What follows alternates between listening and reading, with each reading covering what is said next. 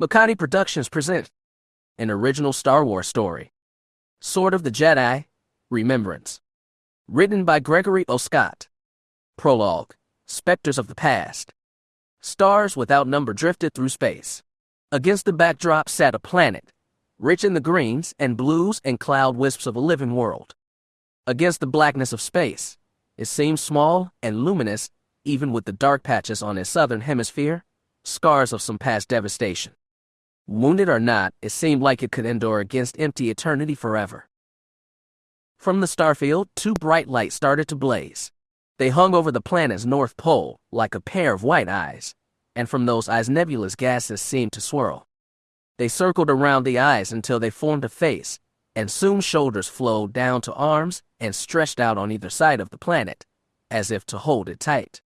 The arms closed around the green world, and the eyes blazed and shifted color, one the deep red of a sick and dying star, the other a cool blue. Below the miscolored eyes, gases and dust formed the shape of the mouth, and the mouth opened itself to speak. Mine. The living world writhed in the arms that grasped it. Its greens turned sickly brown, its rich waters black. The white whirls of cloud vapor disappeared, scattering into the nothingness of space. The arms held it tighter, and the lips turned into a cruel smile. Mine. Eyes blazed brighter, red and blue.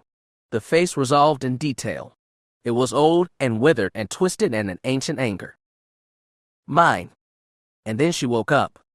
Jaina sat upright in bed. She looked down at the form sleeping beside her. Jagged was turned away toward the wall of the Falcon's cabin. She rubbed her eyes, hoping the dream would go away with waking, like dreams usually did, but this one wouldn't. She'd had the dream too many times lately, and it never went away. Jaina knew she wouldn't get back to sleep after that, so she got up to use the fresher and change out of her night clothes. The Falcon was still in sleep cycle, and its halls were dark and quiet except for the distant rattle of the hyperdrives. Her parents were tucked away in their own cabin, probably sound asleep in each other's arms. It was a comfort, knowing they would always be together. Jaina sat down in the Falcon's main lounge, in the booth next to the Dedrick table. She ran her fingers across its checkerboard surface, tracing the old score lines across its surface. It had been almost a half-century since Uncle Luke had come aboard her father's ship, almost 20 since her mother sat down with Gilad Pellaeon and Elegos Akla to negotiate the end to a war that had torn apart the galaxy. The Falcon had been a hunk of junk a half-century ago, a cobbled-together mess that kept flying through the love and devotion of her pilot. A half-century later, it was still the same. Jaina thought it was the perfect ship for her parents, who had gone through so much, lost so much, time and time again, yet still kept flying. It had been 2 years since her wedding to Jagged, and they had, by most objective measures, been the best two of her life. The galaxy was still racked by political uncertainty.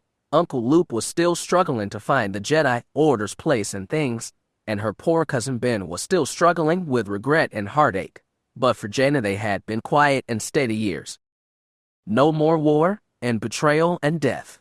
Nothing except comfort, finally, after more conflict in her short life than anyone deserved. Maybe that was why the dreams were coming. The universe couldn't let her get too happy. The Force didn't want the Sword of the Jedi to get dull and rusty. She couldn't tell Jagged that she was dreaming. She couldn't tell anyone because she didn't know what she was seeing. She did her best to put it all behind her and pretend she didn't think about it every day. That was something she'd gotten very good at over the last 4 years. She saw it sometimes in her mother's or father's eyes, that brief moment when their thoughts would flicker back to the son who had not only been lost, but had been transformed into something so sinister and monstrous it cast a shadow over their brightest victories. But they never talked about Jason anymore. No one did. Everyone tried to pretend like he never existed, like the wounds he had left in their hearts weren't still bleeding. "Hey, sweetie," she heard the soft voice of her father from the doorway. "You're up early." She looked up to see him standing in the shadows. Han Solo reached out and flicked on a set of lights, not to daytime levels but bright enough to let her get a good look at his face. Even in the soft glow she could see the lines on his face, the heavy jowls, and the white in his hair. She didn't see her father that often lately, but every time she did, she thought he looked old.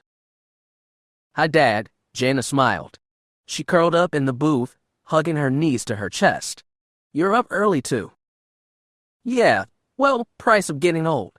But it's not so bad." He shrugged and gave his daughter that Solo grin. "How's my girl?" "Not so bad," she echoed, and returned the lopsided smile. "I just couldn't sleep, and I didn't want to wake Jag." "How's he doing anyway?" Han said as he walked over to the cooking unit and began to fix some calf. "Jag's doing good. A little bored with civilian life, maybe, but good. Much better than when he had an empire to run. I hear he's still keeping in touch with Emperor Riich. He's head of state, not emperor, and he's a good man. He just has his hands full. I think he hates Jag a little for putting him in the job in the first place." Han shrugged, like he didn't believe any Imperial could really be all that good. But still, Jag's not completely out of the game, is he? "Oh, nobody ever is, are they? The galaxy always needs us to hold it together," Jaina sighed. Her father walked over to the booth with 2 cups of calf and sat down next to her. Jaina took a steaming mug in both hands and drank slowly. "What is this?" She looked at her father. "It's pretty strong." Han chuckled. "Chatty and latte. I've been experimenting lately." "What, are you turning into a cook now?" Her father looked a little sheepish. "Well, you know, we've got some spare time lately. So your mother and we've been trying a little, cooking courses." "Cooking courses?" Jaina cocked an eyebrow.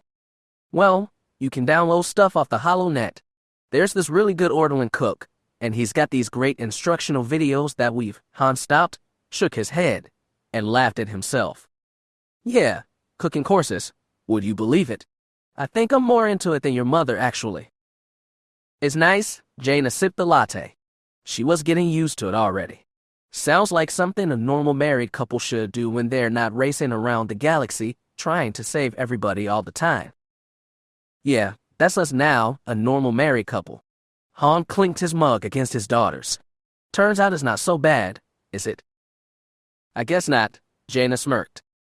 Han took a long drink and said, "First you and Jag, now Zek and Terran. Seems like everybody's getting settled nowadays." "We're all grown up." Jaina looked down at her mug. "Don't say that. I feel old enough already." Han slumped in his seat and stared into his own. After a short pause, he said, "Shame Ben and Tahiri couldn't make the wedding." "Important mission for Uncle Luke," Jaina shrugged. "Couldn't be helped." "You don't think it's about Vest?" Jaina held up a hand. "I don't know, and I don't want to know. Uncle Luke is playing things close to his chest lately, and honestly, that's fine with me." "Fair enough," Han said. "I'm sure they'll be all right." Jaina nodded. "I'm sure." They sat for a while in the dim light, drinking their coffee in pleasant silence. Eventually her father said, "Well, I'm gonna check the cockpit. We should be coming up on Hapes in a couple hours. I want to make sure everything's still set."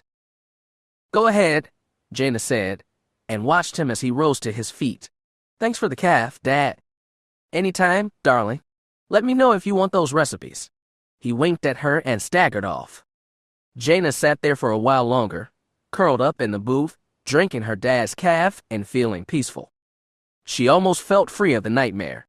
Eventually she got up and walked back to her cabin to kick her husband out of bed. The star system had no name.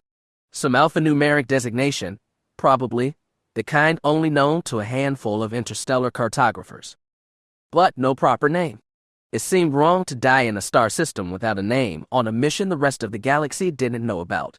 But as his X-Wing slipped out of the hangar and into open space, Chel Rodek was prepared to do just that.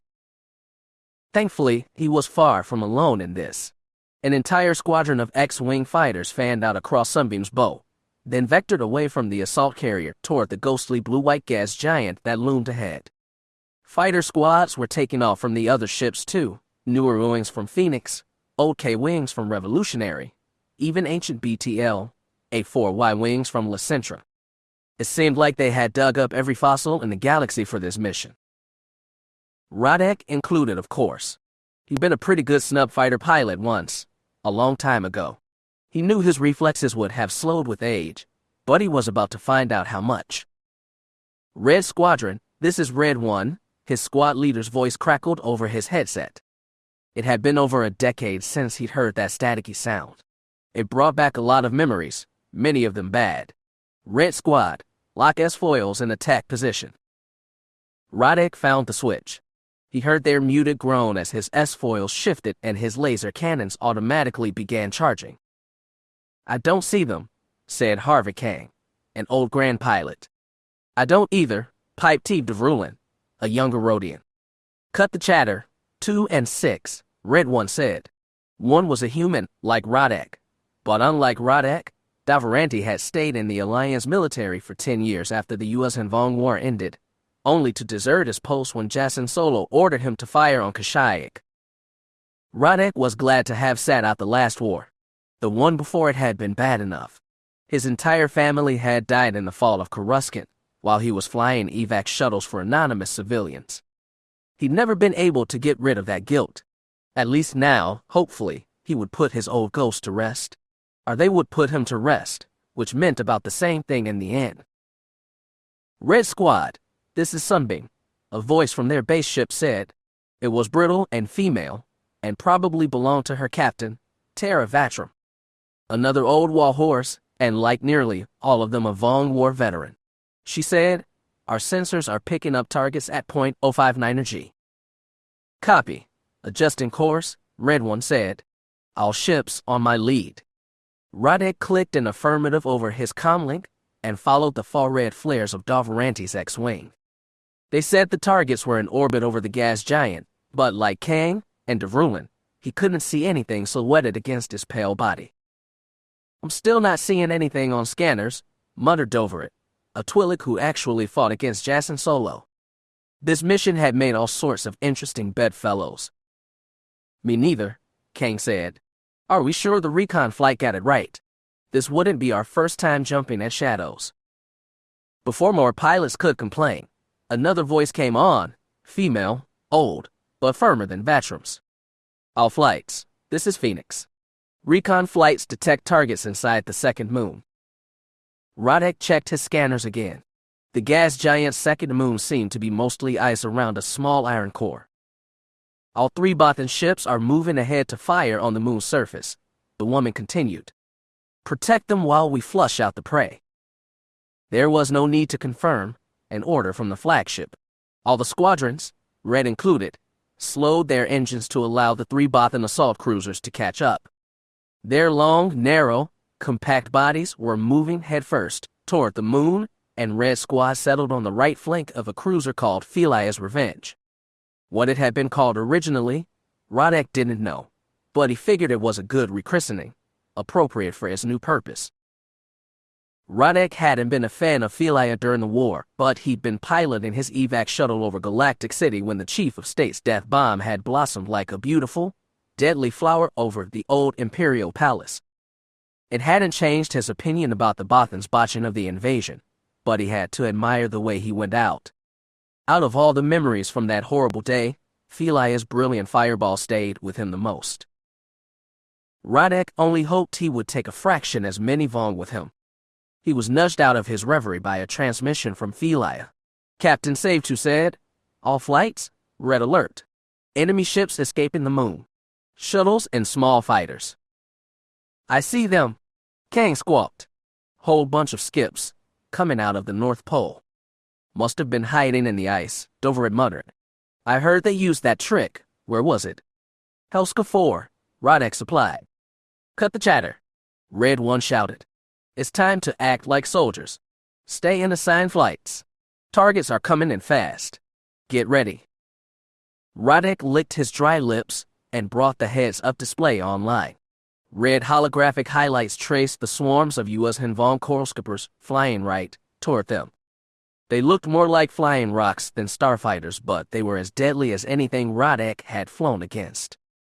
Davin basals, miniature singularities generated by organic implants, both swallowed enemy attacks and propelled the ships through space. Twin cannons near their tapered noses spouted molten projectiles as dangerous as a concussion missile. The coral skippers started spraying their fiery warheads into space. The advanced starfighter squads broke into a scramble, and the dogfight began. Radek and two wingmen tried hard to stay on the jerking tail of his flight leader, the Tunroth Sovel Grief. Coral skippers rushed past them in a dark blur. There was a flash of light on his port side, and a burst of static over his comm. "We lost 8. Devrulan said. 6, 7, hold close on me," Greep said as he pulled his X-wing into a steep climb. The force of velocity pushed Radek against the back of his cockpit. He hadn't flown combat in 15 years. He'd gotten older, fatter, softer, slower, and he'd forgotten just how nimble and deadly the Vong could be. Even though they haunted his nightmares, he'd forgotten. The 3 X-wings snapped roles to avoid another swam of skippers. Greep pointed his nose toward Felia's pale hull, and the others followed. They skirted above the cruiser's protective shields and gave wide berth to the ship's heavy turbolasers as they pounded the icy surface of the moon. Radek checked his scanners and saw some larger ships pulling out of their hiding place inside the ice. "Is this all of them?" Devrulan asked. Apparently he just noticed too. "Is that the whole fleet?" "There has to be more," Radek muttered. Before Greep could reprimand them for chatter, a barrage of U.S. Hinvong projectiles punched through Felia's forward shields and detonated one of her turbolaser batteries.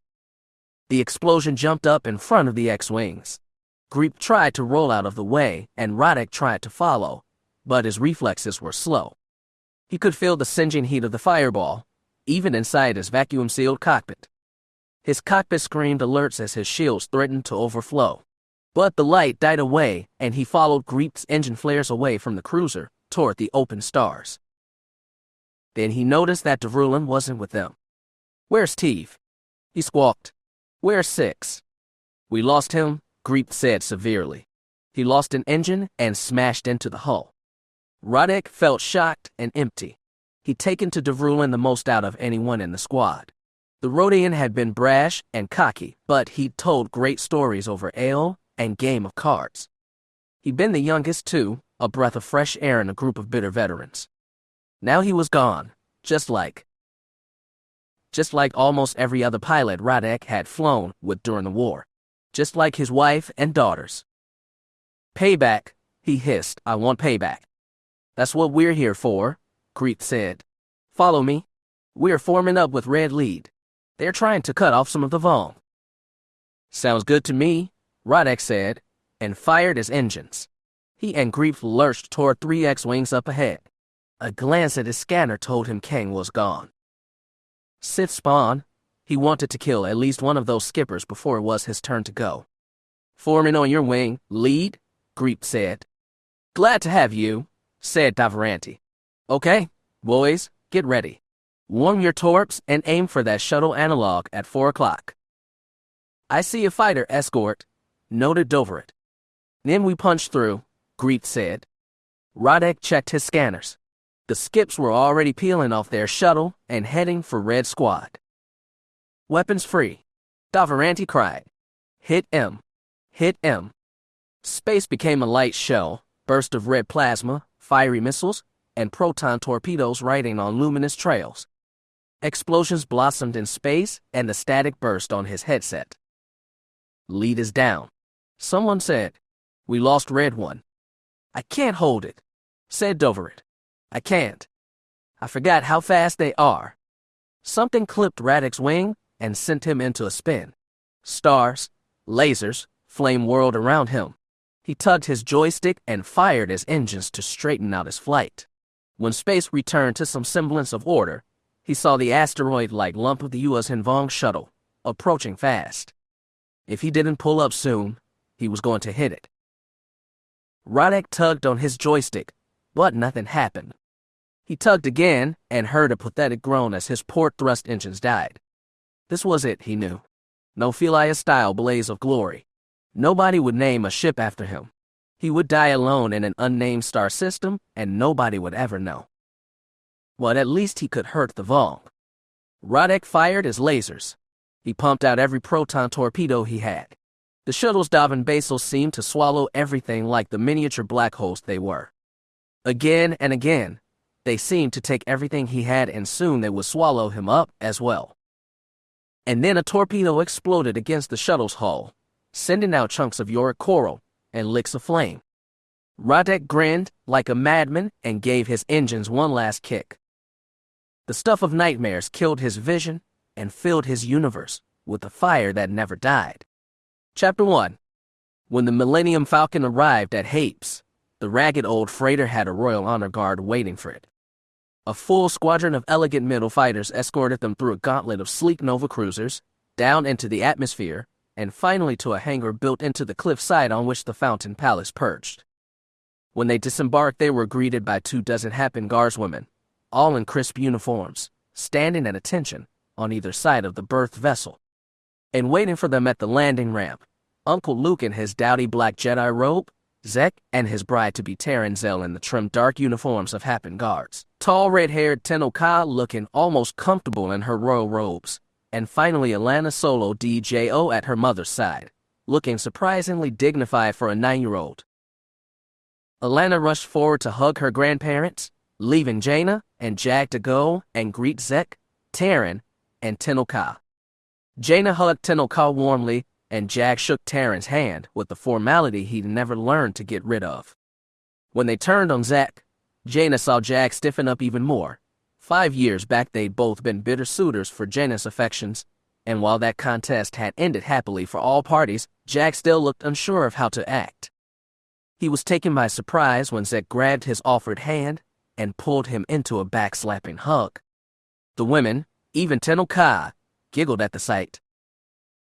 Jaina then went to shake Taryn's hand, saying, "Congratulations. It's been a long time coming." "That it has, Solo." The Happen woman smiled with aristocratic grace, though Jaina saw a stiffness there. Maybe she was less comfortable around her fiancé's old flame than Zek. Jaina turned on Zek, from whom Jagged had just disengaged. She looked him up and down and gave an honest smile. "Congratulations. It's about time." "Thanks," Zek smiled and extended a hand.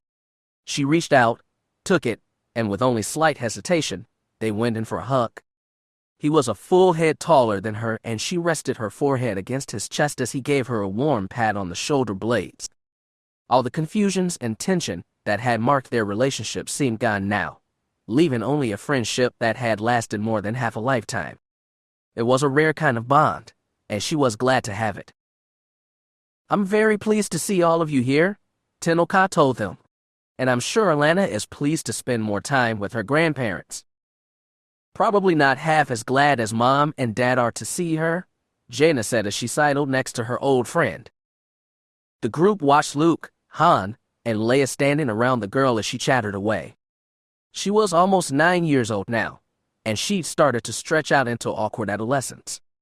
She had her mother's rich red hair, all right, but something in the shape of her face and her posture remarked on her father.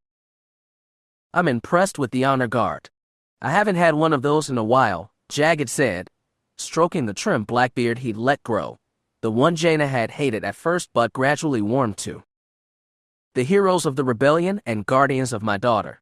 Tenno Ka cocked a red eyebrow, "Not to mention my oldest friend and her husband. An honor guard is the least I could do." "I'm flattered," Jagged bowed slightly. "It just looks a little incongruous against, well, that." He waved a hand at the Millennium Falcon. "Don't let my dad hear that." Jaina elbowed him playfully in the ribs. "Yep," Zek nodded. "I doubt you want to walk all the way home." "Oh, don't worry. I've long ago worked out how to deal with the in-laws."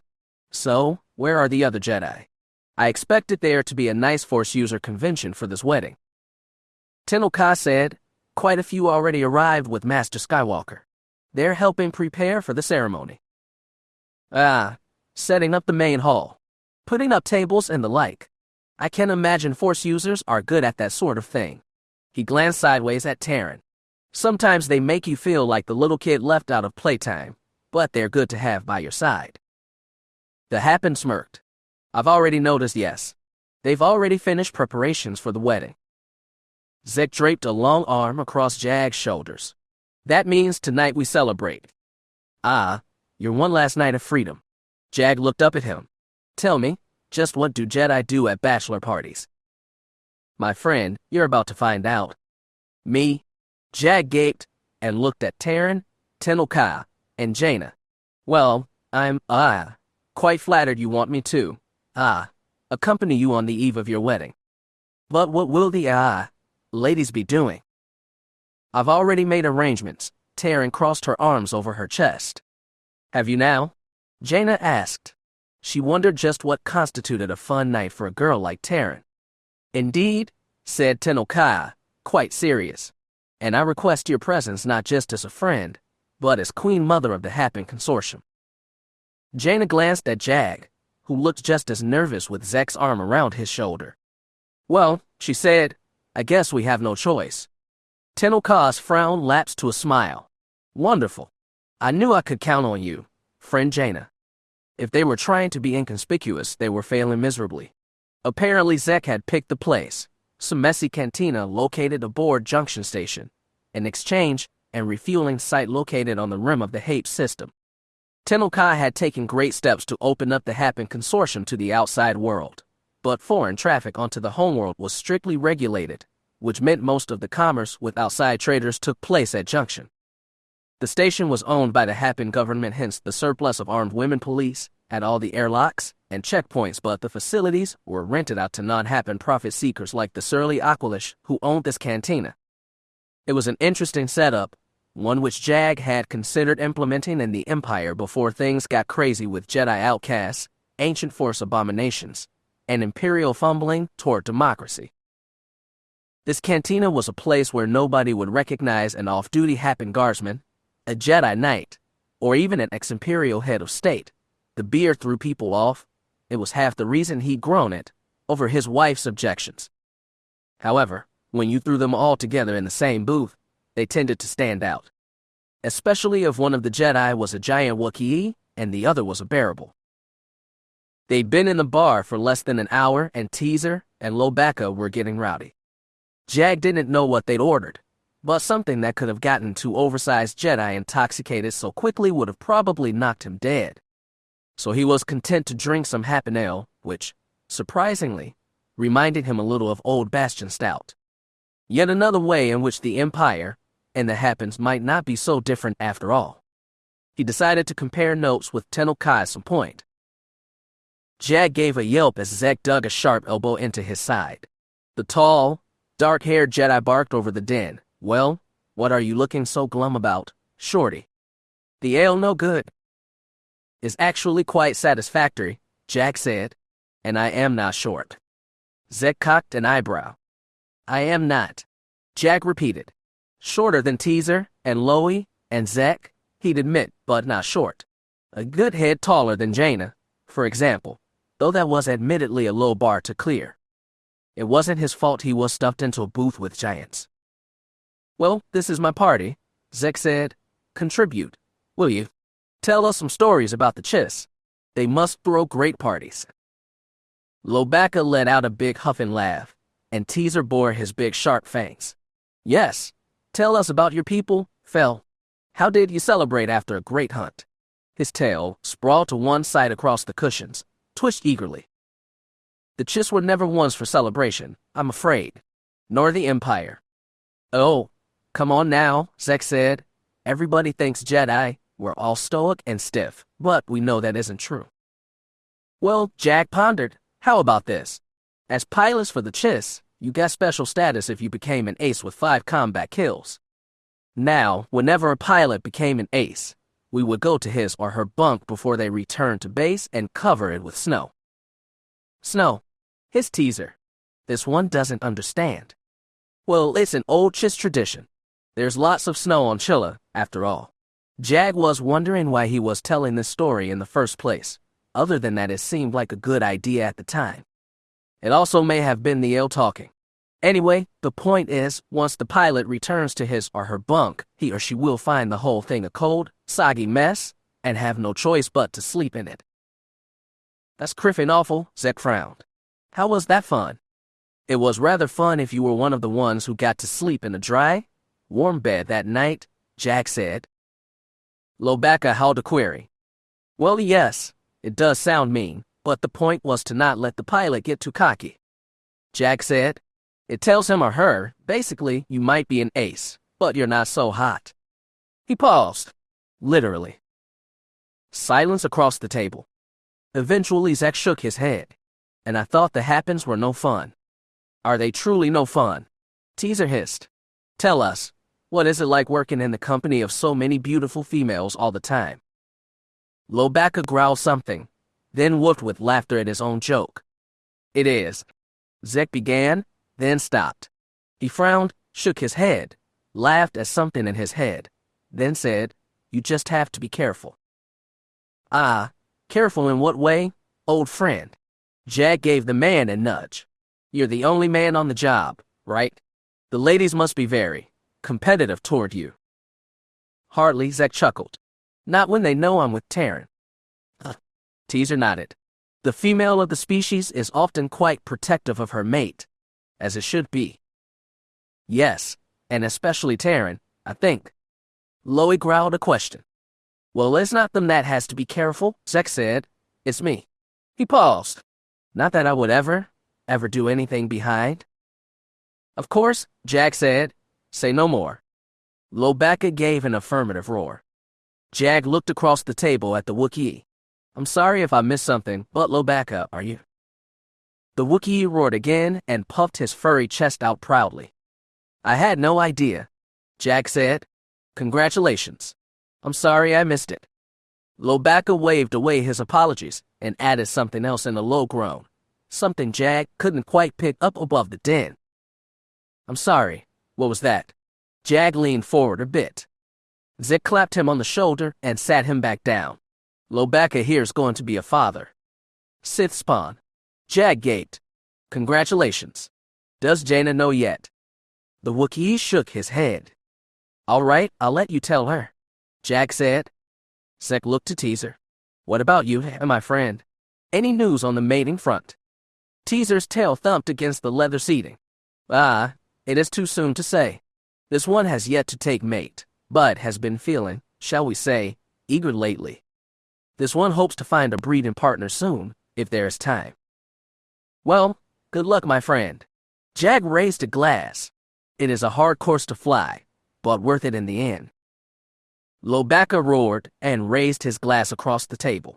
Zek clicked his against Jag's, and the two men's eyes met and held. Then Zek smirked and said, the best hunt of all, right? Quite, Jag said, and downed the rest of his stout in one go. We seem to be finishing our drinks, Teaser said. This one is willing to fetch another round. Jag requested ale, Zek requested Turbin brandy, and Loey asked for more of the same, whatever it was. Teaser wobbled a bit as he stepped out of the booth. His tail swung drunkenly as he walked for the bar. Zek started to ask Loey about his mate while Jag watched the less-than-sober Barabel Jedi approach the bar. So I have to ask, Jag said, what is this like, being a Jedi? What's what like? Zek asked. Jag gestured to Teaser leaning over the counter, barking orders at a timid-looking Cubase bartender. What is it like having the Force when you are mildly inebriated? I've always wondered, but Jaina refuses to tell me. Zek and Loey looked at each other, then started to laugh. What? Protested Jag. I am legitimately curious. It's something I've always wondered about. Now don't make fun of me. I'd really like to know. Really? Suddenly there was a loud crash, and all eyes in the bar went exactly where Jag hoped they wouldn't. A big one-eyed bison sprawled across the floor, shattered glass sprayed in front of him. Behind him, looking a little sheepish, was Teaser, trying to tuck his tail out of the way. The Abyssin scrambled to his feet. You tripped me? You Griffin tripped me? You stupid lizard. Perhaps you should watch where you are going. Teaser bore his teeth, which should have warned off any sane or sober creature. The Abyssin, however, was clearly not the latter and maybe not the former, so instead of walking away he balled one hand into a black brick of a fist and swung it right at Teaser's snout. Teaser took the punch with ease, then sent his tail cracking whip-like across the Abyssin's legs, knocking him to the floor. By that time, one giant Yuzum and two Transitions had lumbered to their feet. Loey was already charging out of the booth, and Zek wasn't far behind. Teaser, Loey, and Zek were all taller than Jagged by a head, at least. All those aliens were over twice his mass. If he were smart, Jagged would abandon his comrades and get out of his place before station security came up and arrested all of them the night before Zek's wedding. "Oh, Sith spawn," he said, and charged in after them. "So tell me," Trista flashed Jaina a tight smile, "what do you think our menfolk are doing right now?" Knowing our menfolk, probably telling war stories. Jaina shrugged and took a sip from whatever cocktail the chefs had prepared. The Queen Mother of Hapes couldn't exactly go out and party like the boys were surely doing, but she could throw one of her own. Jaina had been worried Taryn might try something more wild for her last night of freedom, but instead they were having a cozy, private meal for the four of them. Round after round of dishes came, always served by the most exquisitely handsome men. Taryn always greeted them with the most winning smiles. Jaina hoped Zek could handle her, but he seemed to be doing fine so far. She still hadn't talked much with Taryn and wasn't sure what she'd say if they did. Mostly she chatted with Trista and was regaled by various stories of happened palace intrigue and covert missions. Taryn mostly talked with Tenel Ka, and Jaina was pleased to see how easily her old friend was smiling nowadays. After the third or fourth round of food, Jaina and Tenel Ka excused themselves to go for a walk, leaving the Zell sisters to share gossip between themselves. The two Jedi walked out across a balcony overlooking one of the palace's lush gardens. Jaina knew some guards were lurking in the shadows. She could feel them in the Force. "They know to keep out of earshot," Tenel Ka said, hooking her one arm into Jaina's. "It's taken a while, but now that Zek and Taryn are in charge of security, I'm almost starting to feel safe in my own home." It was a joke, if Tenel Ka told jokes, which was a rarity. Mostly it seemed a sad statement about the kind of life she'd been living here for over a decade. Jaina had felt sad for her friend when she was forced to take the Hand of Thrawn after her mother's murder.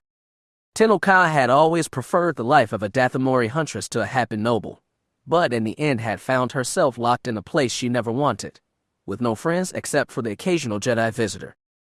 In her loneliness she had sought to rekindle an old love, and that, too, had ended in tragedy. Despite it all, here she was now, smiling gently as they walked around the rim of the garden, taking in the warm night air and listening to the melodious calls of birds. "You seem happy now," Jaina observed cautiously. Tenel Ka tilted her head. "Do I?" "You do." For a while, Jaina trailed off. Never mentioned Jacen, not to her parents, especially not to his old love. It must be good having Zek and Taryn around. "Do they help with Alana?" "They do?" Tenel Ka nodded. "I think Zek likes it more than Taryn. He has a father's instinct, I think." "Zek," Jaina laughed. "Well, maybe. He can be a little overprotective sometimes." Her mind flicked back to the time he had tried courting her. After his youthful brush with the dark side, Zek had, more than any Jedi she knew, clung to all the lofty, noble ideals. Were it not for those scars left by the Shadow Academy, his aggressive righteousness would have made him seem naive. Tenel Ka said, "It is good having them around, Zek especially. It is good to have another Jedi to train with, and to remind me of the old days." Her lips went flat, and something sad came into her eyes. That same sad look Jaina saw on her parents, and they must see on hers. But then Tenel Ka smiled again and said, "Alana is going to be a great Jedi. I'm going to miss her." "Miss her?" Jaina asked. "Is she going to Shidu Mod soon?" "Someday, and whenever that is, it will be too soon." "Have you talked with Uncle Luke about it?" "I have spoken with Master Skywalker.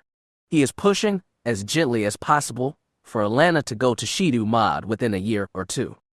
He means well, of course." "Of course." The two of them looked out over the garden. Jaina looked up at the stars and thought back to another night on Hapes, long ago, when she and Jagged had been invited to a ball hosted by Queen Mother Taa Chum, and Kype Dern had come and snuck her out to see her brother Anakin's funeral. That was half a lifetime ago, Jaina thought with awe and sadness. Sometimes she forgot things about Anakin, his smile, his mannerisms, the habits that used to annoy her teenage self. She tried to cling on to them, but after so long they were slipping away. It seemed the opposite of Jason, who seemed to linger in her dreams no matter how she tried to deny his memory. "Are you happy, Jaina?" Tenno Ka asked softly. Jaina was showing too much, either in her expression or in the Force. She got her face and feelings under control and said, "Yes. Are you?" "I am," said Tenno Ka, and Jaina knew she meant it. Funny, Jaina gave a little laugh. All this time I wondered what being happy feels like. Turns out it's pretty nice, but a little boring. "Have you thought about starting a family?" This was Tenno Ka speaking, so she certainly wasn't joking. Jaina said, "A little bit, but I don't think I'm that bored yet." It was an obviously flippant answer. Thinking of children made her think of other parents, hers, who had lost 2 sons, Luke, who had lost his wife, Tenno Ka herself, who had watched the man she loved destroy himself.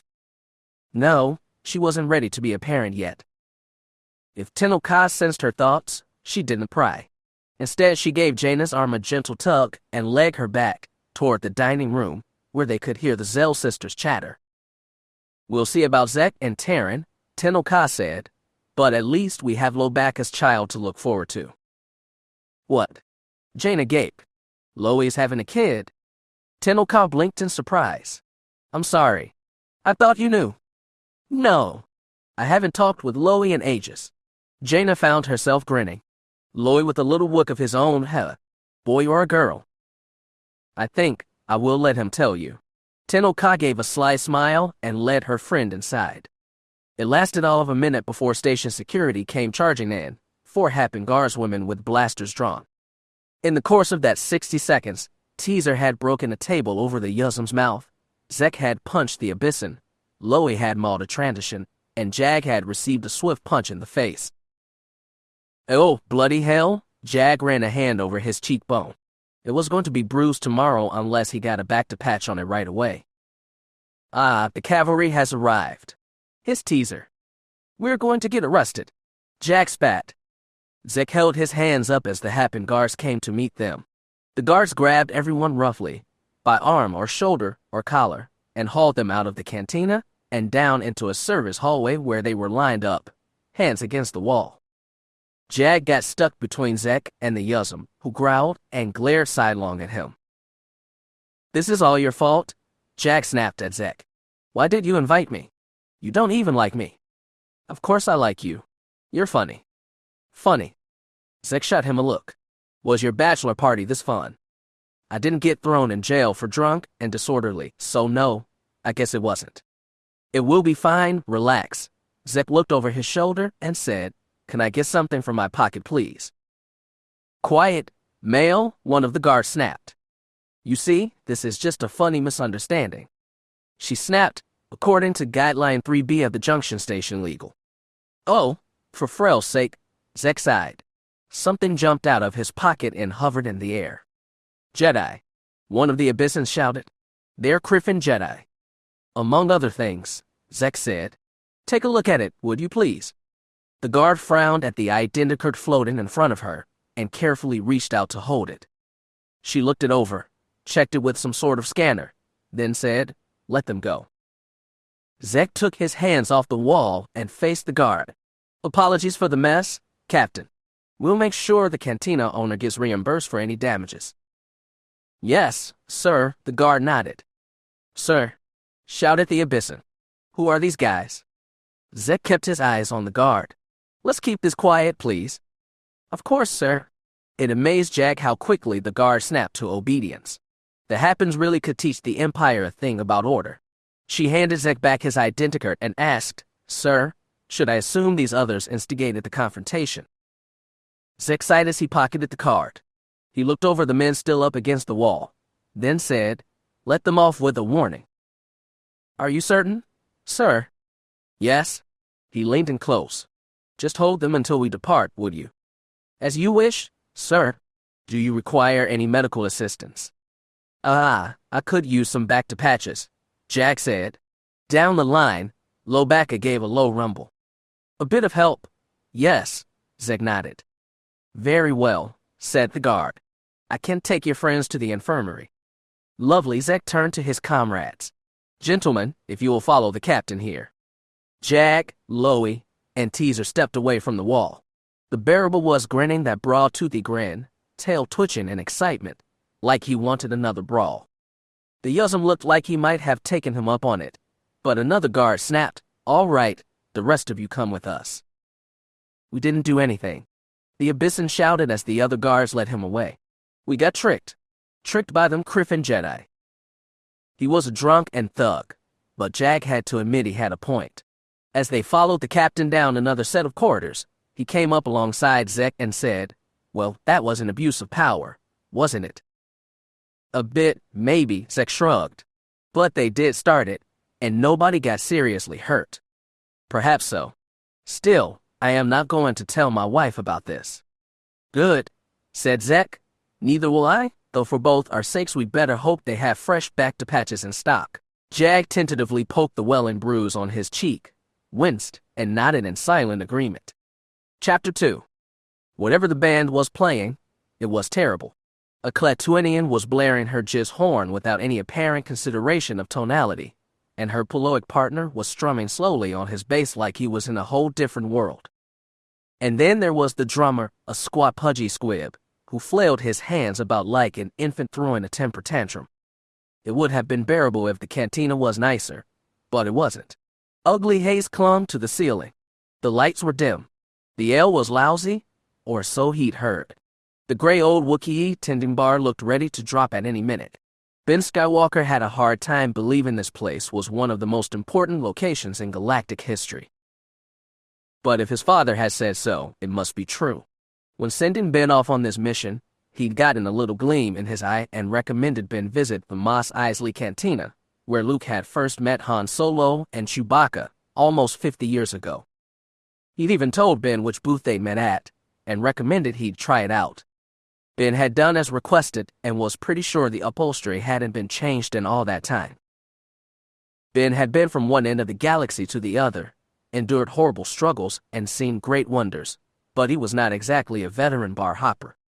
His companion seemed a little more familiar with how these places operated, so for the moment he sat in the far corner of the booth, watching Tahiri Veila lean over the bar and chat with the old Wookiee. When she was finally done, the small blonde-haired woman walked back over to the table, holding a big cup of something dark and bubbly. Like Ben, she was dressed in a casual brown jumpsuit with plenty of pockets to hide her blaster and lightsaber. She sat down wordlessly next to Ben and began sipping. Ben watched her for about a minute before saying, "Well, it's really not so bad." Tahiri looked down at her drink. "You know, Tatooine's not a brewer's paradise, so they have to import this stuff. You have to cut them a little slack." "That's not what I meant." Ben sat back and rolled his eyes. "Oh, really?" Tahiri asked. "You don't want to try?" "I don't think I'm allowed," Ben said. "You think anybody in this fine establishment cares about a legal drinking age?" Tahiri stabbed a finger at the black scorch mark scoring the plaster wall behind him. "Besides, you're almost there." "I don't think I want to try," Ben said. "Suit yourself." Tahiri shrugged and took another drink. He watched her. She put the glass down and said, "He's not here yet, so cool your heels. We'll wait and take in the atmosphere." "Atmosphere?" Ben pointed to the smoke fogging around the dim overhead lights. "Is that what that is?" "Call it history, then," Tahiri said. "You have to admit it's pretty exciting. The end of the evil galactic empire began in this very booth, in this smelly cantina in a dusty town on a worthless backwater planet." "Okay," Ben admitted, "I guess it is pretty wizard." "Wizard." Tahiri cocked an eyebrow. "Old Tatooine slang," Ben said. "At least, that's what my dad told me. He was probably making it up. Or maybe not. You tell me." Tahiri looked down at her glass. "I couldn't really tell you. I grew up on Tatooine, but I was raised by the Tuscans, remember? I didn't exactly get to pal around with the local farm boys." Ben had been working with Tahiri for a while now, and he knew how to read her expressions. He knew conversation was venturing to places she didn't like to go, so he decided to change the subject. It was a piece of advice he'd gotten from many adults over the years. When all other avenues of conversation dry up, talk about work. "So, Ben said, "What are the odds he'll recognize us? I mean, maybe we should have, put on a disguise or something." Tahiri gave him a skeptical look. "Disguise? I dunno. Give you some fake leku. I'll shave my head, stick on some Zabrak horns.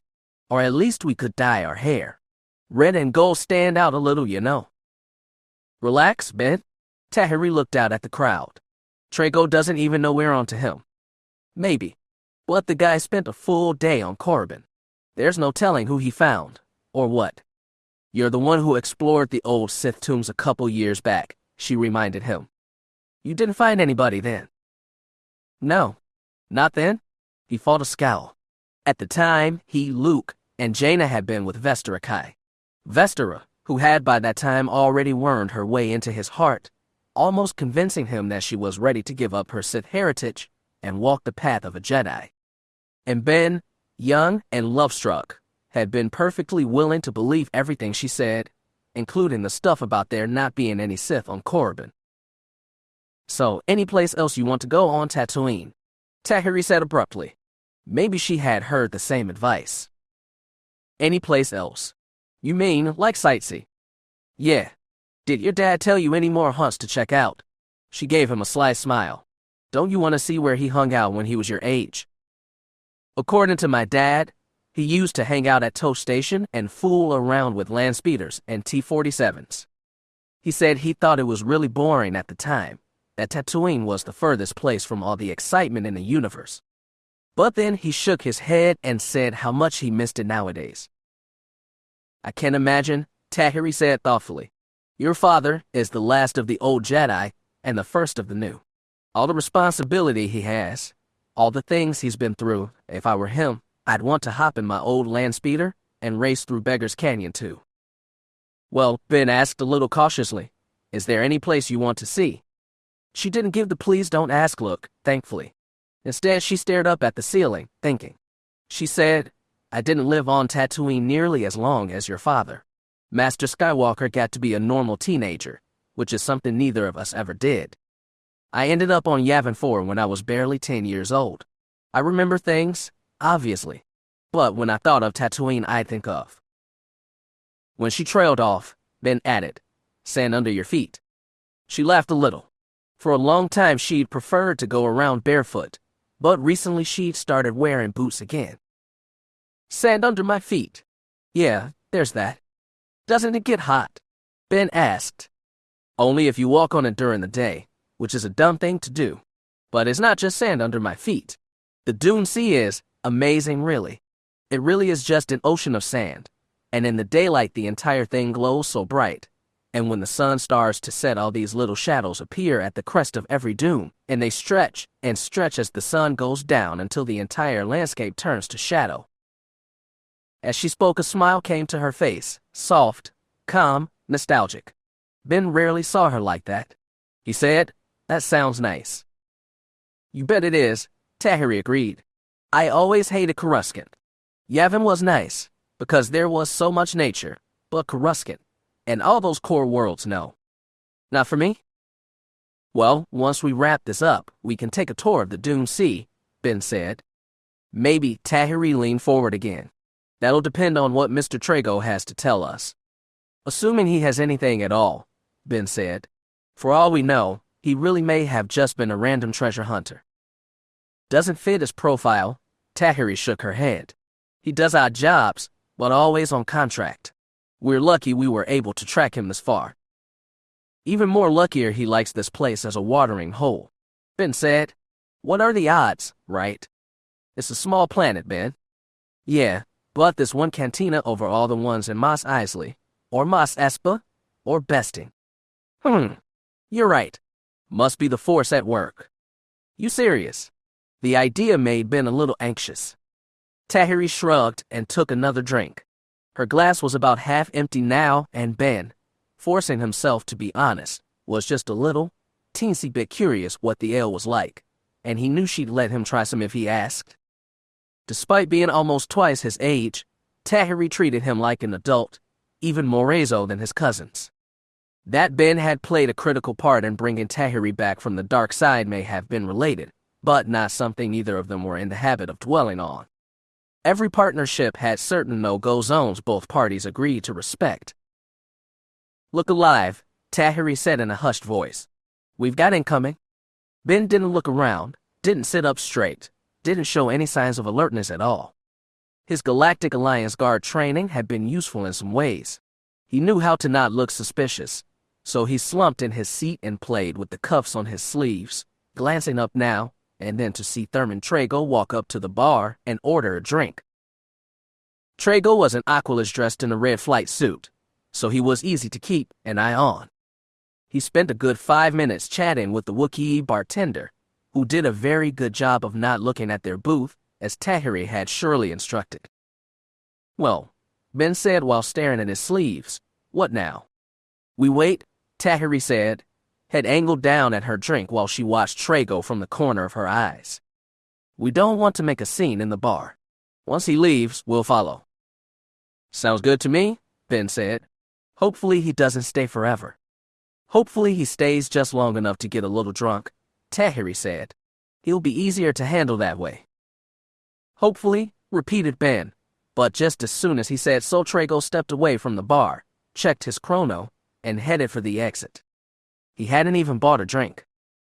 "Sifspit, that was fast," Tahiri said, getting to her feet. Ben rose too, more slowly than her. They made their way for the exit casually, looping around tables and people so as not to draw attention to themselves. As they walked, Ben saw Tahiri throw a glare at the Wookiee bartender, who responded with a lanky shrug. The sun was starting to set over Mos Eisley, and while the sky was still aglow, long shadows were filling the city streets and alleys. It was lucky for them that Trago was wearing a bright red jumpsuit. They stayed on his tail, following him down the main drag running from the cantina to the old crashed Starship Turn casino his father had told him about. The streets were full of Jaws and humans and every kind of alien in between, but Trago's red jumpsuit made him an easy target to follow. It was therefore easy to notice when he abruptly disappeared. Ben and Tahiri, staggered slightly apart in the crowd, began squeezing their way forward. When they got to the point where Trago had slipped from view, they found a narrow alley between two sand-colored building sides, barely wide enough for Trago to have snuck through. There was no other place for him to have gone, of course, so Ben plunged in first, Tahiri right behind him. The crowd on the street didn't seem to notice. The alley seemed to swallow up all light, but Ben plunged forward, daring to reach out with the force for Trago's presence. There was no indication that the petty crook and sometimes courier was force-sensitive, but when dealing with potential Sith allies, it never hurt to guard your presence. So Ben reached out lightly and felt a presence further down the alley, around the nearest corner. No, not one presence, too. He abruptly stopped in his tracks and looked back at Tahiri, who nodded. She felt it too. She flicked a hand up, 2 fingers pointed to the sky. Ben nodded, reached out with the force to give him a boost, and propelled himself up over the building side and onto the roof. He crouched low as he scampered over the rooftop, from one edge to the next. When the narrow alley turned a corner, it opened up into a slightly larger one, where 2 people had enough room to face each other with space to spare. Ben circled around to the far end, where the wide alley split into 2 narrow ones branching off in opposite directions. He crouched low over the rim of the building and tentatively peeked his head over the edge. Trago was there, facing a humanoid wearing a brown vest over dark green shirt and khaki trousers. He, or she, seemed to have a short-brimmed animal skin cap pulled over a head of shaggy brown hair. When Ben looked closer, he saw a pair of dark goggles pulled over the eyes, whatever that meant. The 2 were talking in hushed tones, the Aquilus gesticulating while the other stood with arms crossed, barely moving. Ben reached out with the force again and felt Tahiri waiting at the far corner. He weighed his options carefully, as he'd been taught by his late gag mentor Lon Shivu. Charging now, and you'll probably catch them by surprise, but you'll lose the chance to observe. Wait and observe, and something unexpected might happen to change the situation and cost you your advantage. Maybe Ben was getting cocky, but he thought it better to wait. Whoever Trago was meeting, they might have been a Sith agent too. He wondered if he and Tahiri should split up, one shadowing Trago and the other shadowing this new arrival. But if either party had backup, it would leave the solo Jedi outnumbered and at risk. The choice was a heavy responsibility, and Ben rolled different options back and forth in his head, trying to guess which one would lead to the best outcome. The Force, alas, wasn't being very helpful. He watched them and debated with himself for maybe 2 minutes, though it felt longer. He was jerked out of his reverie when Trago took something out of his vest, a slim silver data rod. The other being Ben was pretty sure they were human, and probably female. Took the rod, looked it over, then pulled a small personal data pad out of her vest. She slid the rod into the pad, and his flat-screen viewer buzzed to life. From his distance, Ben couldn't make out much, but it seemed like text and numbers were running on the screen. Then the woman flipped off the screen and stuffed both pad and data rod into her vest. She reached into another pocket and drew out something else. A small card, probably containing stored credits or access to a bank account. The transaction was almost over, and Ben was faced with sudden decision: jump them now, while they were still focused on whatever deal was going down, or wait a little longer to see if anything else passed between them. Ben made the decision fast. He sent a signal to Tahiri through the Force. Simple and clear now. They appeared at the same time, at opposite mouths of the alley. She popping around the corner, he dropping down from above. They both ignited their lightsabers and held them high, as much for warning as defense. "Halt," Tahiri called. "Hands on your heads. Now." Trago looked bewildered, but didn't raise his hands. One hand, however, over the blaster pistol slung at his hip. The woman held her hands away from her body, but not up in the air. She looked back and forth between Ben and Trago. The black goggles hid her eyes and parts of her face, but she looked little older than Ben. For a second, she almost looked like Vestera Kai. The thought shocked Ben. She wasn't Vestera, she couldn't be. Her hair was chopped short. She didn't carry herself like Vestera, and her face was too wide, her chin a little too prominent, her left cheek too pocked. No, the stranger wasn't Vestera, the Sith girl who had wooed him and tricked him and shattered his heart, but she could have been, and that was enough to make Ben drop his guard.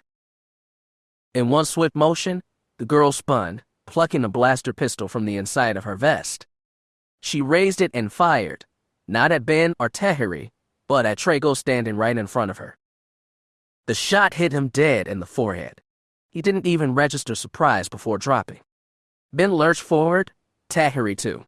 The girl pulled something else from her vest and threw it to the ground. Suddenly the alley was filled with light and heat.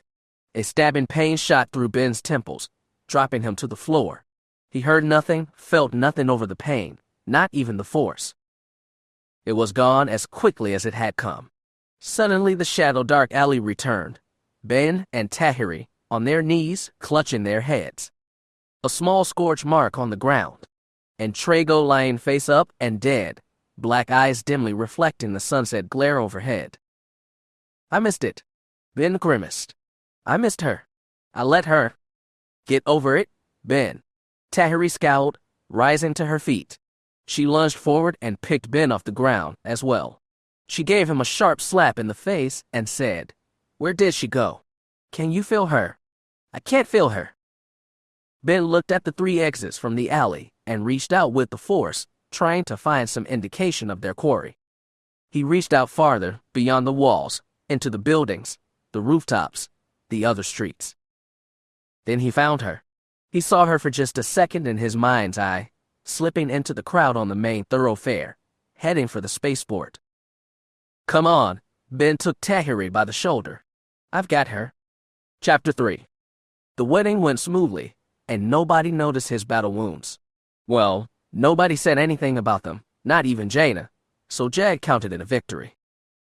Despite the number of important persons attending, the ceremony for Zek and Taryn was a relatively small one.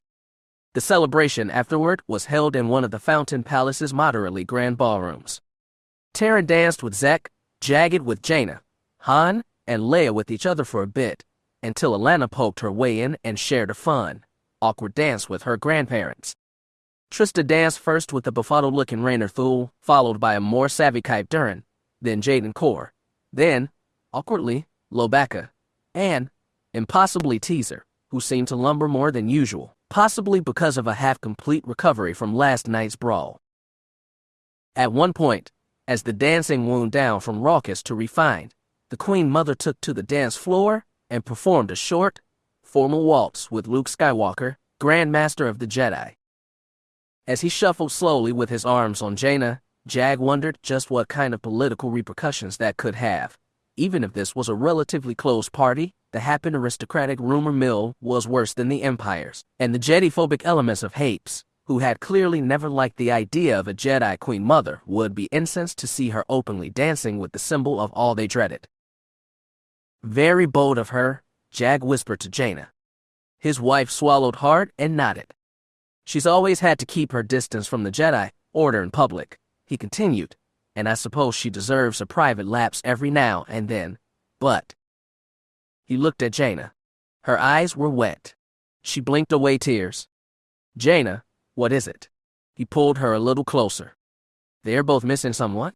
She leaned in and rested her head against his shoulder. Jack understood now.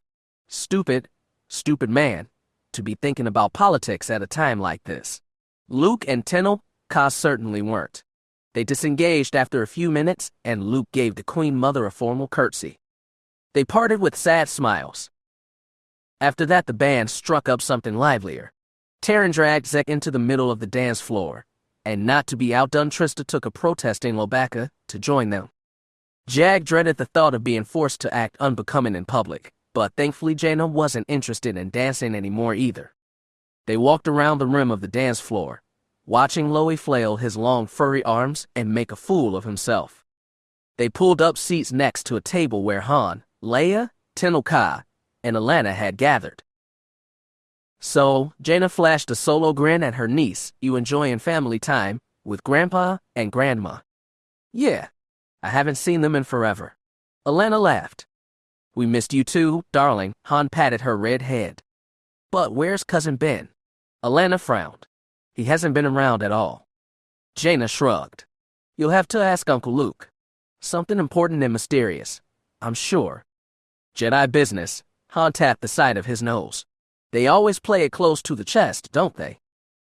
We have to nowadays, Luke said as he dropped into the seat between Han and Jag. When Dorvin has agreed to keep the Alliance out of Jedi business, and we have to respect his wishes and do the same. Keeping out other people's business. Han cocked an eyebrow. Never been the way of any Jedi I've met. There are always things a Jedi can do, Luke said, but some are more low profile than others. Not unimportant, just low profile. So is it about the Mortis monolith? Or that dagger thing you were looking for?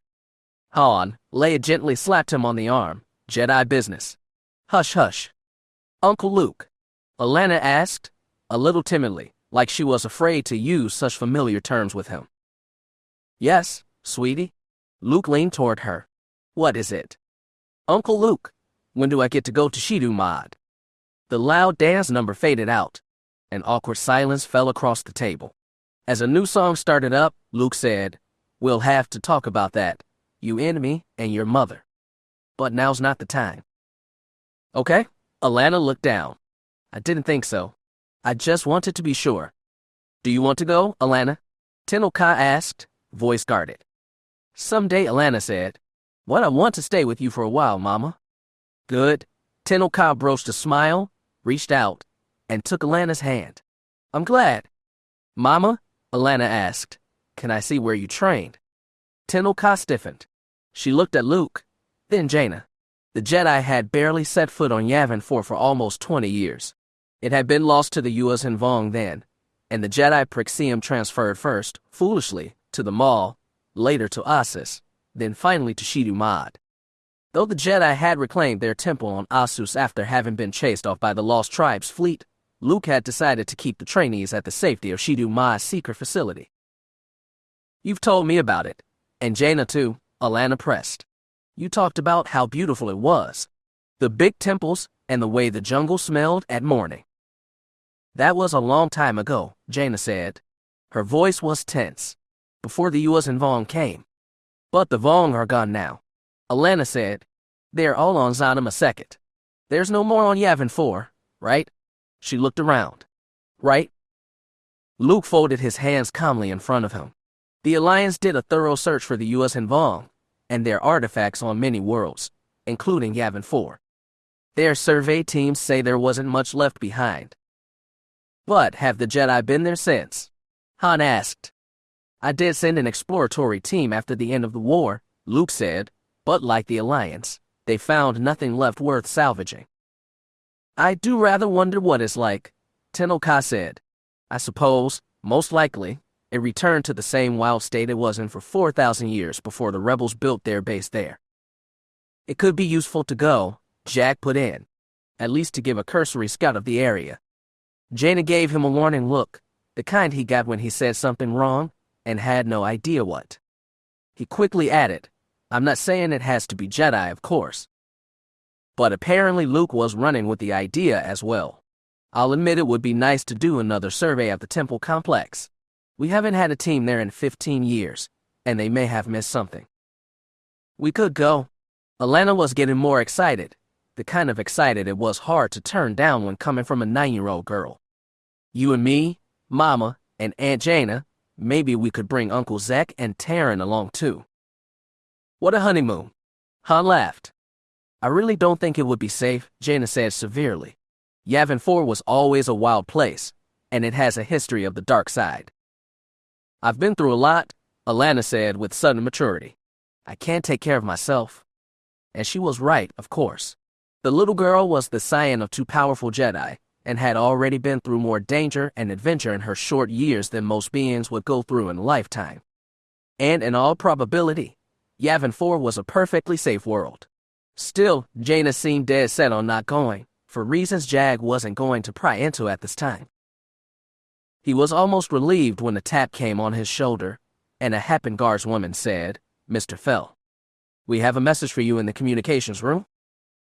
Now, Jag stared at her, puzzled. He was trying to figure out who even knew he was here right now. It was a very short list. He'd come to value the private part of being a private citizen. If you come this way, please. Jag looked around the table, shrugged, and excused himself. He followed the guardswoman out of the ballroom, down a few rose marble corridors, and finally into a utilitarian communications room with a high-quality holographic imager in one corner. When he turned it on, he wasn't surprised to see Vitor Riej. It was, after all, a short list. The Imperial head of state was a little older than Jag, but already starting to go gray at the temples. A sign of stress, most likely. Sometimes Jag wondered if Riej hated him for thrusting him into the role of juggling all the awkward balls of the Empire, the Malfs, the military, the intelligence agencies, the banks, the civilian bureaucracy, but if he did, he never showed it. At the moment, Riej looked grateful to see Jag. Good evening, sir, Jag said, or whatever time it is there. Good afternoon, actually, Riej said. His mouth opened for sir, then snapped shut. After all this time, he still hadn't quite mastered the authoritarian art, at least not where his former boss was concerned. Well, may I ask the reason for this call? We have detected an event just beyond our borders. Our listening station at Plas Kothel detected unusual readings approximately 20 parsecs outside the officially designated borders of the unknown regions. And you think the Chiss were involved? I haven't heard anything from Chilla, but if you wish I could send out feelers. More than that, Mr. Fell, we sent out reconnaissance vessels to the scene afterward. Jag cocked a brow. But that's outside our borders. It was my decision, Riej said firmly. Good for him, Jag thought. We recovered some interesting artifacts. Care to elaborate? Not over hyperlink, no. I assure you, there's few more secure channels in the galaxy.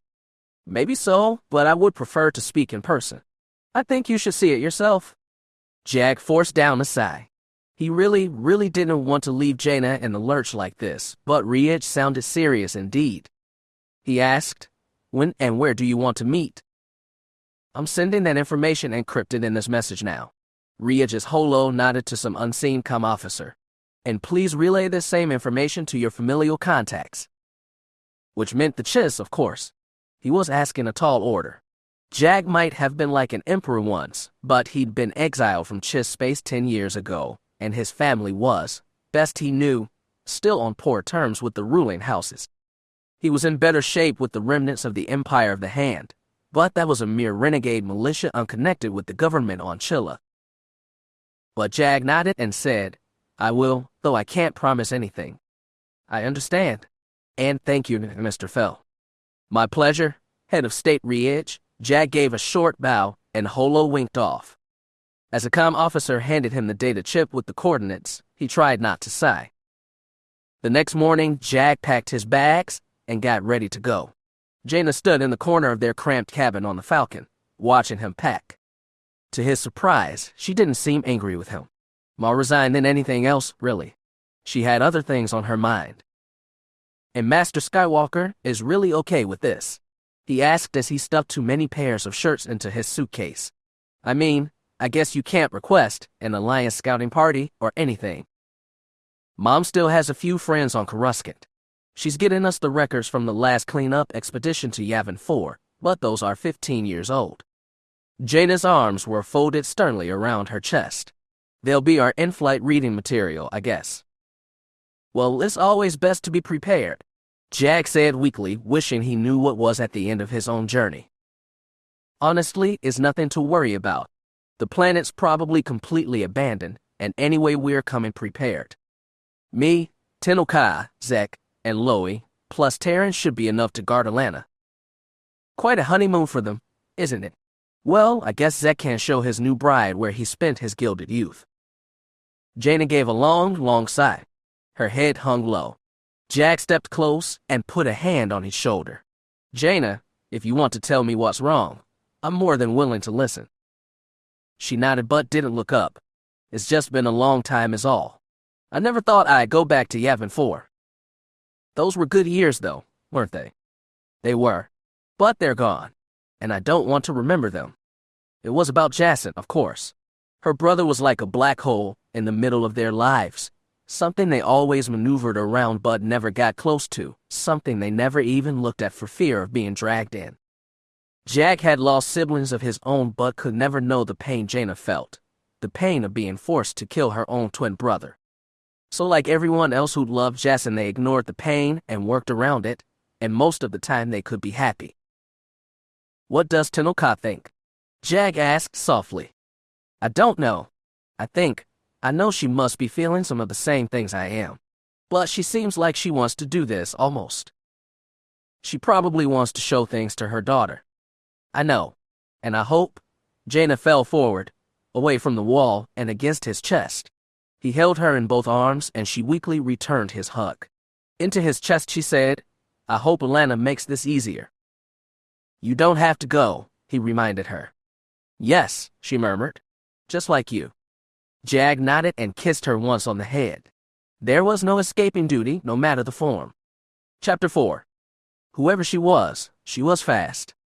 Trago's killer was nimble and small and could slip through the crowd with ease as she made her way toward the spaceport. Thankfully, Ben and Tahiri were also nimble and not very big, but even then they could only get so far without pushing people around and throwing the busy street into a panic, which would make things even worse. So they pressed on the best they could. Ben was constantly reaching out with the Force, touching that distant mind that radiated both panic and determination. He led Tahiri down streets, through alleyways, closer and closer until they reached the spaceport itself. They caught up with her right before she reached the landing zone. An old metal stairwell spiraled up to the rooftop pad, where a small gray cloak-shaped fighter sat next to an old refitted two-seater Y-wing. In the light of Tatooine's two suns, it was clear that both ships were old, dinged, and dirty, especially the Y-wing. The girl was halfway up the winding stairs when they reached the bottom. When Ben ignited his lightsaber, she spun around, clinging with one hand to the railing and firing at him with the other. Ben deflected the bolts harmlessly into the wall, but instead of taking another shot, the girl swore and threw her entire weapon down at him. She turned and started running again, but not before dropping something out of her gloved hand. Ben couldn't register what it was, but Tahiri reached out with the Force and swatted it aside before it could hit the ground. It careered into the closest wall and exploded with the same flash of soundless light as the one she'd used in the alley. The explosion still sent a jab of pain stabbing into Ben's temple and dropping him to the ground. He tried to shove the pain away and stumbled for where the spiral staircase should have been, though his vision was still a jumble of bright shapes. He felt smooth metal and heard feet clattering upward just ahead of him. He reached out, felt the low grooves on the first metal stair, and pulled himself forward, scampering awkwardly on all fours as his vision started to return. Still on hands and feet, he followed Tahiri's boots up the spiral ladder until they both emerged atop the landing pad. The girl was closing the cockpit of her cloak-shaped fighter, and his engines roared to life. Tahiri, apparently less dazed than Ben, sprinted forward, lightsaber ignited. The cloak shape thrust into the air on its repulsors, retracted its landing gear, and swung to face the two Jedi. Before it could bring its two forward laser cannons to bear, Tahiri threw herself into the air, landing atop the fighter's broad left wing. Her lightsaber still blazed and traced a shallow, seared black arc across the surface of the wing. The fighter shuddered but didn't seem to have taken permanent damage. The engines gave a louder roar, and the fighter began to lift into the air. Tahiri, still kneeling on the wing, lifted the lightsaber into a two-handed grip and raised it above her head, ready to stab downward, deep enough to damage the engine and maybe send the whole ship blowing up in their faces. Then the cloak shape jerked hard, dipping the wounded engine downward. Tahiri lost her balance and tumbled back. Ben reached out with the force to cushion her hard landing on the pad, but he could do nothing about the fighter, which shot toward the sky on jets of red thrust. "Are you okay?" Ben said as he ran to Tahiri's side. The woman scowled and scrambled to her feet, stuffing her lightsaber into her jacket. "I'm fine. You know how to fly a Y-wing." Ben looked at the other fighter on the pad. Its cockpit was open, and it looked like somebody had been working on it not long ago. "No idea?" Ben said. "You?" "Nope." "Well," he said, "how hard could it be?" It wasn't easy, but at least it wasn't impossible. The Y-wing had been a mainstay of the Rebellion's fleet along with the X-wing, and their cockpit designs were similar despite having different manufacturers. Ben figured out how to close the cockpit first, sealing himself in the front seat and Tahiri in the rear. It was easy enough to turn the engines on too, though they groaned and protested and rocked the ship way too much for comfort. "Can you get the scanner working?" Ben asked. "Can you find her?" "Just a sec," she said from behind. "Wait, I got it. She's climbing fast, already in upper atmosphere. I'd give 3 minutes before she escapes the gravity well." "I guess that means we have to be fast then," Ben said, looking for the switch to kick in repulsors and lift off. "Yeah, Y-wings are famous for their speed." "Good thing she's in an old junker too," Ben said. He thought he found the right switch and flipped it. No time for second guesses. He was jerked in his seat as the repulsors kicked in, shakily pushing the Y-wing off from the landing pad. "Feels like liftoff," Tahiri said. "Feels like," Ben agreed, and shifted power to the engines. As the Y-wing kicked forward, he felt like his guts were being shoved through his kidneys, and his vision momentarily swam. Then it cleared, and he pointed the Y-wing straight for the rosy sky. "Inertial dampeners feel wonky," Tahiri commented. "Yeah, I know. Hopefully they'll be better in space," Ben said. Through the darkening afternoon sky, he could already see the faint glow of stars. As the Y-wing stabbed upward into space, he scanned for the twin red engine trails of the cloak shape, but he couldn't find them. "Is she still here?" he asked, panicked. "Did she jump to hyperspace?" "Keep your pants on. She's still there?" Tahiri said. "Heading for point 057. "Copy," Ben said, and corrected his heading, though he still didn't see any sign of the cloak shape. "Hey, does this thing have working ion cannons?" "That would be ideal," Tahiri said. "I'm still trying to figure that out." "We'll figure out fast. I want to stun her as soon as we can." Tahiri grunted in acknowledgement, but nothing more. Hopefully she was fast on her way to figuring out the guns. Ben looked over his console, trying to find the armament system. If memory served, Y-wings had laser cannons and a launcher for proton torpedoes, though he doubted the latter were loaded onto this old junker. "Hey Ben," Tahiri said. "What? Think they'll notice we took their ship?" "I don't know." Ben shook his head, annoyed that he still couldn't see the cloak shape. "How long until she leaves the gravity well?" "About 60 seconds. Is that enough time? I can't even see her." "Patience, young Jedi. I've got her in my sights," Tahiri chided. "Look ahead, 30 degrees to port." Ben stared ahead. By now the last light of the atmosphere had faded, and all that remained was a vast field of stars, underlit by the golden-brown glow of the desert world. Peering into the darkness, he was just able to make out the cloak shape's 2 red engine trails. "I see her," Ben said. "Got those ions online?" "Yup," Tahiri said. "Not sure if they'll work, but they're tracking the target. Bring your forward guns online and start firing warning shots. Plasma bolts have longer range than ions, and we need to distract her while we get in close." "Will do," Ben said, as soon as he figured out how. As the engine trails of the cloak shape got steadily brighter, he scoured his controls. The firing mechanism for the forward cannons was right in the control stick, but from what he could tell his weapons were offline. "Get ready, Ben," Tahiri said. "She's entering your firing range." "I got it," Ben insisted, though he still couldn't find the right switch. Then he saw it. Right beneath the turned-off targeting display, the paint on the button chipped off so all his label read was not on. He hit the switch, and the heads-up holo flickered to life. Red and green reticules appeared on his forward viewport. He nudged the stick and shifted them toward the cloak shape. By now he could see not just her engines, but the broad pale form of her wings. "I got her," Ben said, nudged the reticule slightly up, and thumbed the firing switch. When the red laser blast shot over her bow, the cloak shape made a surprised downward jerk. Ben fired a few more and said, "How are those ions coming?" 10 seconds till we're in range," Tahiri said. "Keep her pinned down inside the gravity well. Angle down when I tell you." "Copy," Ben said, and fired a few more shots. The cloak shape rolled hard to port, but Ben followed, lacing Tatooine's lower orbit with flashes of red. The cloak shape pitched itself downward, deeper into the planet's gravity well. Its red engines now blazed against the gold-brown glow of the desert world. Ben nudged his control stick down and followed. "Dives deeper," Tahiri commanded. "I can't get a good lock from this angle." "If I do, those inertial dampeners might pop," Ben said. He was already feeling smashed into his seat, and his head was swimming. "That's probably what she wants." "Just do it," Tahiri shouted. Ben pushed the stick forward even more, sending his Y-wing in a perilous nosedive toward the planet's surface.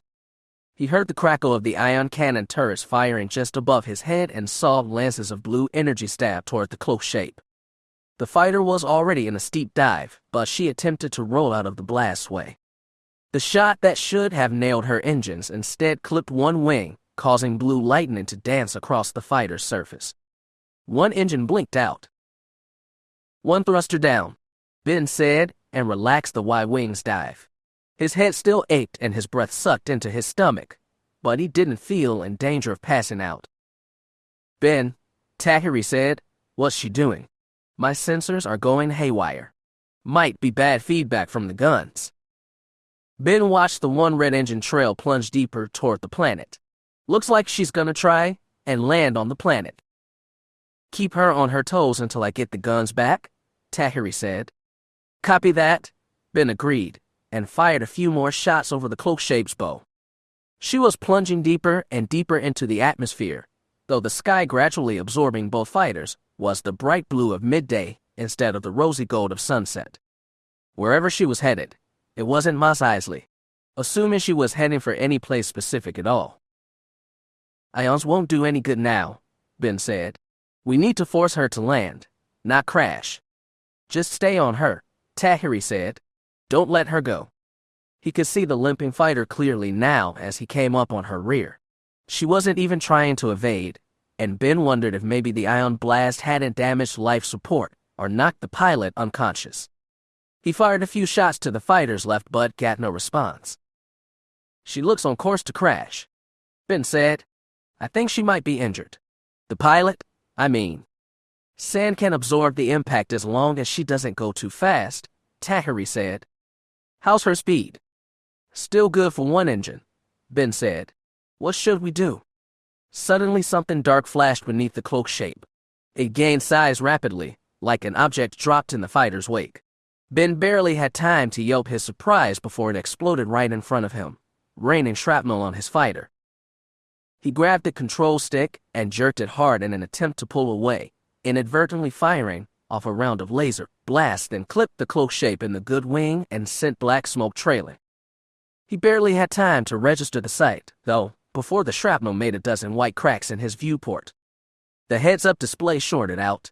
Some kind of gas started spewing into the cockpit. The stick jumped in his hand, and he felt his port engine die. The fighter plunged toward the desert below. The red gold of the desert filled his vision. I can't pull up. Ben squawked. Engine gone. I can't maneuver. Hold on tight, Tahiri shouted. Try and do a belly flop. I just said I don't have control. Cut the engines and fire the repulsors. The rolling gold dunes were approaching fast and the hairline cracks in his viewport were getting longer and deeper before his eyes. Ben cut the engines and felt his stomach shoot into the mouth as the Y-wing began a free fall. Repulsors, Tahiri screamed. Do it now. Ben felt like the inertia was going to throw him through the roof of his cockpit. Wind whistled like shrill alarms through the growing cracks in the transparent steel.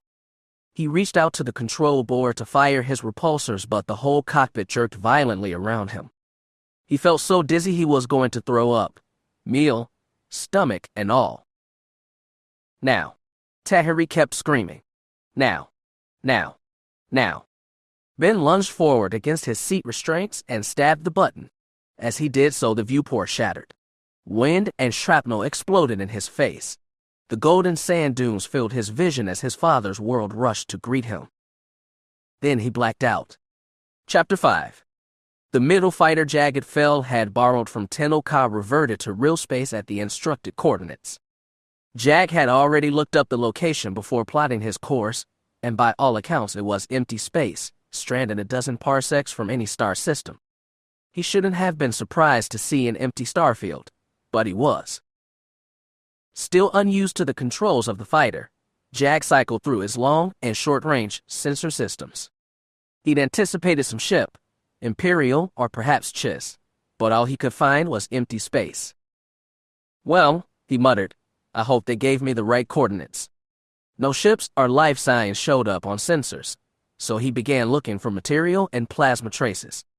The thought occurred to him that there might have been a fight here, but he detected no debris or residual energy signatures. Everything from his eyes to the middle sensors told him the same thing. This was empty space, as lifeless as the abyss between galaxies. He checked the communications array and saw it was possible to send a wideband HoloNet message. If he wanted to announce his presence here, he could. There was nobody nearby to pick up the signals, but perhaps some other system in the sector. His thoughts were broken by a flash of light. A massive spacecraft had reverted to real space right on top of him, oblong and curved, with a segmented hull and a small bridge tower atop its humpback. An old Lorner strike cruiser, Imperial markings.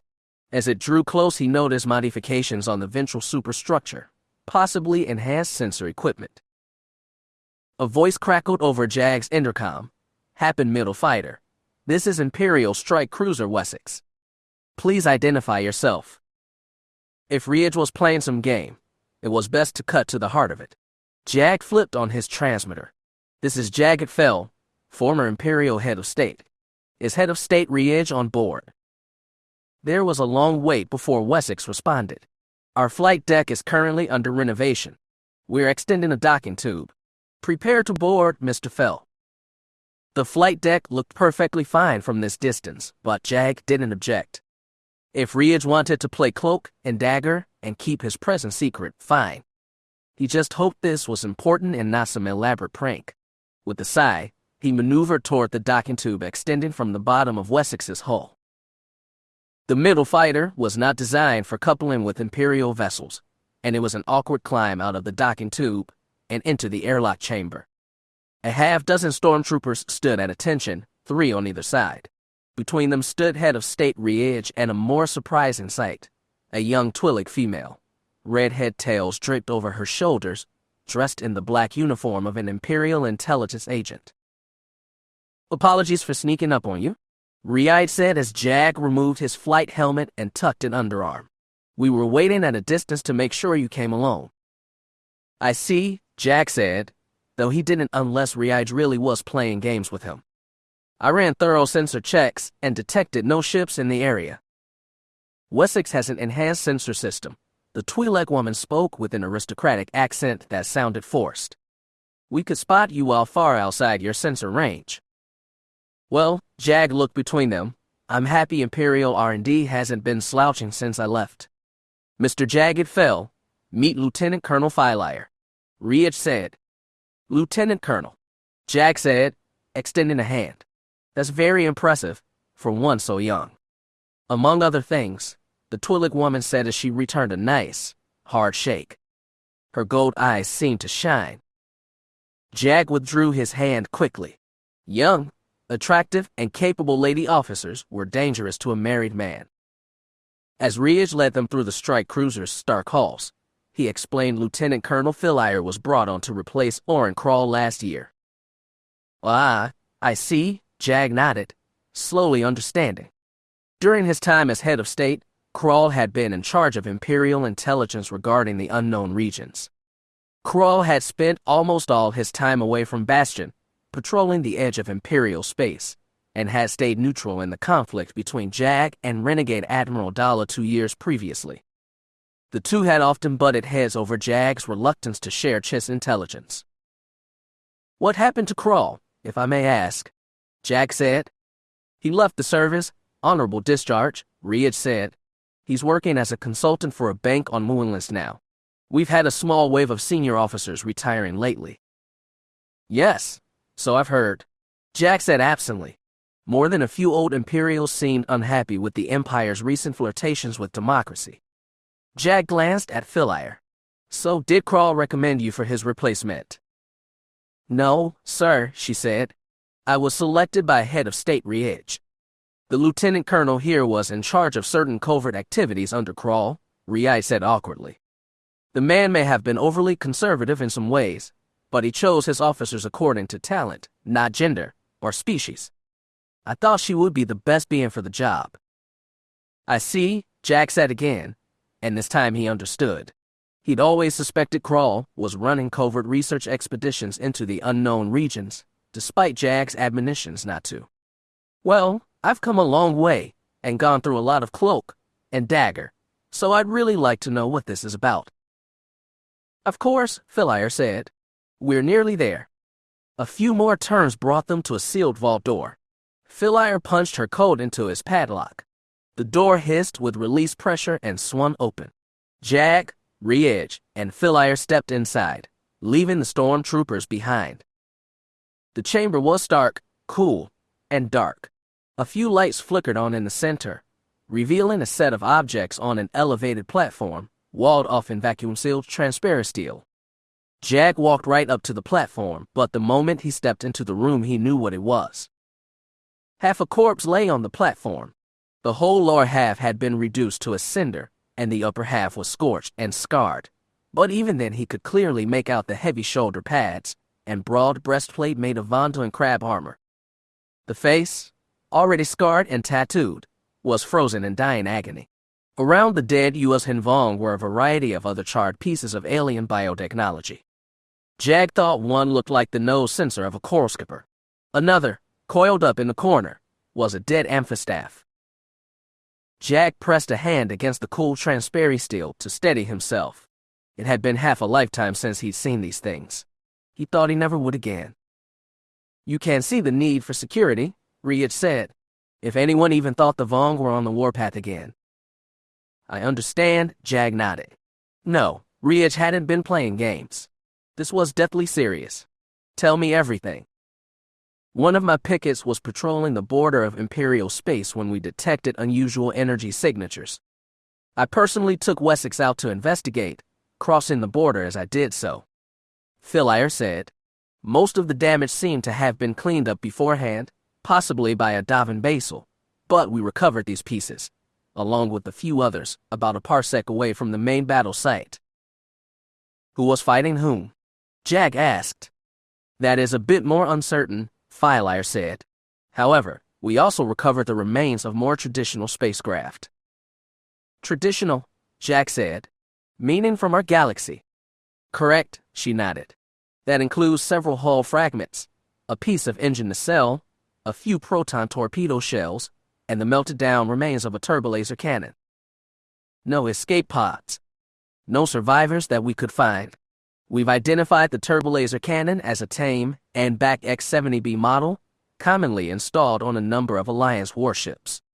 The engine nacelle was badly warped, and we're still trying to identify the make, but it seems to be composed of metals most commonly used in Mon Calamari products. You're implying that the Alliance has engaged the U.S. Hanvong in combat in the unknown regions. I'm merely reporting what we know thus far, which isn't much. It could have been any number of forces. All we know for certain is that it wasn't ours. Are you certain? Jag looked at Riech. I mean, absolutely certain. I've been keeping a close eye on Dala and her allies, Riech said. This was definitely neither Imperial nor a renegade Imperial force. Somebody else fought the Vong out there, and it wasn't some unlucky cargo hauler either. This was a warship, probably more than one. Which means they were hunting for Vong, Jack said, or trying to probe our flanks, or seeking the Chiss, or any number of reasons, Veila said. At this point, we simply need to know more without spreading alarm. Jag looked at Riech. You asked me because I have friends in high places. Several high places, Riech nodded. No response from any of those relations yet. Clearly he was asking about the Chiss. Apparently not. But now that I know something concrete, I'll send out feelers again. But I can't predict how they'll respond. All we ask is that you try, Riech said. His eyes settled on the charred U.S. Hanvong corpse. This has the potential to destabilize the whole galaxy. We need to find out what the Vong are doing and stop them. I'm willing to work with the Alliance, the Happens, the Chiss, even the Jedi to get it done. I understand, Jag nodded gravely. I'll start inquiring right away. Discreetly, said the young woman at his side. Discreetly, Jag agreed. He was already planning his first step. Chapter 6. They were an odd pair. She was a slim young woman, dressed in the neat navy blue Alliance Navy uniform curiously bereft of rank insignia, clothes curiously incongruous, with her hair streaked silver and bright electric pink. He looked even stranger, a 2-meter-high, 150-kilo Gamorrean Bolgan in the same unmarked uniform. The waiting room was otherwise empty, but the office receptionist kept on peeking incredulous glances at them. Pretty strange, Miri and Tilly's thought, that they were supposed to be the commander, an executive officer of covert ops unit. Not that she minded being around Vort, of course. He'd been called Piggy back when he'd flown with her father, 3 wars and a lifetime ago. But now he went by Vort Sabinering, retired pilot, retired mathematics professor, now head of the squadron that, in her father and Piggy's time, had been known as Wraiths and now officially didn't exist at all. She'd only vaguely known Vort before he left teaching to join the reformed Wraiths, and when he returned he'd been closed off and often outright hostile to the younger pilots, though his experience and technical knowledge were invaluable, even in a group as full of unique skills as the Wraiths. He'd begun to thaw, slowly. Sometimes she even saw his big lips curl away from his tusks into something like a smile. Her father had suggested that being with the new pilots made him feel younger. They sat in the waiting room without talking. They sat for almost an hour, and Myri kept on checking her chrono to make sure. She was, admittedly, not always a punctual person, which was why she was less annoyed and more concerned. The head of the Alliance intelligence usually was punctual, so maybe something might have gone wrong. After an hour and 15 minutes of waiting, the receptionist finally looked up from her desk and said, Director Lauren is ready to see you now. Vort went first, Mary behind him. She could feel the receptionist staring into her back as she went. The door slid shut behind them with a tight hiss. Garrick Lauren sat lazily behind his desk, feet propped on top, while Galactic City's traffic ran by in the late daylight outside his window. His head was shaved smooth and his trim beard had turned gray, but somehow he still managed to keep his Hollister good looks. "Reporting is ordered, sir," Vort said, snapping as crisp a salute as a Gamorrean could. Mary did her own salute, but Lauren waved them at ease. "I'm sorry for the wait," Lauren said, rolling some kind of mechanical sphere between his palms.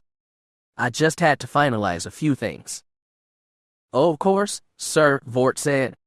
"Oh, relax, Piggy," Lauren shook his head. "You don't have to call me sir." Vort nodded, but didn't relax. Lauren looked to Mary and said, "And how are you doing?" Antilles the youngest. "How's your father? I haven't talked to him in a while." "He's doing well, sir. He and Mom and enjoying retirement on Corellia. About time. He deserves it. We shouldn't have to keep hauling him out of bed every time there's a crisis." "Is there one now?" Mary asked. Lauren chuckled. It was a brittle chuckle, hardly encouraging. "That's a good question. That's what we need Wraith Squadron, or whatever you're calling yourselves, now to find out." "Technically, we don't exist," said Vort. "So you might as well call us Nothing Squadron." "Nothing Squadron." Lauren cocked an eyebrow. "That's worse than Dinner or Silly Squadron." "I don't know," said Myrie. "I kind of like it. Has a certain mysterious quality to it." "Well, whatever you're calling or not calling yourselves doesn't matter right now." Face kept rolling the sphere between his palms.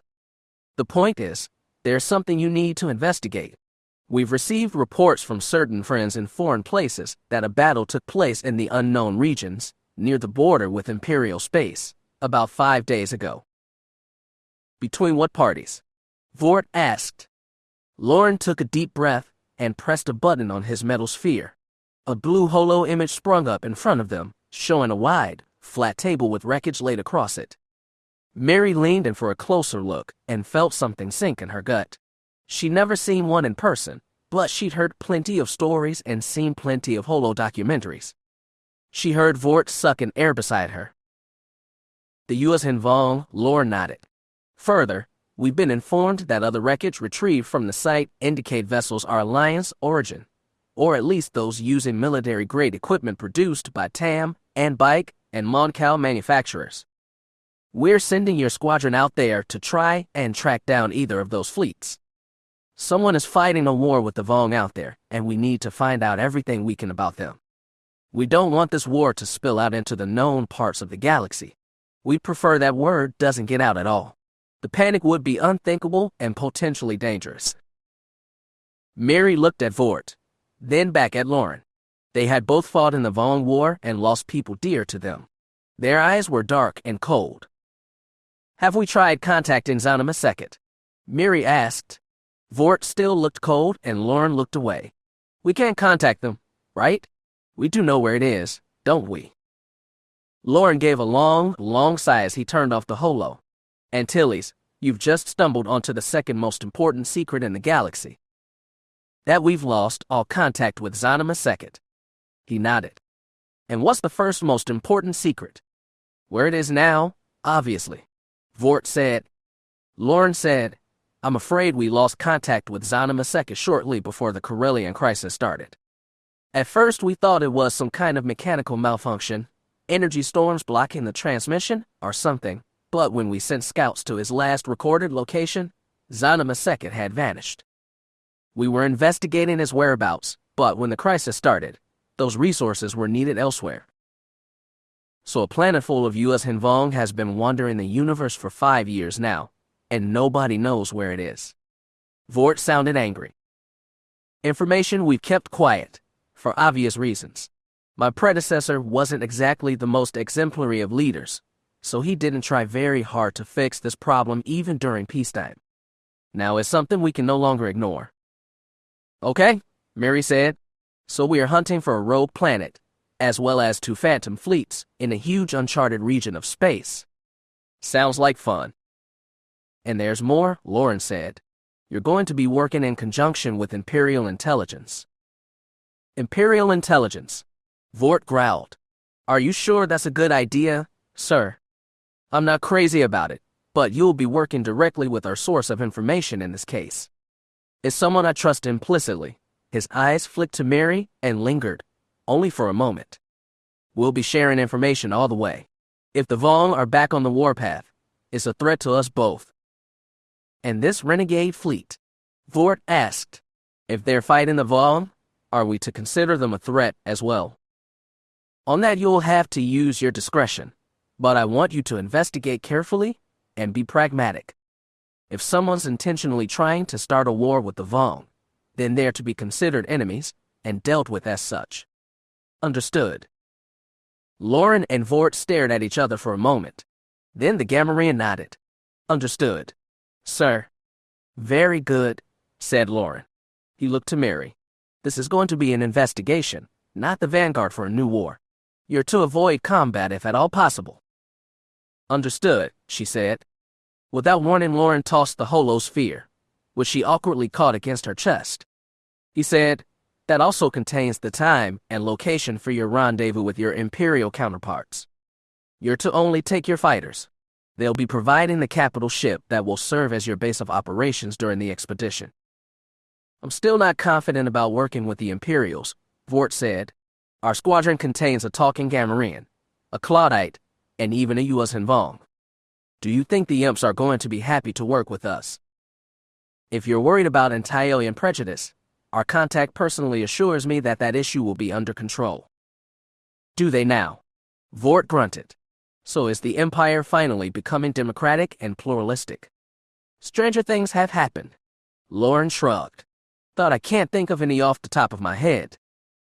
Maybe my cousin really is a reformer. Myri crossed her arms over her chest. I'll have to thank him personally once we see him. Lauren's eyes went wide. How did you know? Then he laughed and shook his head.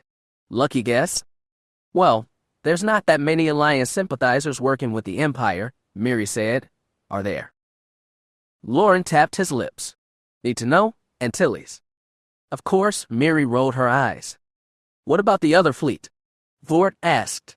You say the wreckage indicates Alliance construction. Possibly. While you're gone, that's what my home team is going to be working on. We'll be scouring every ship registry we can find, trying to locate any indication that a Mon Cal capital ship has gone missing. It's a big galaxy, Vort said. It's full of old ships, even big ones that have fallen off people's radars. Alliance, Imperial, Happen, Corporate Sector, even Old Republic. I know, which is why this investigation is going to take time. Hopefully 2 teams ferreting out information in 2 different ways can lead us to one important conclusion. Lauren leaned forward and folded his hands atop his desk, almost looking professional. Everything you need to know is in that data sphere. Antilles is to stay on your person at all times. I want you to keep information restricted until you're at the rendezvous point. Don't tell the other Wraiths or Nothings, Dinners, Sillies, whatever any details about the mission until you're far away from Coruscant. I understand, sir. Good. Dismissed. Now get ready. You're shipping out tomorrow afternoon. We understand, sir. Vort said and snapped his best salute. Miri awkwardly shifted the data sphere to her left hand and did the same. Lauren nodded and said, All right, good luck. And be safe.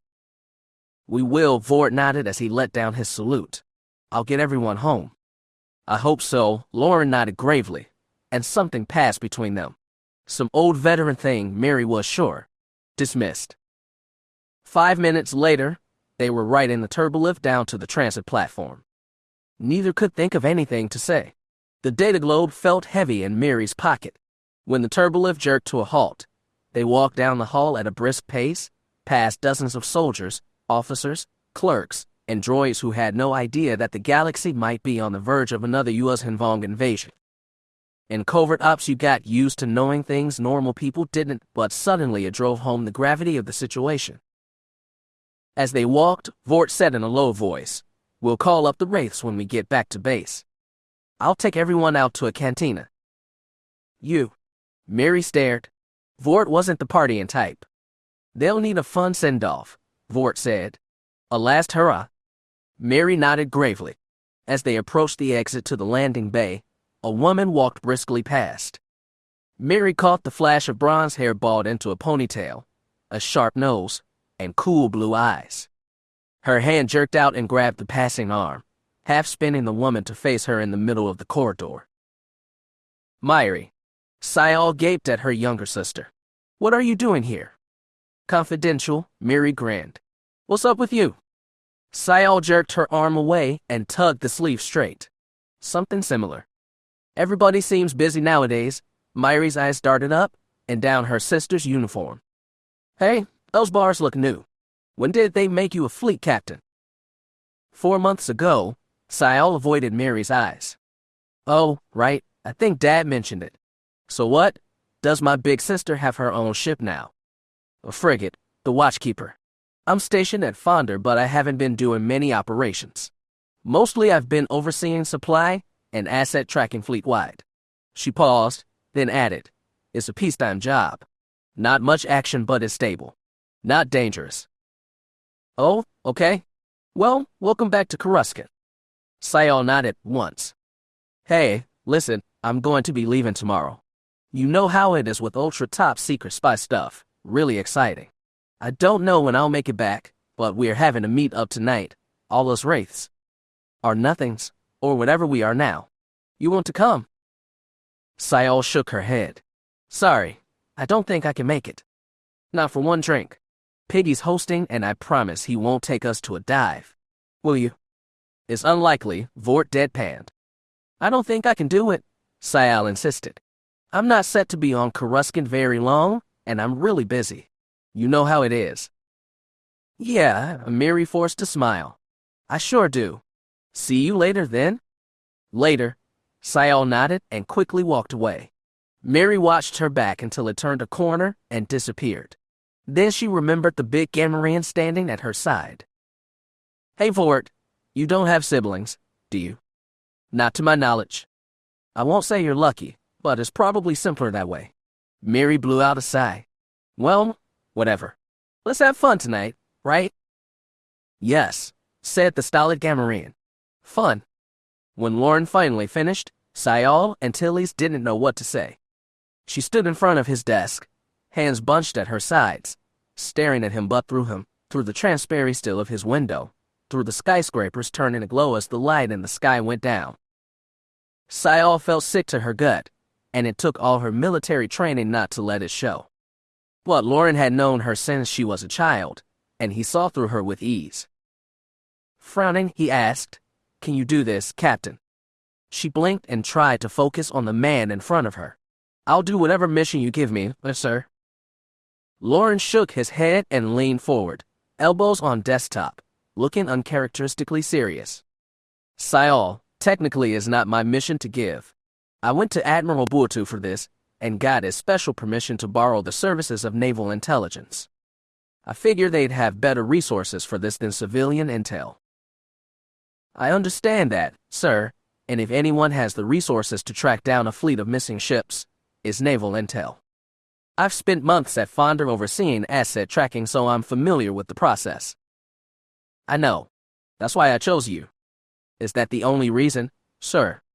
Oh, you know it's not. Call it nepotism if you want, but I'm not just choosing you because of your father, just like I'm not sending Vort out there because he's my friend. You're people I know, and I trust your professional abilities. Are you sure I'm the one you want, sir? He raised an eyebrow. Are you trying to talk yourself out of a job, Captain? No, sir.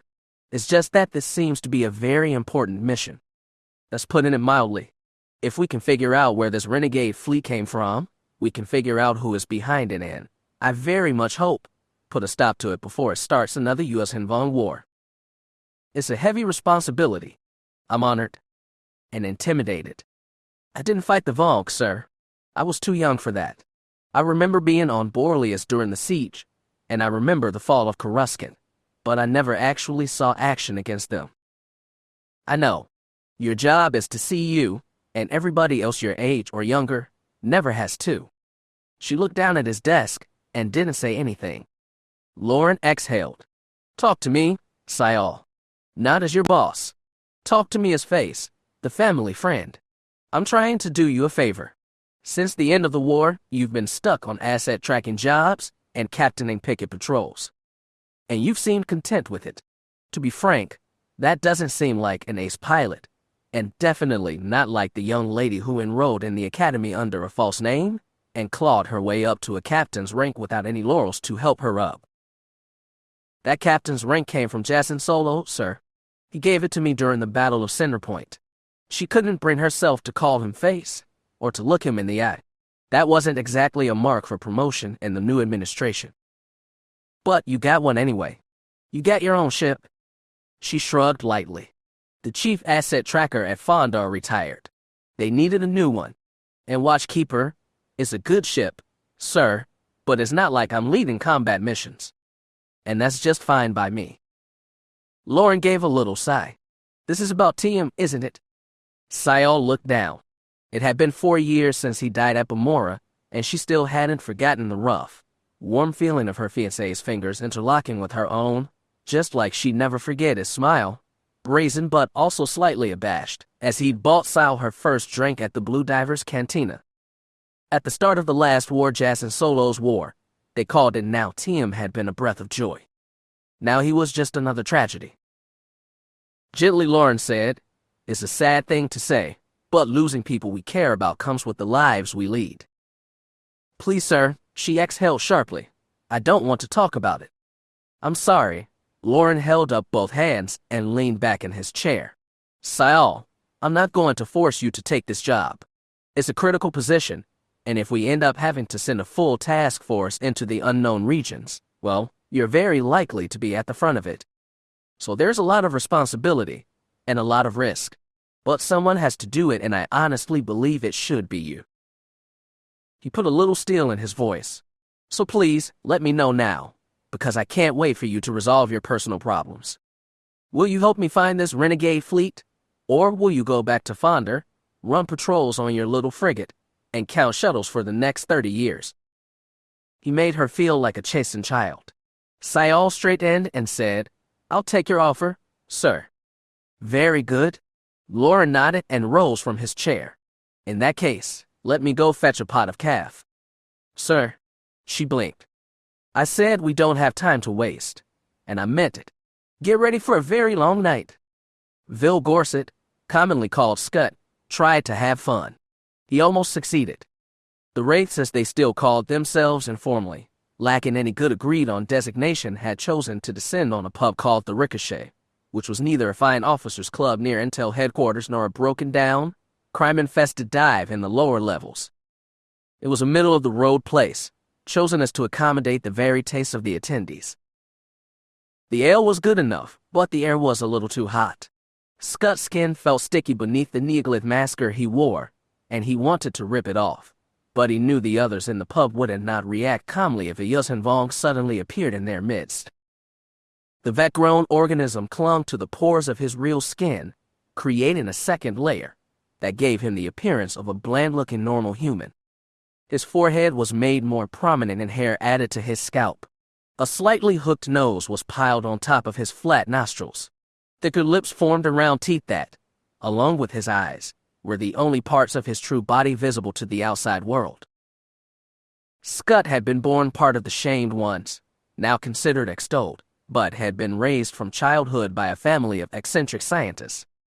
He followed the path of his human parents into the fields of exobiology and genetic engineering, and that, just as much as his Yuuzhan Vong blood, was why Scut was here now, even if he didn't have much first-hand memory of his people. After an entire life of living and working alongside the normal people of the galaxy, Scut was almost used to hiding in a second skin, but not quite. As he hunched over the counter and sipped his drink, he looked around the Ricochet and tried to track the other Wraiths. Termindura, former actor and Claudite master of disguise, was standing in a corner with handsome human demo expert Trey Corser. They were putting the charm on a pair of unfamiliar women. Miri Antilles, who had donned a slinky dress and added even more highlights to her already colorful hair, was not talking with a young man her age, as Scut expected, but with Charlotte, the squadron's other executive officer, and a most veteran pilot after his leader. In another booth sat Jesmyn Tainer, ex-Santarian Ranger, communications expert Thames Fordrick, weapons specialist Rand Narcassin, and Deveronian medic Drakal Bessera. They all looked quite drunk. Finally, also perched on the bar but far more conspicuous than the masqueraded U.S. Hinvong, was Wookiee Quartermaster Huhana and Gamorrean squad leader, Vort Sabinring. Every non-Wraith in the pub was eyeing the unlikely pair and trying not to be obvious about it. Scud found the whole scene amusing, but maybe that was the ale at work. At some point Huhana left Sabinring alone. The Gamorrean saw Scud hunched over the counter just a few meters away. Their eyes met in the pub's dim lighting, but neither moved. When Sabinring had rejoined the Wraiths, his reaction to Scud had been harsh to say the least, even compared to other veterans of the U.S. Hinvong War that Scud had known. In time, Sabinring had come to accept him, and their relationship now was one of professional trust, but not friendship. For a reason he couldn't explain, Scud picked up his drink, walked over to Vort, and took the spot the Wookiee had just vacated. He swallowed a mouthful and asked the first thing to come to his head. "What do you think would happen if I took off my masker?" Sabinring's little eyes blinked. "I wouldn't if I were you." "Well, why not? I might as well join the freak show." It was exactly the wrong thing to say. Sabinring snorted angrily. "I'm not a freak." "Neither are you." "I hope so," Scud sighed. He usually tried not to dwell on his heritage, but being stuck in a crowd always made him feel claustrophobic beneath his masker. Worse, it made him feel fake to have so many eyes on a face that was not his own. He didn't normally ask personal questions from his commander, but the ale loosened his tongue enough to say, "How long did it take you to get used to it?" "The way they look at you in public." He couldn't help but wonder if he could ever show his own face to the world without fear. A Gamorrean and a U.S. Hinvong would garner different kinds of assumptions from strangers, but if anyone in the squad understood his situation, it would be his leader. Sabinring blinked again. "Who says I'm used to it?" "So you ignore it then?" "I have to. People are always going to have something in their mind when they see a Gamorrean. Something I'm not. I can't change that, so I do my best to work around it and deal with what I can change." It was sound advice as far as it went. Vort didn't have to say that he, and many others, would never be able to look at a U.S. Hinvong with totally unclouded eyes. A Wookiee holler from one side of the pub, and every head turned to look. Huhana was standing in a corner with Charlab waving one long shaggy arm. Sabinring took it as a beckon and excused himself as gracefully as a massive Gamorrean could, leaving Scud at the bar alone again. That was fine, he thought, though as he took another drink he wondered where Miri had gone off to. He got his answer a second later. The young woman appeared next to him and called for another drink. Miri Antilles was a party girl, supposedly to the chagrin of her venerated parents, but tonight she was not dragging a trail of male admirers. When she got a drink, she took a sip, put it on the counter, leaned forward with elbows on the formica top and bare shoulders hunched. Finally, she looked at Scud. "You hanging in there?" she asked with a tired smile. "Always," Scud said. "How are you?" "Positively peachy," she said. "It's going to be a hell of a mission, though. Probably the most important we've ever done." "Maybe," Scud said. "I will find out when you decide to tell me." "Don't worry, you'll get the truth. But I've got to keep secrets." She tapped the side of her nose. "Part of my duty as XO. Operational security. You understand?" "I do," he replied. He had the feeling Miri wanted to say something and was holding herself back, which made him wonder all the more what this new mission was about. Her next words, though, took him by surprise. "Do you have any siblings?" "Scud." "Two," he said. "Human, of course." "Do you get along with them?" "As much as anyone gets along with their siblings. We had ups and downs. But they treated me well, considering." Miri sighed. "Sayal and I. We were always different. Sayal was more like Mom and Dad, especially Dad. And I'm not just talking about the flying skills. She was always about duty and proving herself and being a good little soldier. I always wanted to see her lighten up. She had a nice guy, Tim, and she started smiling a lot more. I was happy for her." From her tone, Scott could tell there wasn't going to be a happy ending.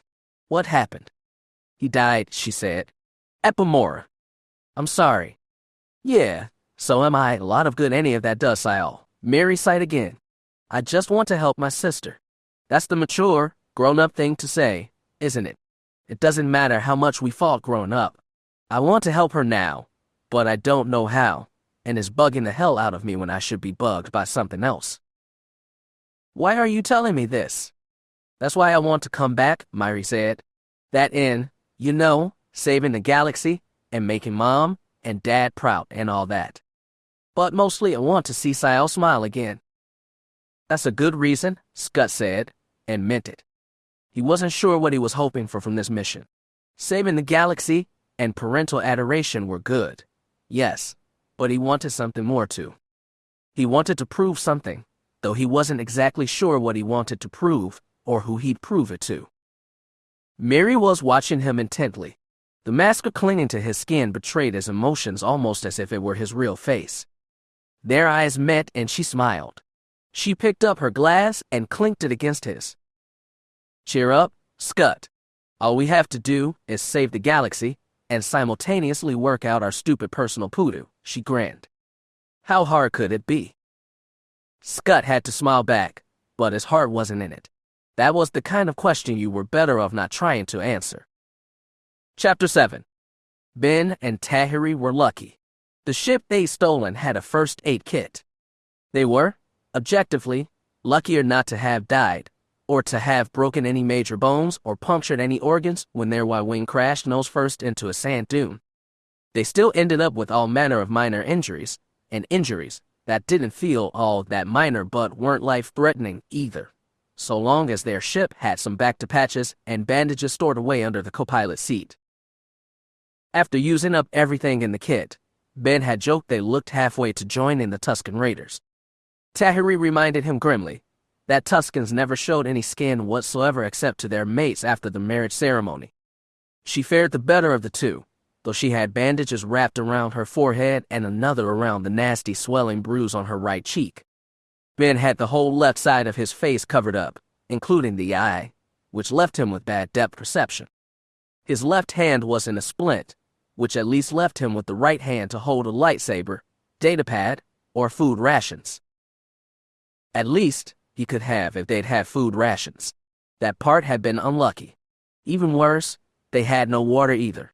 And finally, worst of all, the heavy Y-wing had sunk deep into the sand before they could pull out its transceiver array and call for help, which meant they were stranded, alone, in the dune sea of Tatooine, with no supplies and no hope of rescue.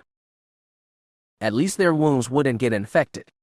Despite the dire situation, they knew from the start what to do. Once the bandages were set, they'd begun marching north across the dunes, to the source of the lonely pillar of black smoke that rose steadily into the sky. They tried not to talk much as they walked. Better to conserve moisture, Tahiri said. The sky was hot and savage. Ben felt like his clothes were going to burn off his back. The path across the dune sea was treacherous, and Tahiri led them in curving paths through the troughs of the dunes, never atop them, because those were the places where the sand was mostly likely to open up under you and swallow you whole. The footing was steadier in the troughs, and when the sun started to set, you might even find yourself in a patch of shade. Wherever they were, though, it was still a few hours to sunset, so that relief wouldn't be coming anytime soon. When it did, the bitter cold of desert night would follow, and that was another kind of danger they weren't prepared to deal with. Walking through the troughs of the dunes, it seemed like the desert spread out forever. Ben's father had told him countless times about the legendary Dune Sea. He'd spoken of the vastness of it, the loneliness of it, and about the fleeting splendor of two suns rising and setting over a landscape of pure and empty white. Ben had tried to picture it sometimes but never quite managed. Tahiri was right. Living on places like Coruscant robbed you of the opportunity to appreciate natural beauty. Not that Ben appreciated the beauty much right now. The sun was scorching hot, and he could almost feel the moisture leaving his body. Their only hope was to march to the other crash site and hope that Cloak Shape was not only in better condition than their Y-wing, but also well stocked with food and water. The girl they were pursuing seemed almost secondary at this point. So they walked on and on, winding around the big dunes, always guided by the trail of inky smoke. It was only when they drew close that Ben saw something other than smooth lines of sand. He spotted gold-brown rocks, jagged and jutting up toward the sky. Tahiri, under her breath, told him that was good, because rocks sometimes collected moisture and didn't generate heat the same way sand did. When they reached solid ground, he found out that rocks, even uneven ones like these, were far easier to walk on than the dunes. One outcropping afforded them shade to shelter under. They didn't rest for long. They still needed water badly. By the time they got close to the crash site, the suns were starting to set and shadows were stretching out from the low rocky hills. Ben pointed this out with relief, but Tahiri warned him against it. When the suns go down, Tatooine gets cold, very cold. We're going to need some kind of shelter if we don't want to freeze to death. Great, said Ben. Really great. This little crash fighter is going to have everything we need, right? I mean, how could it not? Tahiri didn't dignify his sarcasm with the response. When they finally found the crashed ship, Ben was too exhausted to be disappointed. He was, however, dimly surprised to find the thing mostly intact. It had settled at the bottom of a crevice. Both wings had been torn off, but the main fuselage containing the cockpit, engines, and cargo pad remained intact, albeit covered with scars and indentations. The cargo hold was popped open and empty. So was the cockpit. In fact, the girl seemed to have intentionally blasted every inch of the control panels and equipment into oblivion. She clearly didn't want anyone snooping in her computers. What do we do now? Ben asked. His throat was so dry it hurt to talk. His skin was damp with sweat, but now the cool breezes of early night were blowing. He was already starting to shiver. It was only going to get worse. Tahiri looked so dazed he didn't know if she'd heard. Talking hurt and he waited before repeating the question. Eventually she looked at him and said, "We need to find some shelter." "What kind of shelter?" Ben croaked. "Caves," she said. "Might be water pool there. Condensation." "Great." Ben wrapped arms around himself and shivered again. "Getting cold." Tahiri nodded. She took one last look at the fighter and said, "I'll check one more time. There might be something we can use as a heater." Ben watched her hobble over the rocks and inspect the wreckage again. Still hugging himself, he looked skyward. The suns had dipped below the rocks by now, but he could see a dark gold sky with violet highlights on the thin streaks of clouds high above. Feeling at once bored, restless, and dimly angry, he swung back his foot and kicked some of the rocks around him. Tahiri's head shot up.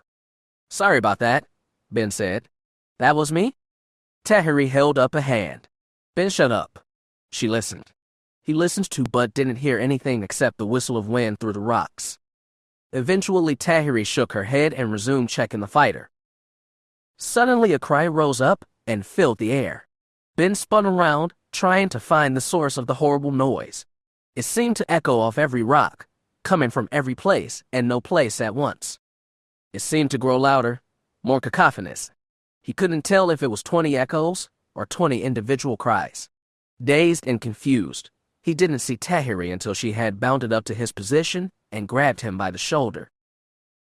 "Tuskens," she said. "They're here." "Where?" Ben still looked around. He felt empty inside and dizzy. "I don't see him." "Come on, Ben," Tahiri snapped with ragged strength.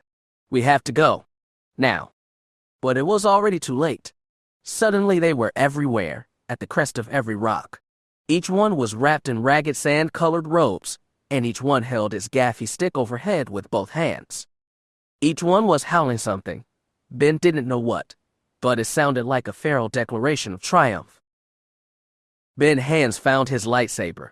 He was about to ignite it when Tahiri's hand clamped down on his wrist. He tried to jerk free of her vice grip but failed. When he looked at her, she shook her head grimly. Then she turned to face the Tuskens, took a deep breath, and shouted. It sounded so savage and volatile Ben couldn't believe it had come from her throat. She kept shouting again and again, until suddenly she was the only one shouting, and all the Tuskens had stopped. Tahiri's voice cracked as she sagged against Ben, head lowered, finally silent. The Tuscans were silent too. They had lowered their gaffy sticks but remained on their rocky perches like looming sentinels. The wind howled faintly. Nobody moved. Suddenly one appeared in front of them. He hadn't made any sound at all, but there he was, a massive cloaked figure, face covered in between an alien war mask and a collection of rags. He made ugly grunting sounds once more, but at least this time he wasn't shouting. Tahiri wearily looked up. She said something, Ben had no idea what. She sagged heavier against him, like she was on the verge of passing out. The Tuscan turned and shouted again, this time to his men. They moved from their perches, swarming down into the shadowy valley. Ben's grip tightened on his lightsaber, but with some incredible strength Tahiri tightened her clasp on his wrist. He looked at her as her head lolled against his shoulder, green eyes struggling to stay open. She said, "It's okay." Okay.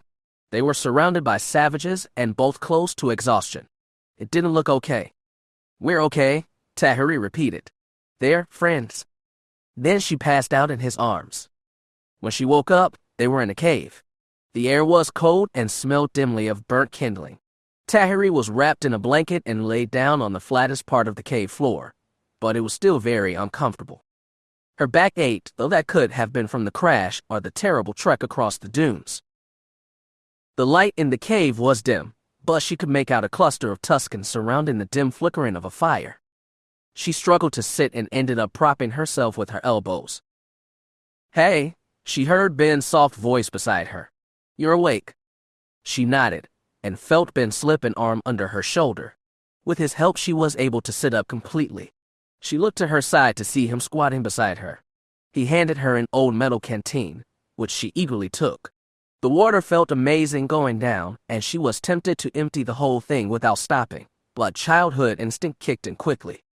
Never take more water than you need on Tatooine. You never know when it will run out. So Tahiri reluctantly slipped the cap back on the canteen and handed it to Ben.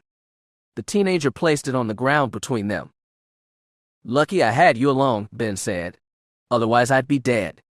"Yeah," Tahiri nodded. "Lucky. How long was I out?" "A couple of hours. I bet they want to talk with you." "I bet they do." "What did you tell them? Are they your old clan?" Tahiri shook her head.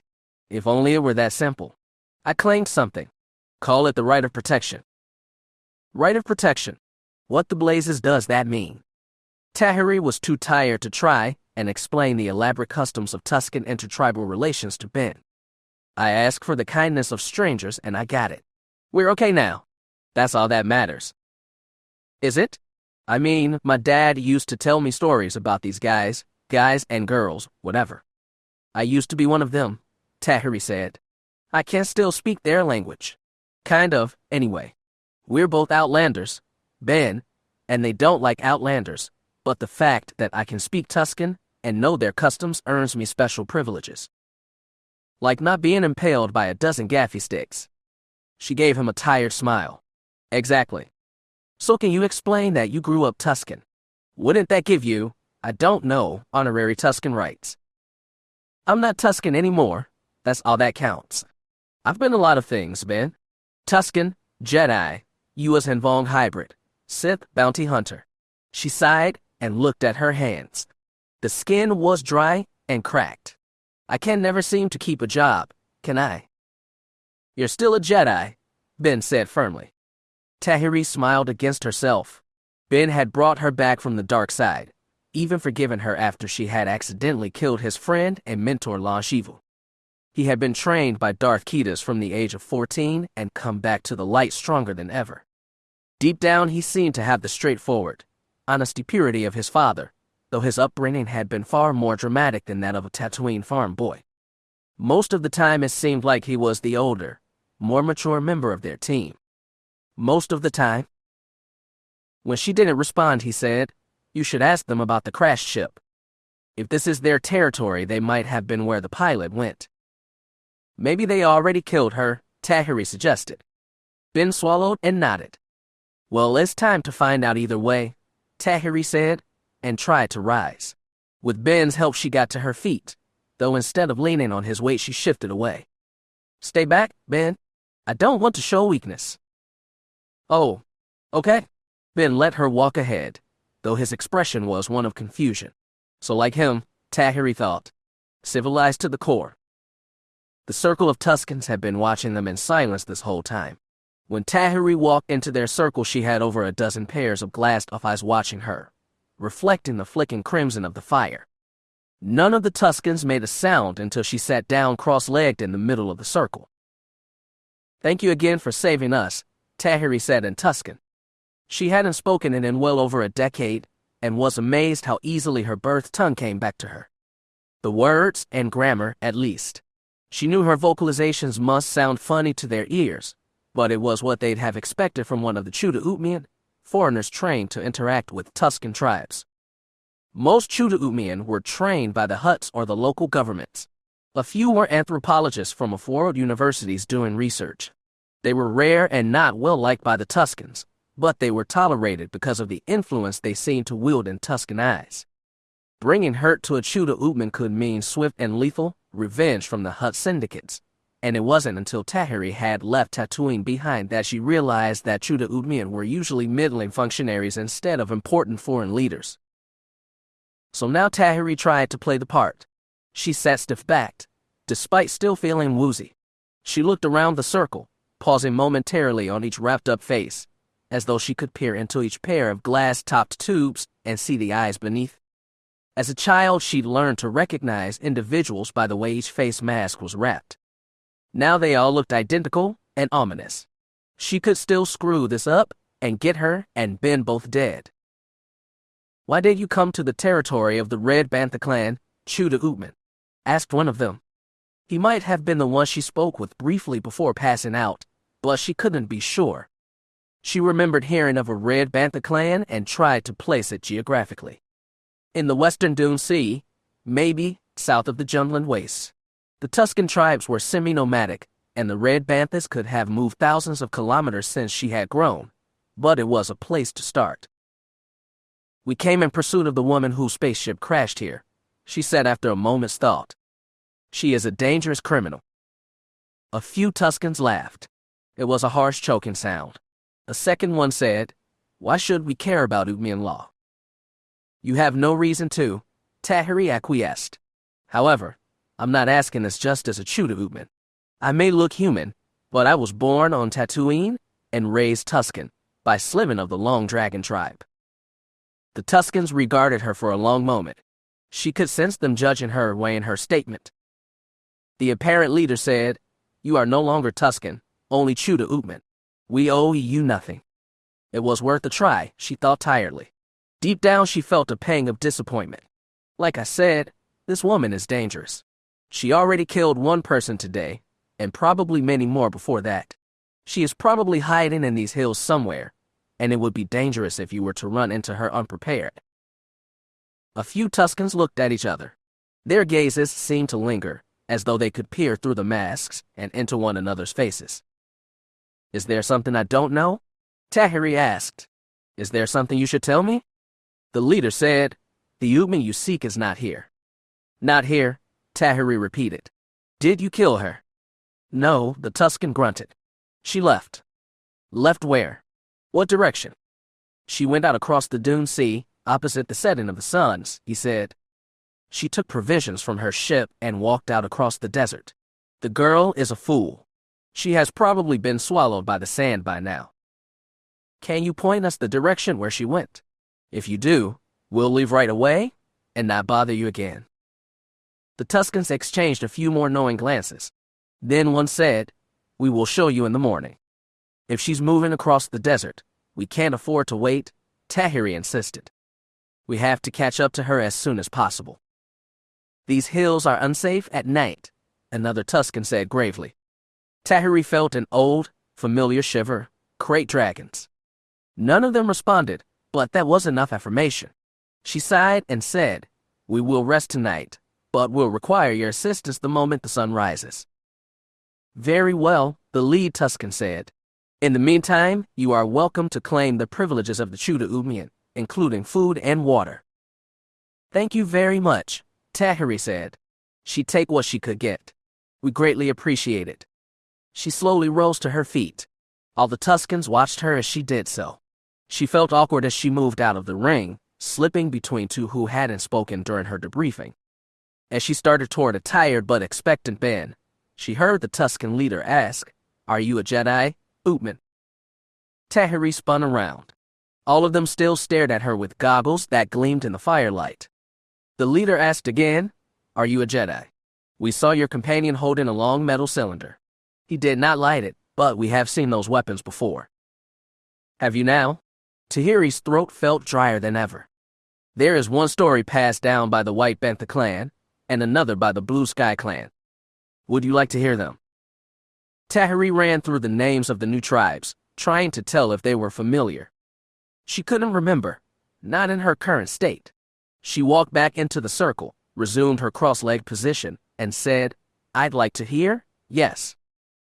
"Among the White Banthas," he said, "there is a story of an Ootman who wielded a sword made of light.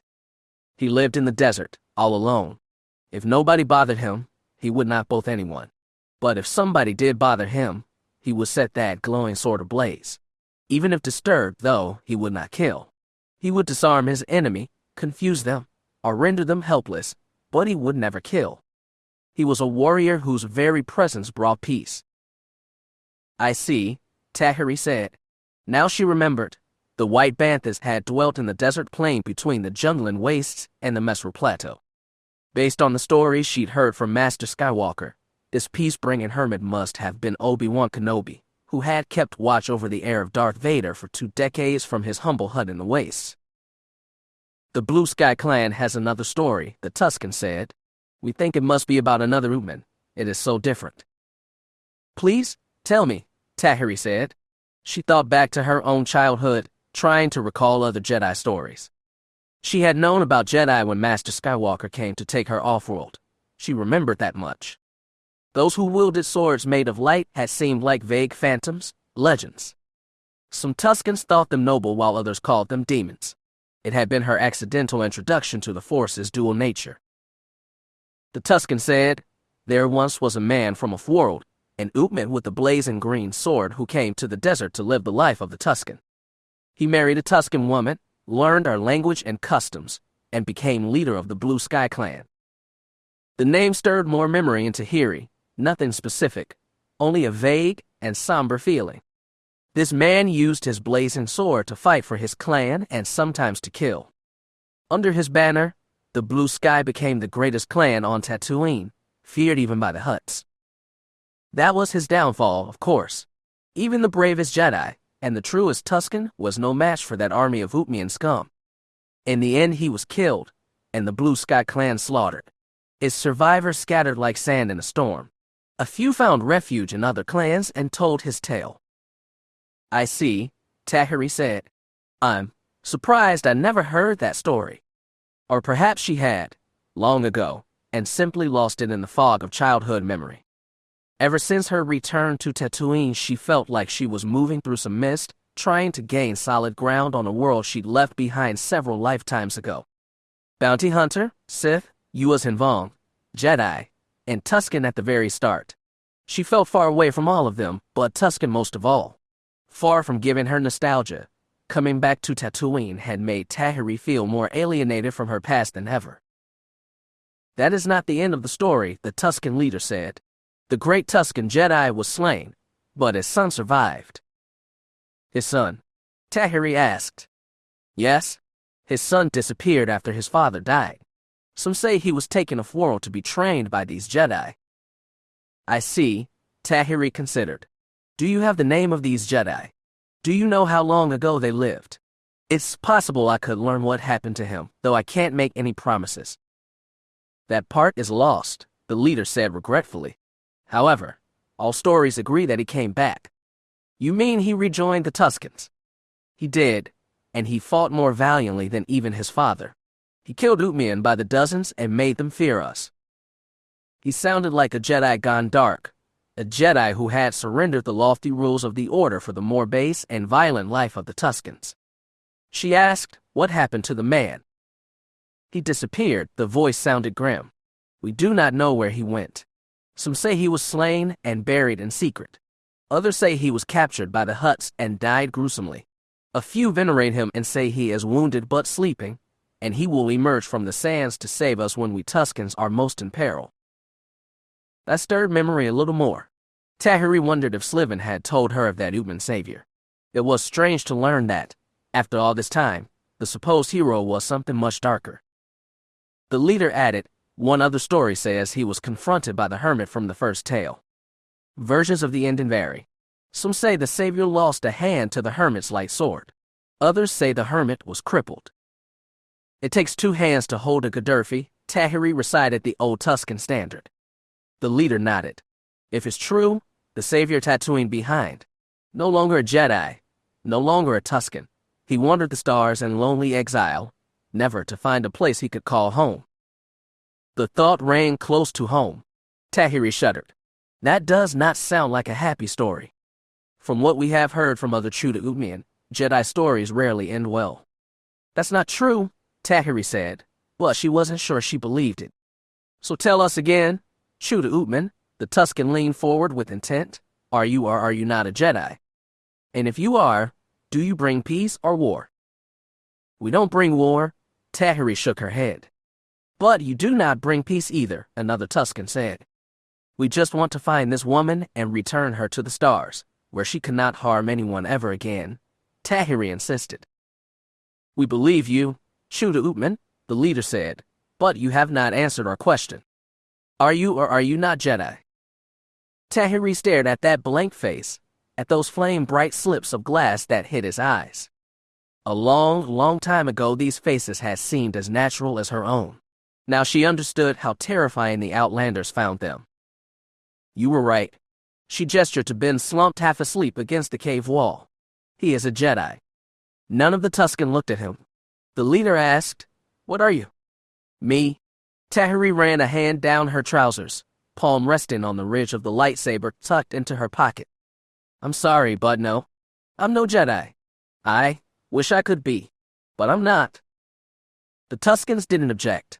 They didn't argue. They merely accepted. As Tahiri walked out of the circle in silence, she realized that was one thing the Tuskens had always been good at. Acceptance of death, acceptance of birth, acceptance of the desert's freezing nights and scorching days. Acceptance of the harshness of the world that lived on. Had Tahiri retained that, at least from the people who had raised her? It didn't seem like it. She was too torn in too many directions and never satisfied. The Tuskens knew how to endure despite their sufferings, though, and she hoped she kept that if nothing else. She walked back to the wall of the cave where Ben was propped up. His eyelids fluttered open as she sat down next to him. Well, he asked. That took a while. What did they say? She ran, somewhere across the desert. They'll show us how to find her in the morning, Tahiri said, then added, It's not safe at night. Too much unfriendly fauna. So we wait until morning. Ben sighed. At least we can rest. I don't know how we'll catch up with her, though. We'll think of something, Tahiri said, though she was too tired to think of what. What about supplies? Food and drink. We'll get those too, she said. Good. Ben muttered as he fought to keep awake. Go to sleep, Ben. Tahiri gave him a soft smile. It's been a long day. No kidding, Ben breathed. Well, at least now we've got a nice comfy cave to sleep in. Better than nothing. Lay down and sleep, Ben. Yeah, sure. He shuffled his body forward, stretched himself out. As he lay down face up, his eyes darted back to her, and he asked, Did they say anything else? Nothing Tahiri wanted to talk about. Not yet. No, sorry. Oh, well, Ben sighed. Well, good night, I guess. Good night, Ben, Tahiri said. Less than a minute later, he started snoring, a low, lazy drone. It took Tahiri longer to fall asleep. Her mind was busy with old thoughts. But when it finally came, it was sweet oblivion. Chapter 8. The return to Yavin 4 was like a dream. Tenoka's personal shuttle, the Ice Holder, exited hyperspace with her 2 middle escorts. Immediately they were bathed in the warm orange-gold glow of the gas giant. The light from Yavin blocked out the light of the stars, and Yavin 4 hung in the pure dark distance like one perfect emerald sphere. Zek was at the helm of the Isolder, Terran in the co-pilot seat. Tenoka, Alana, and Loe crowded forward to see the wisps and whirls of gas drift across the face of Yavin. Jaina kept in the back of the cabin, arms crossed, watching the face of the planet she hadn't seen in half a lifetime. For a long time, it had seemed like Yavin was the only thing she ever did see, the constant fixture in the skies of Yavin for both day and night. She had forgotten how deep its colors were, and how the gas seemed to writhe in slow motion across his ever-changing face. She'd forgotten what a deep, beautiful green the moon was. "You're looking at one of the most important places in the history of the galaxy," Zek was telling Alana as she squeezed between his seat and Terran's. "Before any of us were born, Master Skywalker destroyed the Death Star in orbit over Yavin. That was the turning point of everything. Before that, nobody believed anyone could beat Emperor Palpatine and Darth Vader. But with that great victory, the whole tide turned." Alana nodded dully. She seemed transfixed by the orange light of Yavin. Zek smiled gently, and it struck Jaina that he was good with kids. Strange, since he was raised an orphan himself. Zek continued, way before that, Yavin 4 was the base of a great Sith Lord named Nagasato. Nagasato led his people, called the Sith, out of their original empire in the Outer Rim, and brought them into the Republic to make war on it. He failed, but the Sith people settled on Yavin 4. 1,000 years later, a Jedi named Exar Kun found this moon. The natives called themselves Massassi now, and they built huge temples. Exar Kun found remnants of Nagasato's great dark side magic here, and made it into his own Sith empire. Exar Kun was betrayed by Ulic Qel-Droma, Alana said as if repeating stayed lessons. His spirit stayed in the temple for 4,000 years until Uncle Luke and his Jedi Knights defeated him. Lobaka roared. The green moon drew closer. "He's right," Tenoka said. "This place is truly rich with history. You're about to step foot on a place that's seen 5,000 years of conflict between Jedi and Sith." "I know," Alana looked at her mother, but like Zek said, that was a really long time ago. "Not for us," Zek said. "Exactly," Alana gave a little pout. "I don't care about ancient Sith Lords and battles. I want to see the places you care about." Tenoka smiled gently and patted her daughter's shoulder. "I want to as well. But we don't know how much the U.S. Hinvong left behind." "Well, we'll see in a minute," Terran chimed. The green moon was filling their viewport. "I'm heading for the coordinates of the Great Temple, but it looks like there's a storm system moving through the area. You should all strap in. It might get a little bumpy." "We could hold in orbit and wait out the storm," Zek suggested. Terran shot him a sly look. "Come on, dear, don't you want some excitement on our honeymoon?" She punched the throttle, and they dove.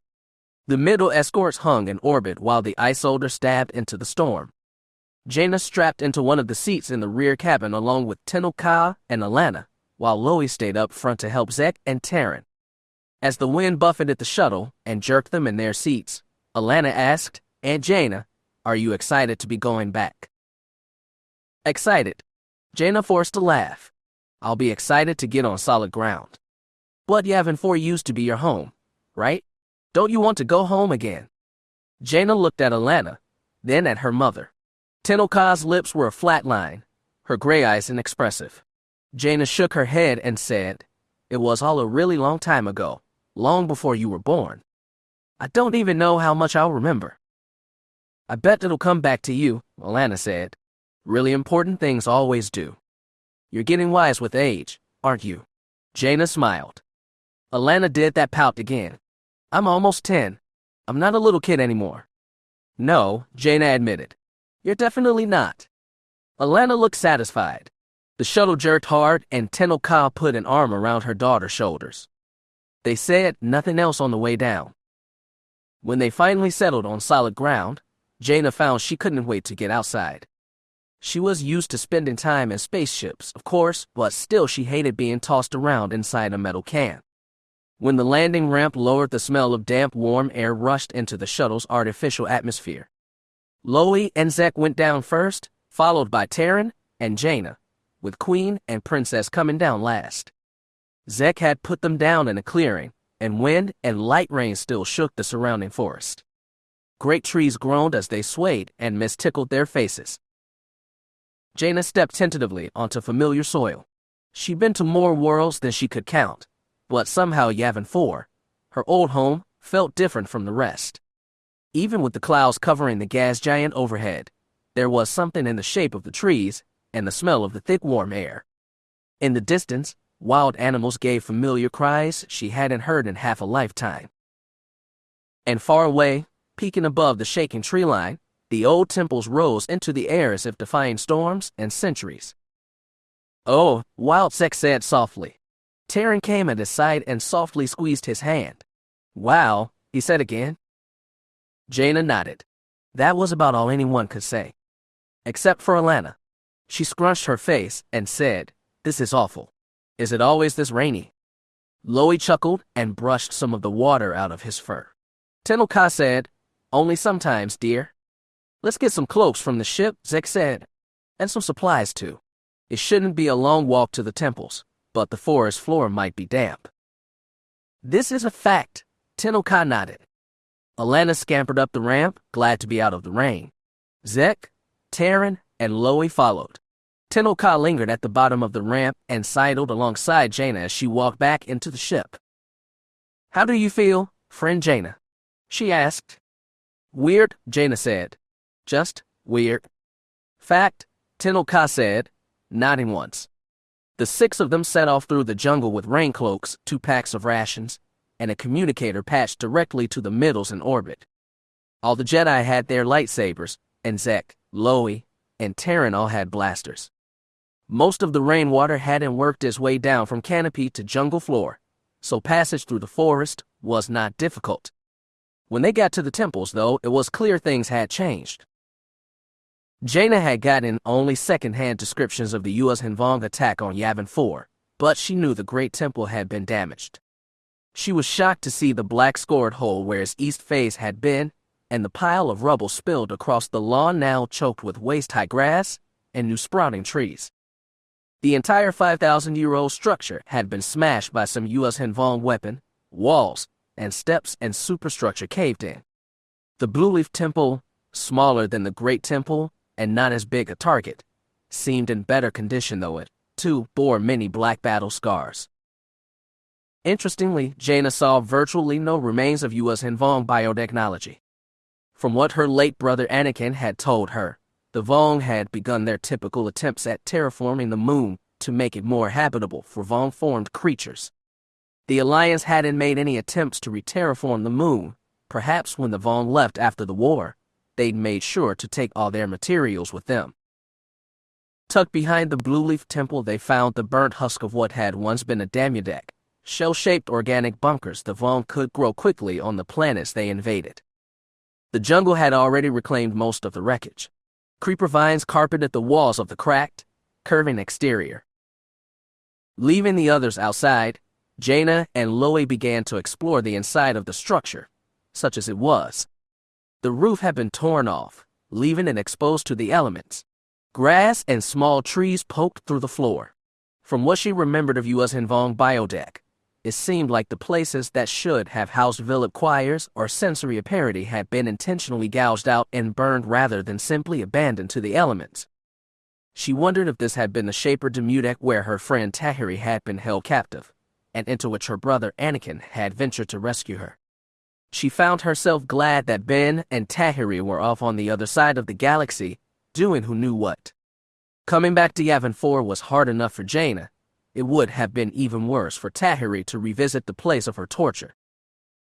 As they stalked through the ruined Demudec, Jaina found herself glad for the distraction. She'd been afraid that Yavin 4 would bring back a rush of memories of her older brother as he once had been, always grinning and cracking the lame joke, fishing for a smile from Tenel Ka, and collecting jungle animals for his menagerie. Instead, the place seemed alien, which was far better than familiar. Once Jaina and Loey had determined that the Demudec was indeed abandoned and overgrown, they went back to the others.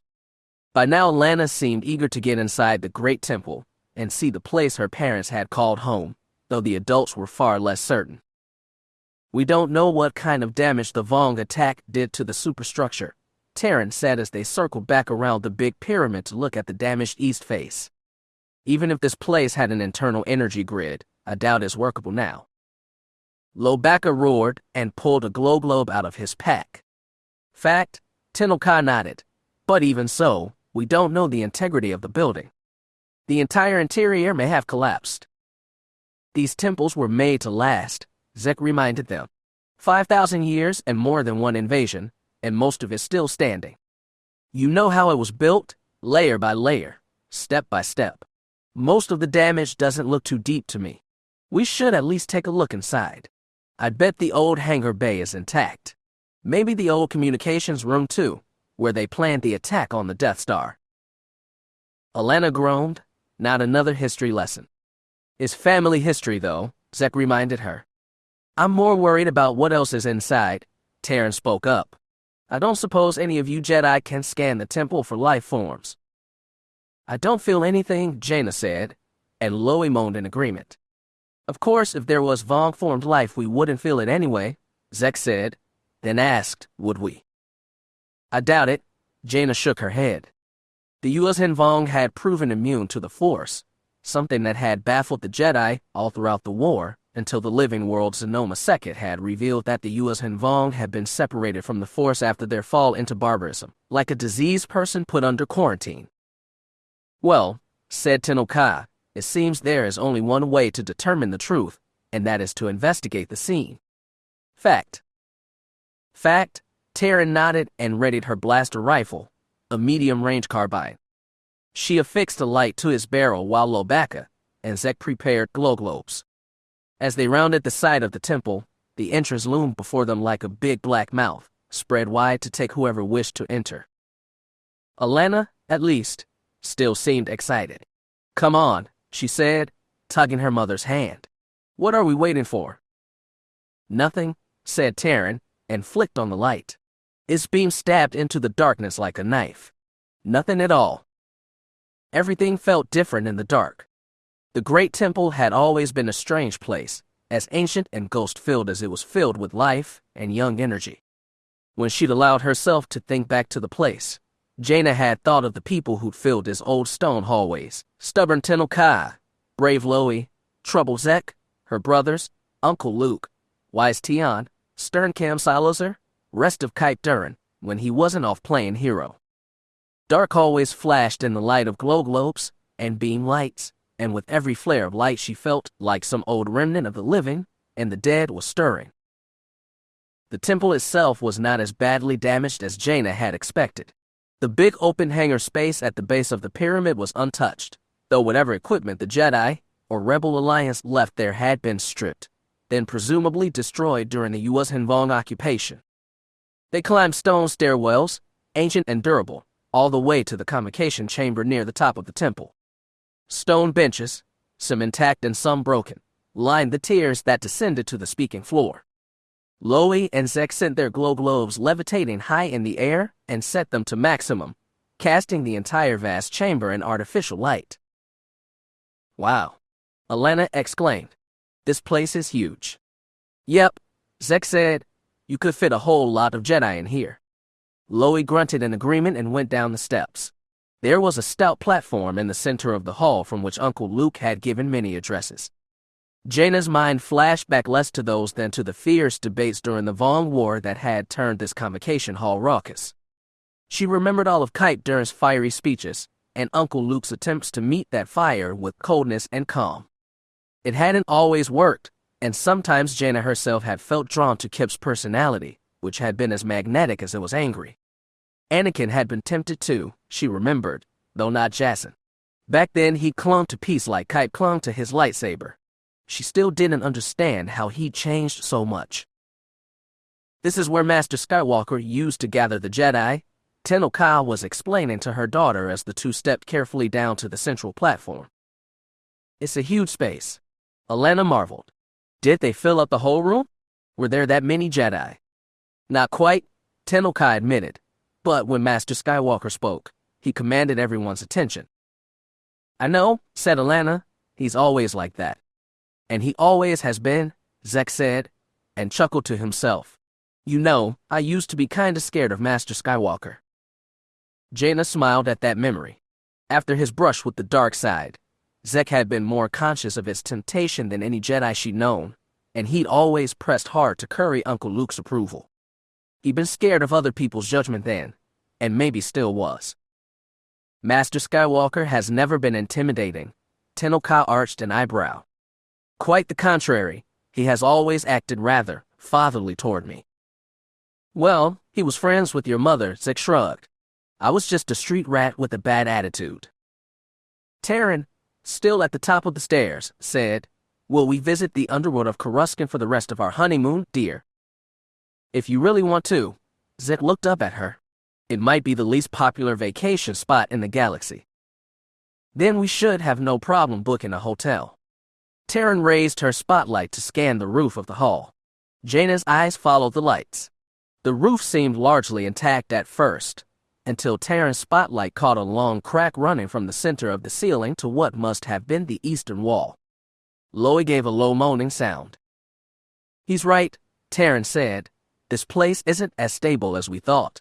We should be very cautious. As long as nobody tries to smash the roof and from above, I think we'll be fine, said Zek. I'd rather not risk it, dear. Terran wasn't leaving room for argument. Alana tugged her mother's hand. Mom, do you think you can find your room? My room. Tenno Ka looked down at her daughter. Yeah, said Alana. Do you remember how to get there? Tenno Ka looked thoughtful. I believe I may. I want to see it, Alana said eagerly.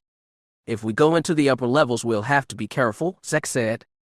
Fact, nodded Tenno Ka, but we've come this far. It would be a waste to turn back now. The halls of the great temple were dark things, illuminated only by bursts of artificial light. They were cool and damp, and the air smelled of mold. The jungle had crept into the hole in the temple left by the U.S. Hinvong, and it felt like the moon was finally starting to reclaim what had been built from its stones 5,000 years before.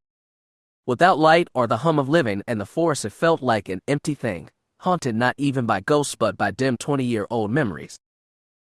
When Jaina tried to find her way to the room she and Jason had shared all those years ago, she was relieved to find the way blocked by a collapsed hallway. Zek fared little better, but Tenno Ka was able to lead Alana to the room where she had lived. Dim gray light shone through its porthole window. Tattered remains of someone's mattress lay on one ledge, while a broken desk slumped against the opposite wall. Alana looked disappointed. Tenno Ka did not. Come, she said, leading the group away from her old room. We should reach the top of the temple. Are you sure we can get there? Jaina asked. Most of the structure is still sound, Tenno Ka said. Besides, Jaina, I knew every corner of this place, inside and out. It was true, Jaina thought with a reluctant smile.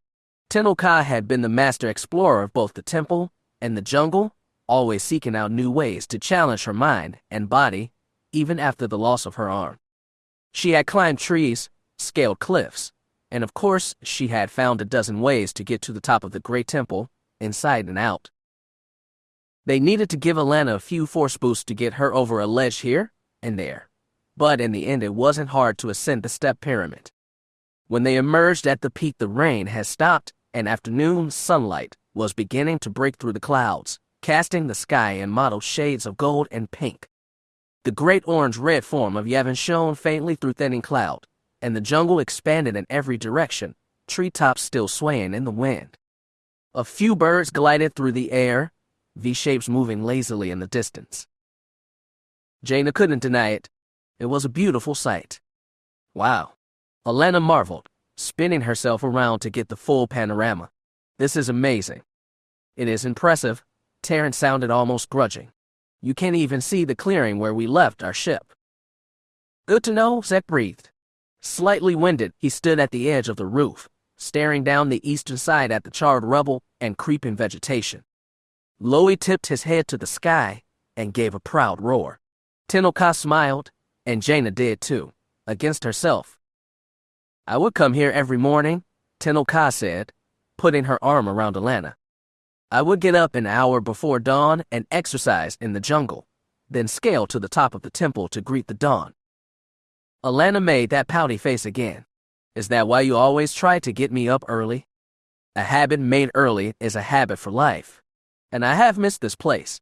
Spending too much time on Hapes has been softening. I don't think you're going soft. Tenno-ka. Zek grinned at her, then said to Jaina, she still gets up an hour before dawn, you know. The Fountain Palace still has plenty of walls to scale and ledges to climb. And she never takes the same route twice, Taryn added. It's a nightmare for her security detail. And she always tries to get me to join her, Alana whimpered.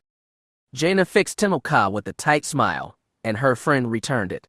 Jaina was surprised to find how relieved she was, learning that Tenno-ka was still Tenno-ka after all the sad turns her life had given her. Some people, thankfully, never changed. Jaina stepped carefully to the eastern ledge and stood beside Zek.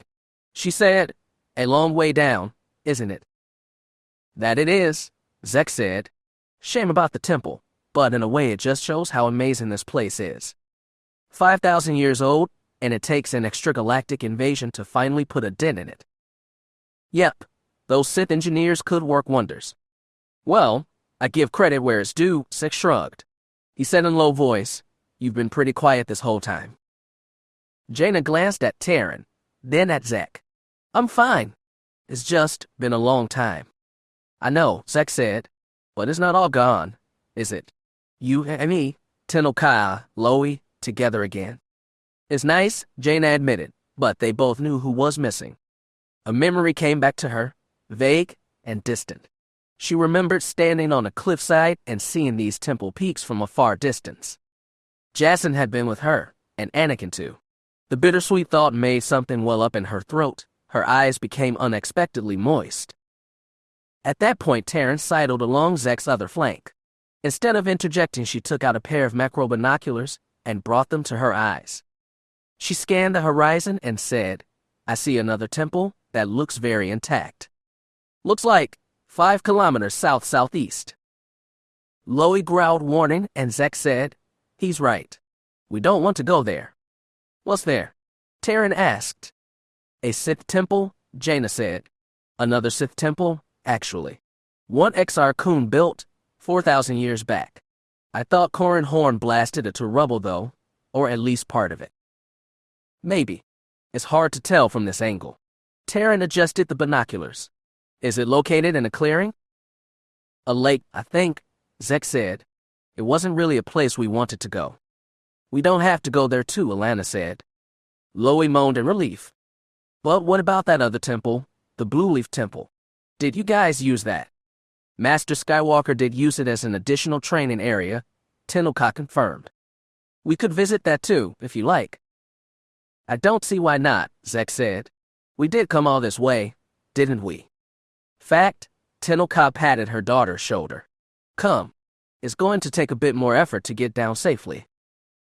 I'm ready for anything, Alana said with a youthful confidence that made everyone, even Jaina, crack a smile.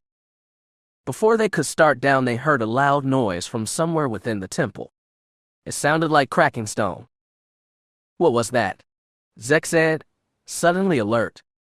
Loie moaned something, and Tenno-ka nodded in agreement. Some crumbling structure, I expect. We should be cautious. As they moved again through the dark halls of the temple, Jaina felt a chill go through her body. She looked around at the others. Zek, Loie, and Tenno-ka were all extra alert, and she felt a nervousness emanating from all of them. Do you feel that? She spoke aloud. I feel something, Zek muttered, and Loie grunted in agreement. Taryn, at the head of the group, stopped dead in her tracks. Feel what? Is this some kind of Jedi thing? I don't think I feel anything, Alana said. It does seem a little chilly, maybe. This is familiar, Zek said. Almost like. Like what? Jaina asked, because she didn't want to be the one to say it. She hadn't felt this in the Force for almost 20 years, but she remembered it in her nightmares. Voxen, said Tenno-ka. It can't be Voxen. Jaina snapped. We killed their queen. Anakin died so we could kill their queen. And how could they be here, on Yavin? The Yuuz and Vong are gone. Nobody's even seen them in over a decade. It's not possible. We need to get out of this place fast. Terran snapped. We'll call the fighters in orbit and have them pick us up. There's not room for all 6 of us in middles, Zek told his wife. Let's just stay calm and get back to the shuttle. It can't be Voxen, Jaina repeated. Something else maybe, but not Voxen. Oh, Jaina, Tenel Ka breathed. I'm so sorry. Jaina spun to look at her friend, but as soon as she turned they heard the skittering of claws on stone. Terran spun her light beam to face the noise and motion flashed out of the darkness, scampering legs, white teeth, glowing gold eyes. It lunged forward and in the cramped space of the hall there was no room to hide. Tenel Ka grabbed her daughter with the force and hurled her against the floor. Terran fired vainly, laser blasts leaving pitiful scorch marks on his armored hide. Zek, Jaina, and Loie ignited their lightsabers, even as they tried to dodge the creature. Loie let out a yelp of pain as the Voxen threw him to the ground. As the creature whipped past them, Jaina stabbed outward with her lightsaber, jabbing the animal in the side. It let out a horrible scream and whipped its tail back and forth, knocking Zek to the ground. In the cramped space of the hallway, there was no room for it to spin around, so instead of turning to attack Jaina, it kept barreling down the hall. It turned with the corner and kept moving, leaving its victims in its wake. Report. Terran snapped, staggering for her husband. We're all right, Tenel Ka said, finally stepping back from Alana after shielding her with her own body. Loie let out a weak moan, and Jaina crouched low to inspect his wounds. She felt warm blood on his fur, and in the light of the glow lamp saw red streaks across his side. Loie groaned again, trying to tell her the wounds weren't too bad, but his eyes were going unfocused. Jaina's mind tried to race back 20 years to that horrible world ship over Mirkor, where they had fought the Voxen and doing so lost almost half a team of promising young Jedi Knights, including her younger brother Anakin and, in some sadder way, her older one too. She remembered the Voxen's acidic saliva and their poison-tipped tails, and tried to remember if their claws were poisoned too. Terran was already on the comm to the middles in orbit, calling for help. Zek, dazed and bruised but apparently okay, shambled over to Loie and pulled some Bacta bandages from his pack. Oh, this doesn't really work for a Wookiee. Zek shook his head as he tried to attach the bandages to Loie's furry hide. Their friend was moaning weakly still, but his breath was getting slower. Jaina put her small hand in his paw and squeezed it as tight as she could, willing him to hold on until help came. We need to get out of here, Tenel Ka said, helping Alana to her feet. It'll be too hard to get the Wookiee out. Terran checked the power cells on her blaster rifle. We are not leaving him behind, Jaina snapped. It will be too hard to take him out the main entrance, Terran said coldly. We need to take him back up top. That's the way to Voxen went, Zek reminded her. Or we tried to find a hole in the east face. Jaina tried to calm herself. That would be the easiest. Agreed, Tenel Ka said, and clasped her daughter's hand. Let's go quickly, before that thing comes back. Terran took the front of the group, with Tenel Ka and Alana behind her, advising her on which way to move through the temple's dark winding corridors. Jaina and Zek shared the burden of force levitating Lobacca, all the while reaching out with their awareness and trying to sense of the Voxen. They still felt it, that familiar, half-forgotten animal need to destroy and kill, like the dark side embodied at its most primal. Mixed in with that she thought she felt fear, like the kind a wounded animal might, but she wasn't sure. It had always been Jacen who worked well with animals, at least until Mirkor. Tenel Ka was able to lead them down a few caved-in corridors, through which they were narrowly able to squeeze Lobacca. When they emerged onto a breach in the temple's east face, the 2 middle fighters were waiting for them, hovering in the air with cockpits popped open. Just as they stepped out into the open, Terran began firing her rifle downward toward the jungle clearing around the temple. The others looked down to see the sleek black form of the Voxen racing away from the temple mouth. If Terran's shots connected, they didn't do any good. The creature quickly disappeared in the jungle, though from its direction it seemed to be heading for the distant black pyramid of Exar Kun's temple. The thought filled Jaina with dread, but somehow she wasn't surprised. Jaina and Zek lifted Lobacca into the empty passenger seat behind the pilot seat, while Terran got on the comlink and ordered the pilot to take him to the shuttle for immediate medical action. They can take someone else in the other ship, Zek reminded them as the pilot awkwardly strapped the unconscious Loie into his seat. Alana, get in the ship, Tenel Ka said firmly. The girl looked at her mother with the typical Solo stubbornness, but in the end the encounter with the Voxen had rattled her, and she nodded. Tenel Ka force-lifted her daughter into the air. Alana gently waved to the others as she was set down in the middle's passenger seat. The pilot moved to strap her in, but she did it herself. Tenel Ka took Terrence comlink and spoke directly to the pilot. Take her back to Hapes immediately. Make no delay. Yes, ma'am, the pilot affirmed, and the cockpit swung shut. Jaina felt a wave of relief as she watched the middle shoot off into the sky, red engine trail blazing. The other ship, the one with Lobaka strapped inside, still hovered over the temple. Well, what are we waiting for? Zek said, gesturing to the ship. Oh no, Terrence shook her head. You can't be serious. Fastest way to the shuttle. Jaina nodded in agreement. Probably the safest too, if your pilot's good. She's one of my best, Tenel Ka said. Shall we? Terrence sighed, strapped her rifle to her side, and let Zek put an arm around her waist.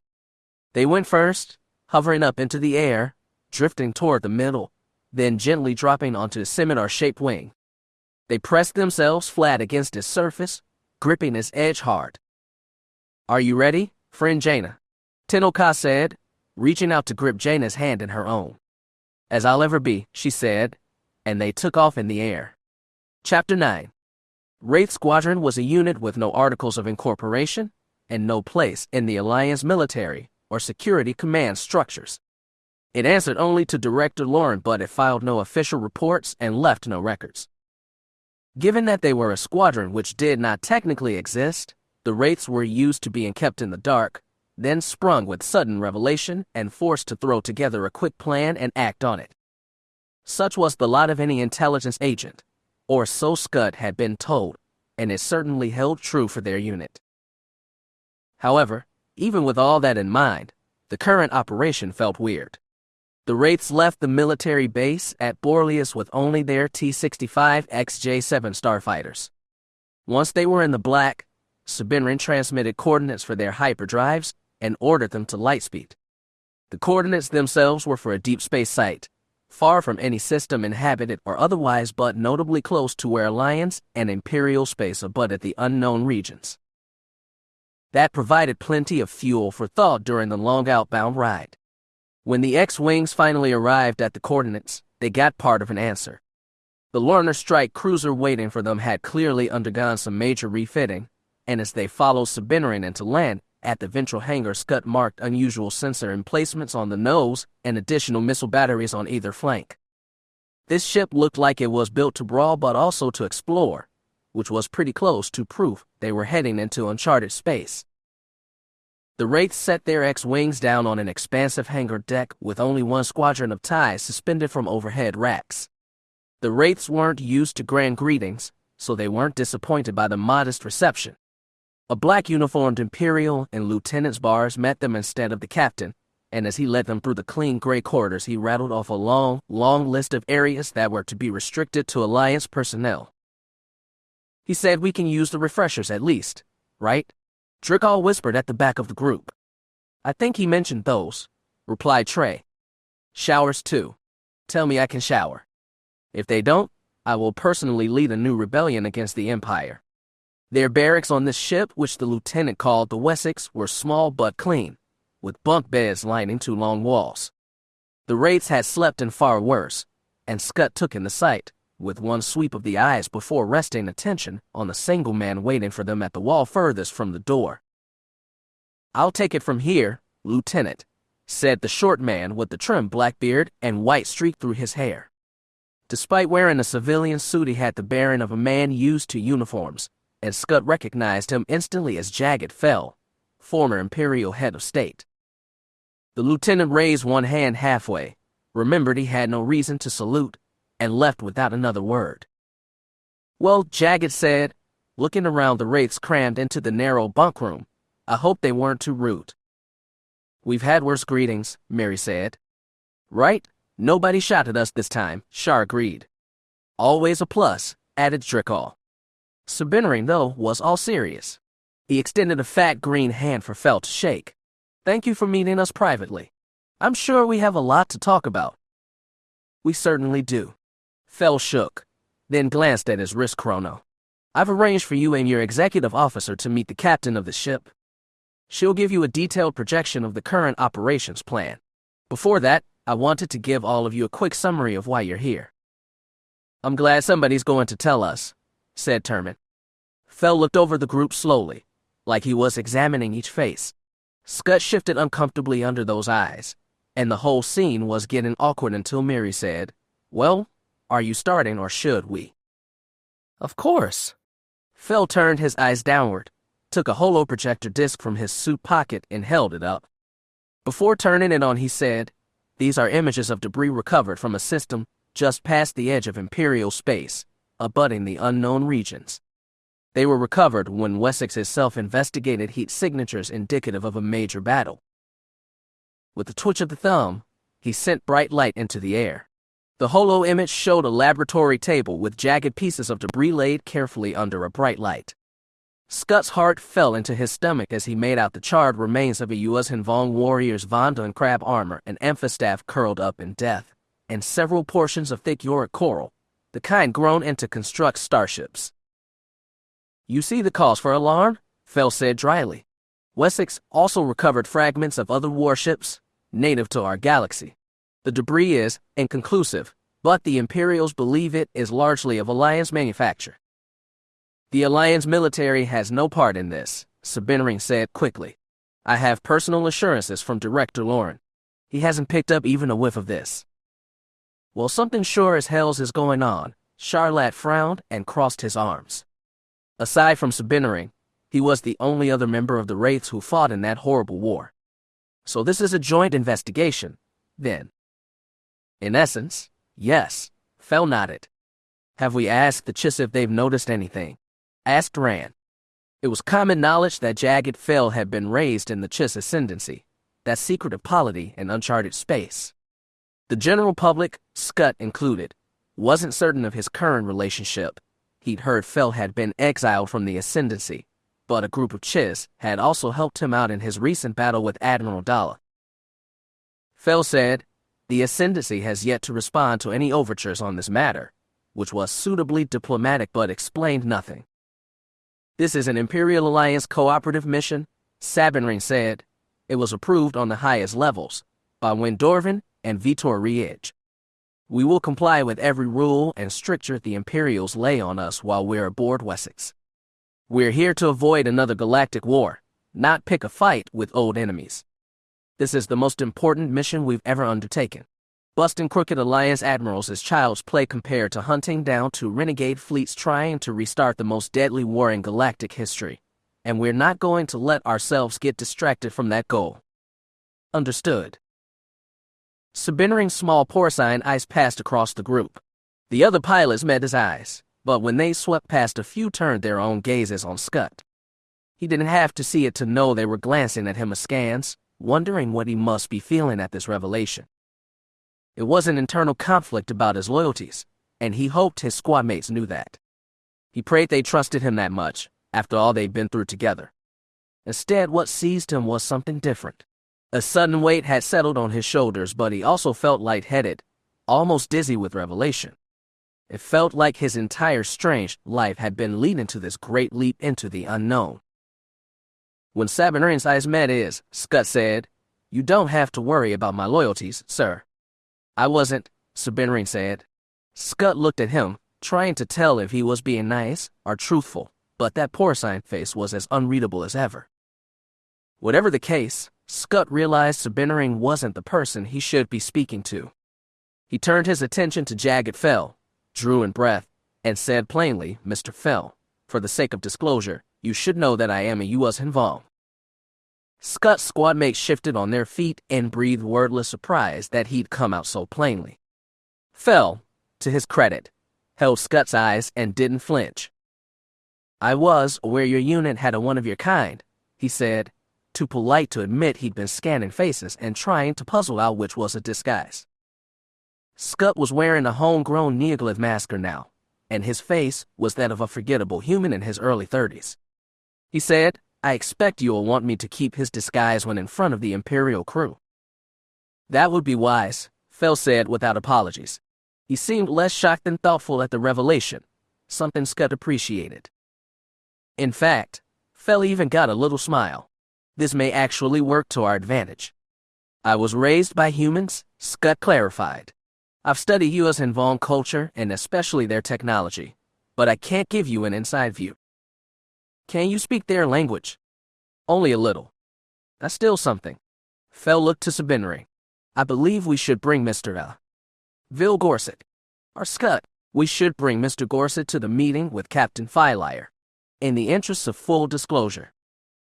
Scott felt a lot less comfortable revealing himself to an unknown Imperial captain, but he knew it wasn't his call to make.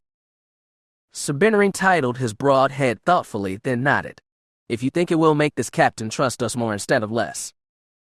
"I can't promise anything," Fel said, "but I think you will find this captain can bring her own unique view to things."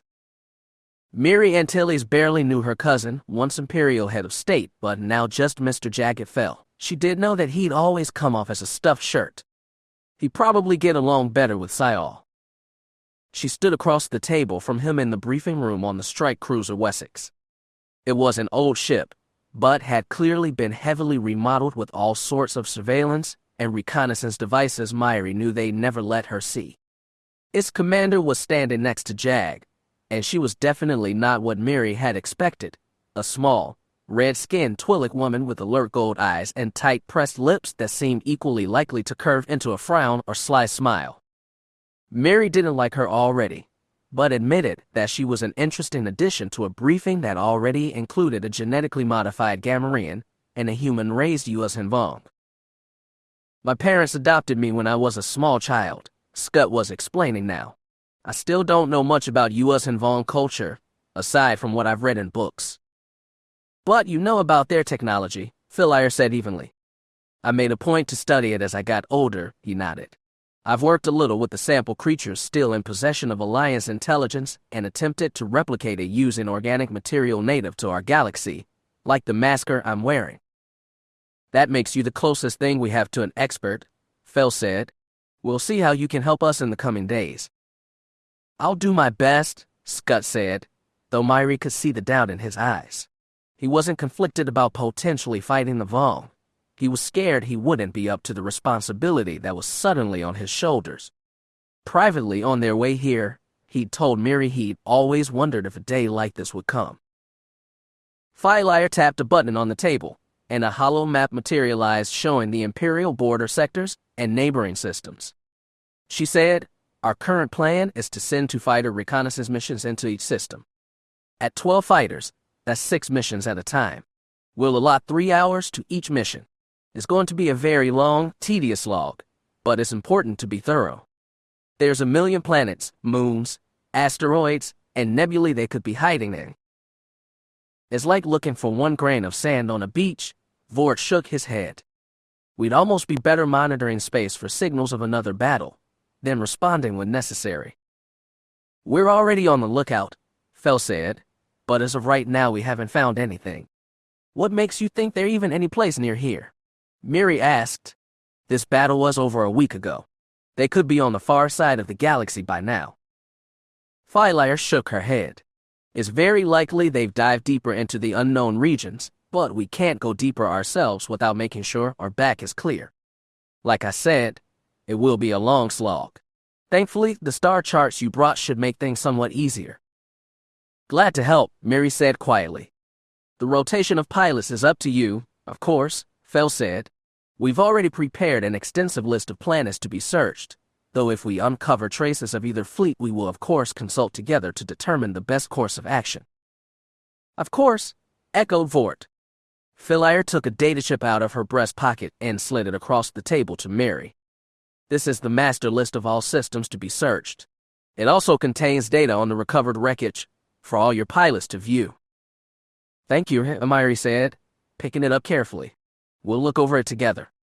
As for when we're not hunting phantom fleets," the Twi'lek said, Your pilots have free access to their quarters, of course, as well as the eatery, and all facilities on decks 4 and 5B. The identity cards we've provided them have such access keyed in. Everything else is off limits, including to their commanding officer. Vought asked. Yes, she nodded. Including you. You understand, I trust. I do, said Vought. And our service weapons. Yours as well, though I hope you have no cause to use them. Neither do I. He extended a fat green hand across the table. I look forward to hunting with you, Lieutenant Colonel. The Twi'lek woman gave the Gamorrean an appraising glance, then reached out and put her small red hand in his. Likewise, Mr. Sabinring. Jagged and Philaire watched them leave. When the door hissed shut behind them, she turned to him and said, "A.U.S. Hinvong raised by humans, a talking Gamorrean who literally escaped from the lab, and your colorful cousin. Tell me, does the head of Alliance Intelligence have a sense of humor?" The Twi'lek raised by humans asks that to the human raised by Chiss, Jagged reminded her. You could ask the same about Vitor Riech. Point taken. Philaire looked thoughtful. Tell me, has your wife ever spoken of the Force being fond of jokes? For some reason, Philaire talking about his wife made him uncomfortable. Not to my knowledge. Never mind, Philaire waved a hand. Tell me about your cousin. I don't have much to say. Myri's my uncle's daughter, but I barely know her. She went into intelligence like her mother. She has an older sister, Sayal, who's a rising officer in the Alliance Navy. Well, after losing so many senior officials, I'm not surprised they're promoting the young. Philaire seemed to purr. Like a lot of Imperials, she took pleasure in every mess the Alliance got itself into. If they have anything of their father in them, I'm sure both Antilles girls are more than capable. Are you so sure? We've seen plenty of their type, Fel. The ones born of great war heroes, government officials, or rich businessmen who get every honor handed down to them by birth. Not everyone has to be born to a slave or raised an outsider, Jack said firmly. I trust my uncle to raise his children right. Philaire favored him with a sly smile. You're a bit of a romantic, aren't you, Fel? I can see how you charmed your Jedi princess.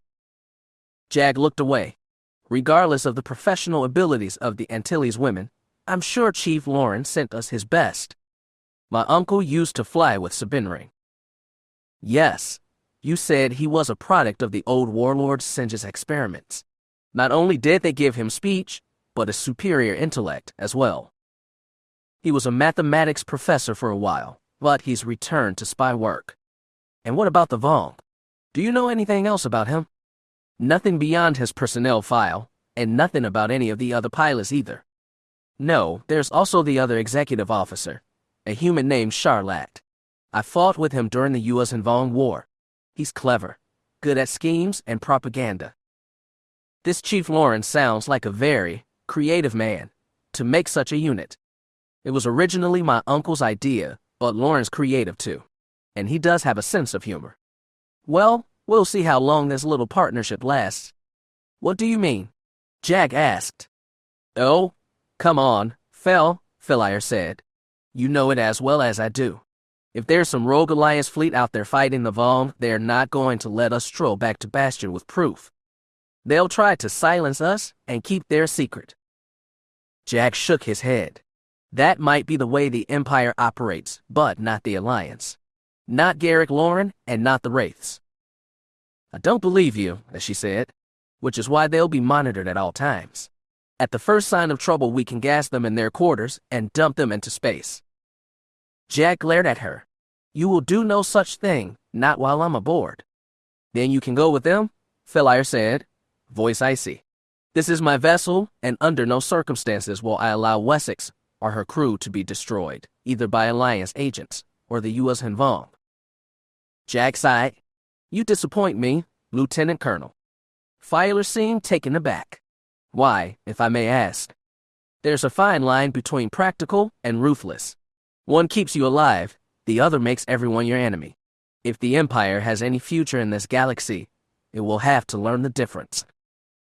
You're the one who tried to bring democracy to the Empire, then dropped the whole mess in Vitor Riech's lap and walked away. I don't need a man like you lecturing me about responsibility and command. That attack stung, because it was what Jag had been trying not to tell himself for the past 2 years. Surrendering his position to Riech had been the only way out of a civil war that could have destroyed the Empire, and at the time he congratulated himself for his cleverness. On reflection, he knew it had been unfair to Riech, and worst of all, the thing he'd been raised from birth to despise, a cowardly dereliction of duty. The hurt must have been visible on his face. Filior's voice softened slightly. Tell me, Fel, do you think the Empire has a future? There was rare vulnerability in her voice. Jagged examined her face, trying to tell if she was putting him on, but she'd shown no proclivity toward acting thus far, only provocation. I can't say. For now, with the Alliance still getting back on its feet, we have a place. In the long run, I don't know, but I think the Empire has to adapt. That's not what you'd think the Empire would be good at, but you never know. The fact that you're here, commanding this mission, is a good sign in itself. I expected to be working with some Moff's preening son, but instead I have someone who earned her rank. She kept from smiling, but still looked proud. Maybe you've spent so long climbing the ranks that you see everyone as an enemy. I don't know, but I can tell you right now that real leadership requires trust. Sometimes it involves letting go. I trusted Riech enough to hand the Empire to him. She regarded him carefully. And do you trust me, Fel? At all? I'm not sure, he admitted. I'm still trying to decide. She smiled. It was a weak, honest smile. Very well. I suppose I'll have to earn it. He watched her exit, leaving him alone in the briefing room. Gripping the table sides, he let out a long breath he hadn't known he'd been holding. This was going to be a very interesting mission. Chapter 10. As it turned out, the Red Bantha clan had one last parting gift for the Chuda Utmian. It wasn't a particularly impressive parting gift at first glance. Apparently, they found it abandoned on the edge of their territory, half buried in sand. They dug it out and ransacked the thing of various components, as Tuskens usually did when they got their hands on Outlander technology. They'd torn out parts of the control console, ripped out all the seating, and peeled away half of the outer plating. But at the end of the day, there was still an XP-40 landspeeder with intact engines and repulsors. The question was whether that would be enough. Ben had hoped to start out at dawn. Their quarry already had maybe a half-day's head start on them, wherever she was going. Tahiri reminded him that she was probably moving at night and hiding during the day, like any sane being would, and that meant there was still plenty of time to catch up to her. It made logical sense, but it didn't make Ben any happier to spend a good 3 hours trying to figure out if the XP-40 would fly without exploding on them.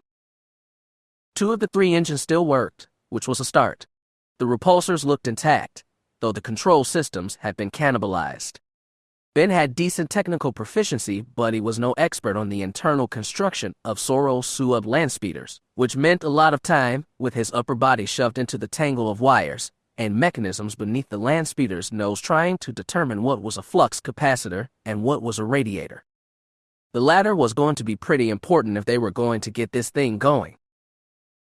So after 4 hours of fishing around inside the guts of the XP-40, he walked over to the rock outcropping where Tahiri had been alternately watching and talking with the Tusken leader. He had no idea about what. At that time, Tahiri was sitting on the rock alone, watching him approach. When he got there, he dropped himself on the stone next to her and sighed. This is crazy, he said. Do these people have any mechanical aptitude at all? Did they know what they were doing when they found this thing? Or did they just pull out stuff they thought looked pretty? Mostly the latter, Tahiri said. Tuskens are a very traditional people. Anything of Outlander origin is considered suspect. But they still scavenge for scrap. Tahiri shrugged. They don't like foreigners, but they also like to survive, which is never easy in the desert. It's a strange relationship, I know. They never ditch Banthas for landspeeders, but they're fine with scavenging equipment or trading for Outlander guns. That was the biggest criffing mess I've ever seen, Ben complained. I had to completely rewire the radiator.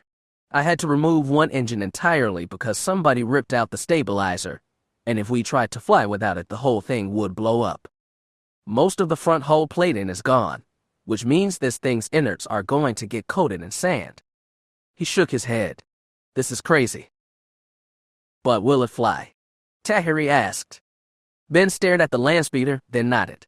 Yeah, she'll fly. Tahiri draped an arm over his shoulder and gave him a hug.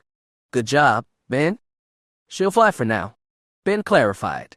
She'll fly until the radiator roars of an engine falls off or the insides get so clogged with sand they just plain stop working. Take it slow and steady, Tahiri said. I doubt we'll have to go far. You think so? Ben scowled. While you were working, they showed me which way she went. Out across the dune sea, west-southwest. My guess is she's on her way to Anchorhead. Anchorhead, Ben repeated. Sounds familiar. Dad grew up outside there. But that's not a big city like Mos Eisley, is it? No, but it'll have speeders for rent, speeders that can take her or us to the spaceport. Wizard, Ben sighed. Wizard, Tahiri smiled. By my guess, we're about a half-day's ride from Anchorhead. Stretch it out to a day if we go slow and steady. Either way, we should be moving a lot faster than the girl, so we won't have any problems overtaking her. You know how to track in a land speeder. Never done it before, but if we go slow, it shouldn't be too hard. Tahiri paused. I think. It's been a while since I had to follow in an open desert. I don't think the girl's going to be covering her tracks, though. Well, there's only one way to find out. Ben stood up. I'm going to give our precious carriage a once-over before we get started. Take your time, Ben, she said. I'm going to say some goodbyes. Goodbyes. Ben raised an eyebrow. You getting back to your roots or something? Not quite. Tahiri shook her head. She had a sad smile. These people saved us. They deserve thanks. Yeah, well, you do that, Ben said, and scrambled back to the landspeeder. He didn't like spending any more time around Tuskens than necessary. They might have saved him, but he knew very well what if it hadn't been for Tahiri, they'd have slaughtered him just as easily. It was strange to think about such primal, tribal creatures as the Tuskens. He wondered how they could relate to the Force. Tahiri, obviously, had come to the light side even after being raised in such a harsh environment. She'd had plenty of problems staying there, but that was due to what happened after she'd left Tatooine. Ben's father had explained to him how the U.S. Hinvong had been stripped of the Force due to the savagery their civilization had fallen into. He still wasn't exactly sure how that worked, but it seemed almost like the Force had cut them off, like a doctor severing an infected limb. Perhaps the Tuskens were something similar. They were outside civilization, which meant their violence and anger was outside the Force as well. If so, that meant the Force, with its light side and dark side, were the province of civilization only, of beings with reason and law, completely detached from the more natural, animal state of being. It was a weird thing to think about, and Ben pushed it aside. He had to concentrate on one thing now, one thing only, and that was getting the landspeeder to fly without killing them all. As he set himself to work, he grimly reminded himself that Jason had also asked too many questions. The Red Bantha clan didn't give them any hollering send-off, and for that Ben was grateful. Two of them were gracious enough to give the landspeeder a forward shove across the sands, which was nice, because even though the repulsors worked pretty well, Ben needed a little forward momentum to bring the engines online. The Tusken scrappers had also been gracious enough to leave the forward windscreen intact, which meant that even though the front of the landspeeder was sucking dust, some of which seeped its way through the machinery and into the seating area, at least it wasn't blowing into their faces. Tahiri was right, at least, about the girl not being hard to track. Even after a half-day's walking distance, her path was still evident. Her footprints wound their way through the troughs of sand dunes, just as Ben and Tahiri had done the day before. From time to time, Ben would cut the engines entirely and drift on repulsors to keep them from overheating. It was good to stay close to the ground, following her tracks at a pace that was slow but steady. At Ben's guess, they could catch up with the girl in just a few hours, assuming she was still out there, trekking across the dunes. Ben and Tahiri didn't talk much on the way, but after about an hour of flight, they spotted something unusual on the horizon. The girls' tracks were leading right to it, so they followed both their quarry and their curiosity to find a mass of hulk and sand-scorched metal towering like a monolith some 20 meters high. Its rusted body sat on a pair of mammoth treads which were scorched with blaster marks. The treads had sunken halfway into the sand by now, and the big trapezoidal body tilted awkwardly to one side. The craft's heavy hull plating had been halfway stripped off, exposing large portions of the inner body to the elements. A Yawa sandcrawler, Tahiri explained as they settled the land speeder next to his derelict hull. Looks like it's been here forever. Decades? Probably. I don't feel the girl here, Ben said, stretching out with the force. I don't either, Tahiri said. I thought I saw tracks leading away. She probably just stopped here to see if she could scavenge anything. Think we should too. Ben craned his neck and tried to look inside the sandcrawler. All he could see was thin layers of sand draped across miscellaneous machinery. Tahiri shook her head.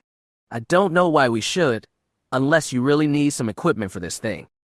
Even then, I doubt you'd find much good here. Looks like scrappers got to this thing ages ago. Yeah, Ben nodded.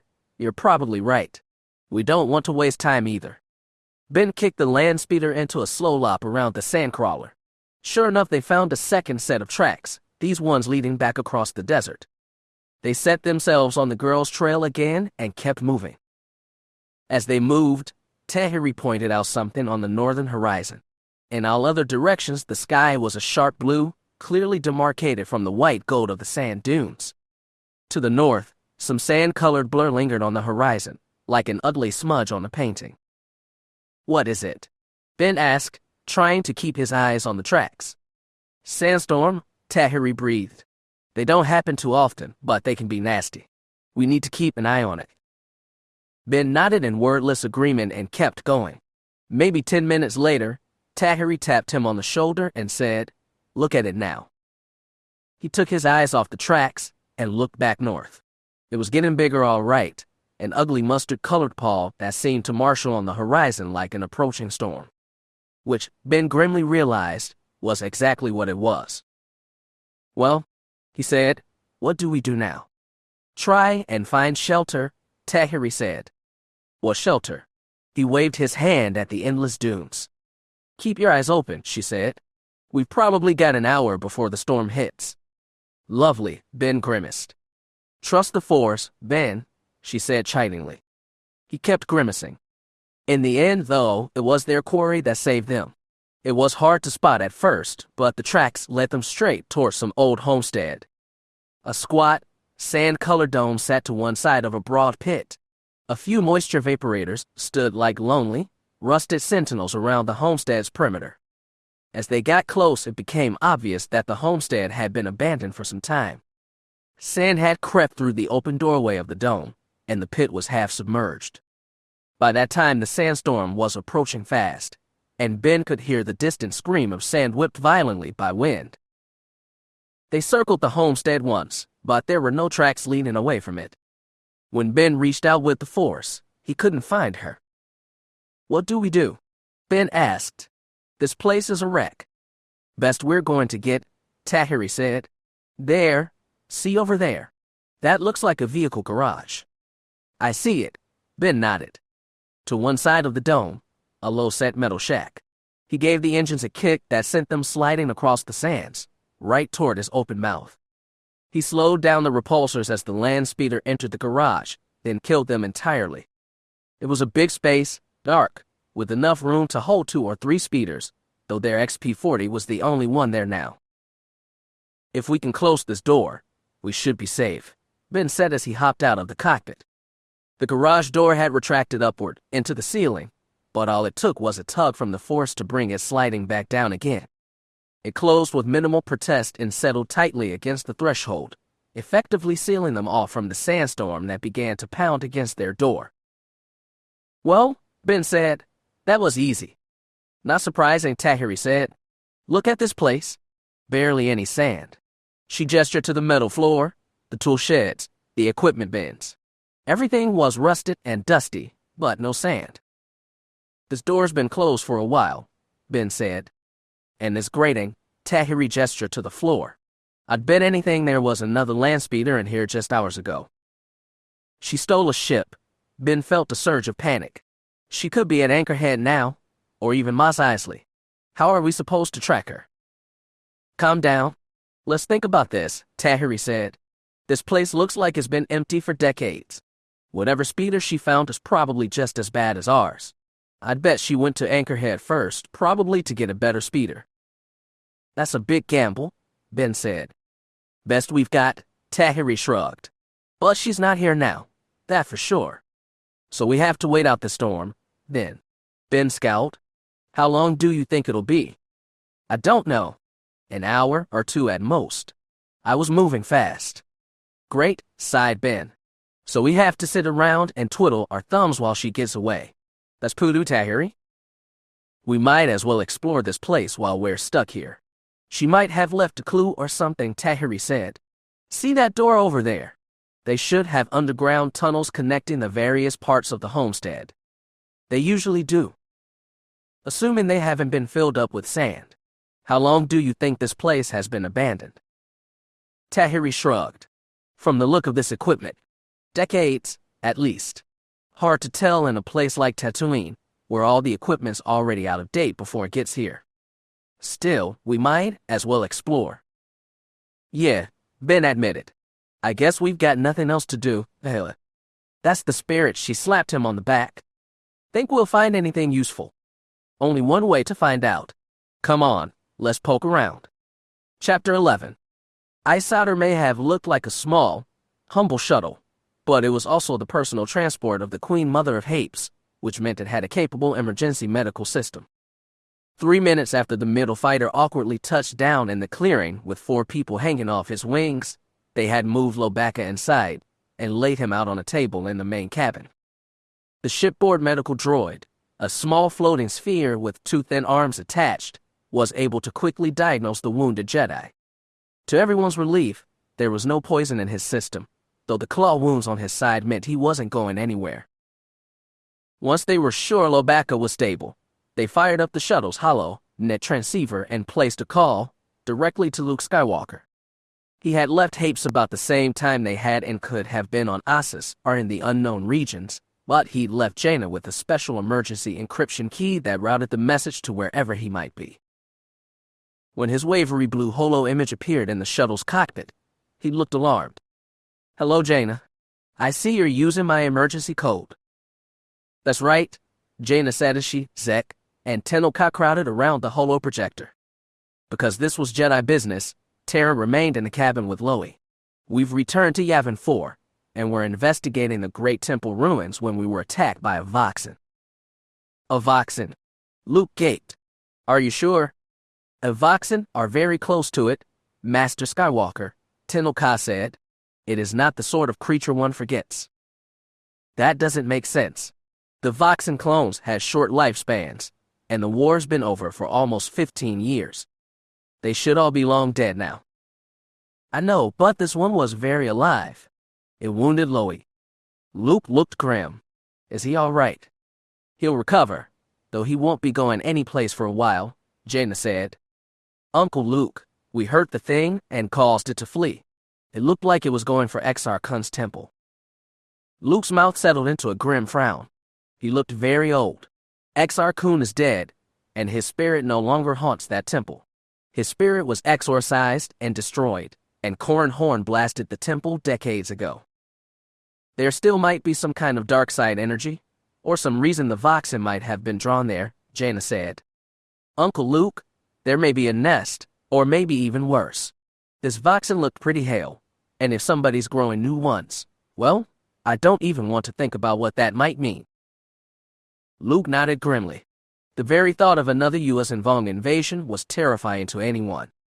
Master Skywalker, Zek said, I have to ask, do you know where Zana Maseket is? Has anyone been in contact with it in the past decade? Do we have any idea what the Vong have been up to at all? Luke's image stared at him but said nothing. Even now, it seemed, he had secrets to keep. Master Skywalker, Tenoka said, I think it would be best to make a tentative exploration of Exar Kun's temple. Luke's blue blur gaze shifted to her, like he was trying to size up her intentions. Then, slowly, he nodded. Very well, as long as you proceed with extreme caution. Where is Alana? I have sent her back to Hapes, Tenel Ka said. You should be going back to, Your Majesty, Luke said, and abandon my friends. Tenel Ka cocked a red eyebrow. If that is your order, Grand Master, I will do so, but only as an order. It was advice. Very well, said Tenel Ka, and that was all either needed to say. All right, Jaina said, Uncle Luke, we'll keep in touch. I planned on heading out with Tenel Ka, Zek, and Taryn. We'll leave Loe on the ship, under guard, and keep a comlink open at all times. Very good. I'll dispatch a team to assist you. Jaina didn't know if that would be necessary, and she didn't know if it would get there in time, but she didn't argue. It certainly couldn't hurt. Thank you very much, Uncle Luke. His eyes scanned all three of them. May the Force be with you. And you, Master Skywalker, said Tenel Ka, and the holo flicked out. For a moment, nobody said a word. Then Zek exhaled. Did anybody else think that was weird? Master Skywalker has the right to keep secrets, Tenel Ka said. We simply have to keep faith in his judgment. I have faith? Zek insisted a little weakly. When they went back into the cabin, they found Taryn already prepping their supply packs and recharging their blasters. How did you know what we'd be doing? Zek asked. I can guess. You Jedi are pretty predictable. She gave her husband a sly smile. It's fine, though. Traipsing through the jungle after some dark side monster is what I always wanted for my honeymoon. Well, it'll be just like old times, Zek said, and threw a smile back at Tenel Ka and Jaina. Neither returned it, and his own grin wilted. After that, they got to work. 15 minutes later, they marched out into the jungle. It was about an hour's walk to Exar Kun's temple, and they took it slowly and cautiously. The three Jedi reached out with the Force, tentatively seeking the same dark, cold feeling associated with the Voxen. Yet the whole time they felt nothing except for the ordinary sensations of a forest full of life growing, sleeping, hunting, eating, chattering, calling, loving. In all its messiness, it achieved something like balance, and Jaina had spent so long in an artificial places like Coruscant that she forgot the natural harmony of Yavin 4's jungles. It drew her thoughts further, not just to Yavin 4's jungles, but to a place even more serene, where all the struggles of life had seemed to sing with joyous music in the Force. That place had been Zenoma Second, and if the U.S. Hinvong really had returned, she wondered what could have happened on that paradise world and what sort of shape it was in now. The very existence of Voxen implies something had gone very wrong. They went through the jungle without speaking for almost a half hour before Zek interrupted the silence. He tapped Taryn on the shoulder and said, Do you see something over there? All three women turned to look where Zek pointed. Jaina saw no motion except for the slow sway of trees in the breeze, but something did seem odd. A patch of the forest seemed discolored, like two layers of shadows falling over each other. Taryn hefted her rifle and cautiously stepped forward. Zek raised his rifle as well, and Jaina and Tenel Ka followed in their wake. As they walked, Jaina felt a cold shiver run down her spine. She saw Zek and Tenel Ka stiffen as well, and the three exchanged looks. Taryn, unaware, kept going forward. As they got closer, they more clearly saw some kind of camouflage net drawn tight over a large object. The area surrounding looked trampled and burnt, as though a ship had landed here. Ship, Jaina muttered. The camo net couldn't hide what the Force was screaming to her. I could guess that, Taryn said. Somebody must have parked one right in the jungle. No, Jaina said. A ship. Zek looked alarmed. You mean the Sith ship, the one Alima Rar had? Alima, and others, Jaina said grimly. The ship had originally been recovered from Zyast by Ben Skywalker after being sent there as a trial by Jacen in the days before he became Ketis. After the mad Twi'lek Alima Rar had died, the ancient semi-sentient Sith vessel had gone in search of a new owner, and as best Jaina knew, that was currently Vestarakai, the Sith girl who had toyed with Luke and Ben for months before finally betraying them. By now, Taryn was getting close to the net, and Jaina reached out with the Force to pull her back. The Happen woman spun around, shooting an angry glare at Jaina. "Don't touch it," she said. "It's a Sith vessel. It probably has all kinds of traps on it." "She's right," Zek added. "You don't want to get close to that thing." Tenno Ka scowled. "What is it doing here? And how is it connected to the Voxen?" "Sith breeding Voxen," Zek shook his head. "Not even my nightmares could come up with that." Still scowling, Terran said, "Correct me if I'm wrong, but aren't Voxen creatures bred by the Yuuzhan Vong? Some hybrid of Vong beasts and the Vornskirs native to Mirkor. How is it even possible for the Sith to create them?" The answer was obvious, but nobody wanted to say it. A Sith-Vong alliance surpassed everyone's nightmares. Jaina took a deep breath and said, "Come on, let's get to the temple right away." "You sure you don't want to wait for backup?" Zek asked. Jaina looked at the blackened earth beneath ship. "This thing's probably been here for less than a day. They probably came to search the temple, and if that Voxen made it back, they probably already know we're here." "We could wait here and set a trap for them," Terran said. "We're too close to that thing already," Jaina gestured to ship. "It could be warning them right now." "No, we're going to the temple to head them off." "That could be dangerous if we're outnumbered," Zek said. "Ship isn't very big. It doesn't have room for a whole legion of Sith, especially if they brought Voxen along." "No, we're going to do this, and we're going to do this now. Understand?" Jaina clenched the lightsaber in her hand. "We're going to find Vester Akai, and we're going to capture her." The name lit recognition in everyone's eyes, even Terran's. The Happen woman, finally, gave an approving nod. "All right then. We'll follow your lead." "Thank you," Jaina said crisply, then led them away from ship. It took another half-hour's walk through the jungle before they reached Exar Kun's temple, but when they did, it was clear that Corran Horn had done a job on it, all those years ago. The sleek obsidian pyramid still rose high from its square platform, in the middle of the mirror dark lake, but the perch where Exar Kun's statue once stood had been reduced to scorched rubble. The entry plaza was littered with broken stone and debris. Vines had crawled up the sides of the pyramid and crept through cracks in his face. "He doesn't look so tough," Zek said, attempting bravado. His wife seemed unimpressed as she skirted close to the water's edge. "This lake looks deep. Are we going to have to float again?" "I do not think that will be necessary," Tenno Ka said, and with long nimble strides stepped across the water. Instead of falling, she seemed to hover atop the surface, leaving shallow ripples with every footfall. After 2 long steps, she turned around and gave the others the hint of a smile. "Stepping stones," Zek said. "Quite," Tenno Ka nodded. "They are spaced rather far apart, but you can see them if you look closely." Zek followed after her, followed by cautious Terran and finally Jaina. As they crossed the lake, Zek asked, "So did you used to go exploring here too?" "Of course," Tenno Ka said, "though I admit I never went inside the temple." "Well, there's a first time for everything," Zek said. When she reached the debris-strewn plaza around the entrance, Tenno Ka stopped to consider. "I doubt that, but the Force is full of surprises."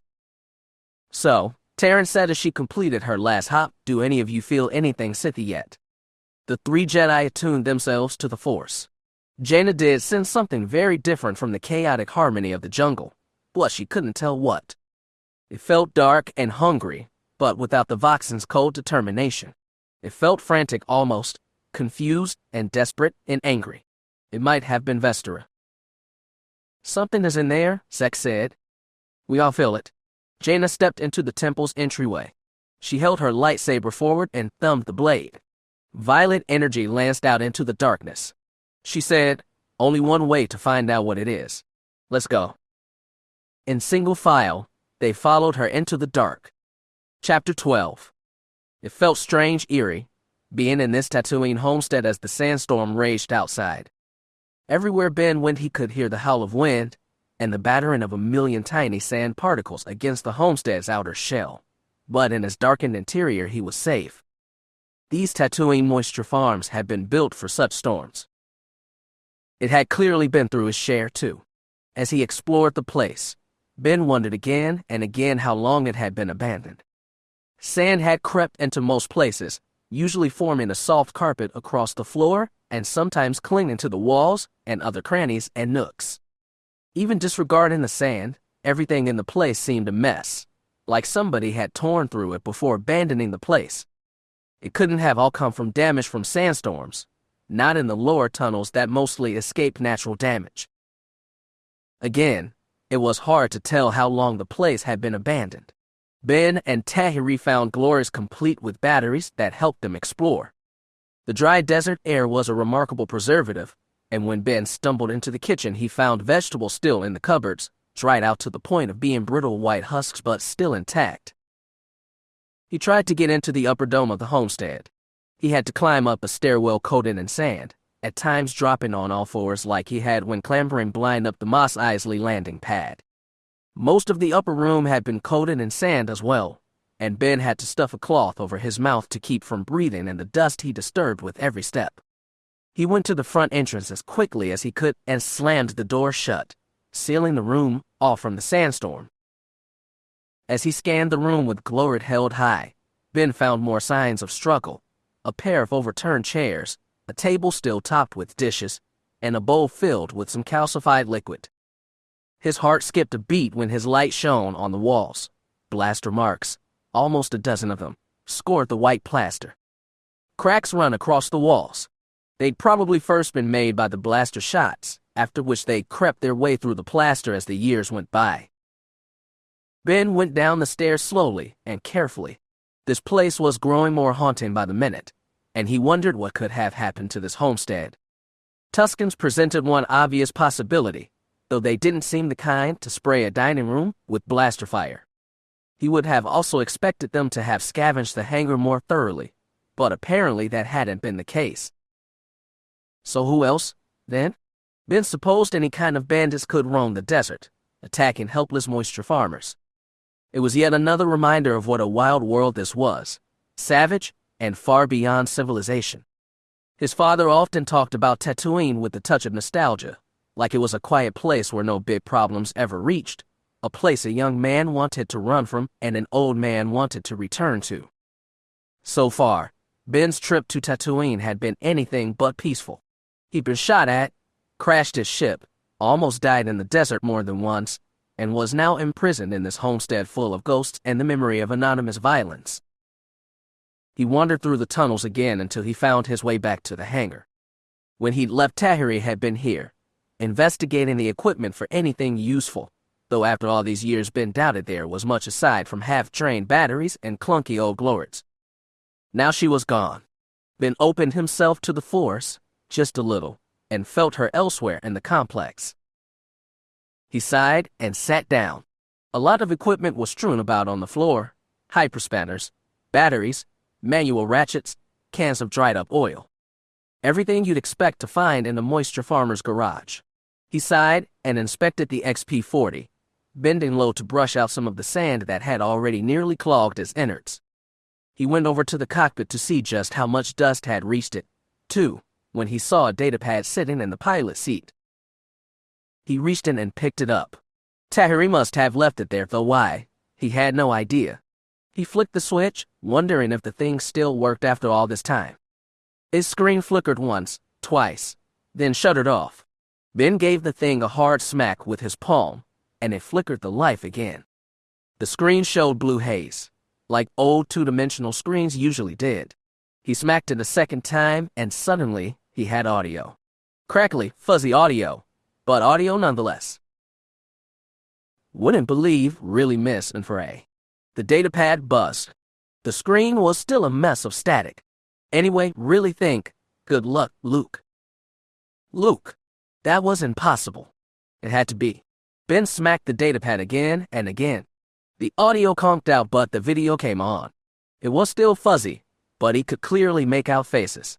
A young man, barely older than Ben, with a thin face and dark mustache, leaned in front of the screen.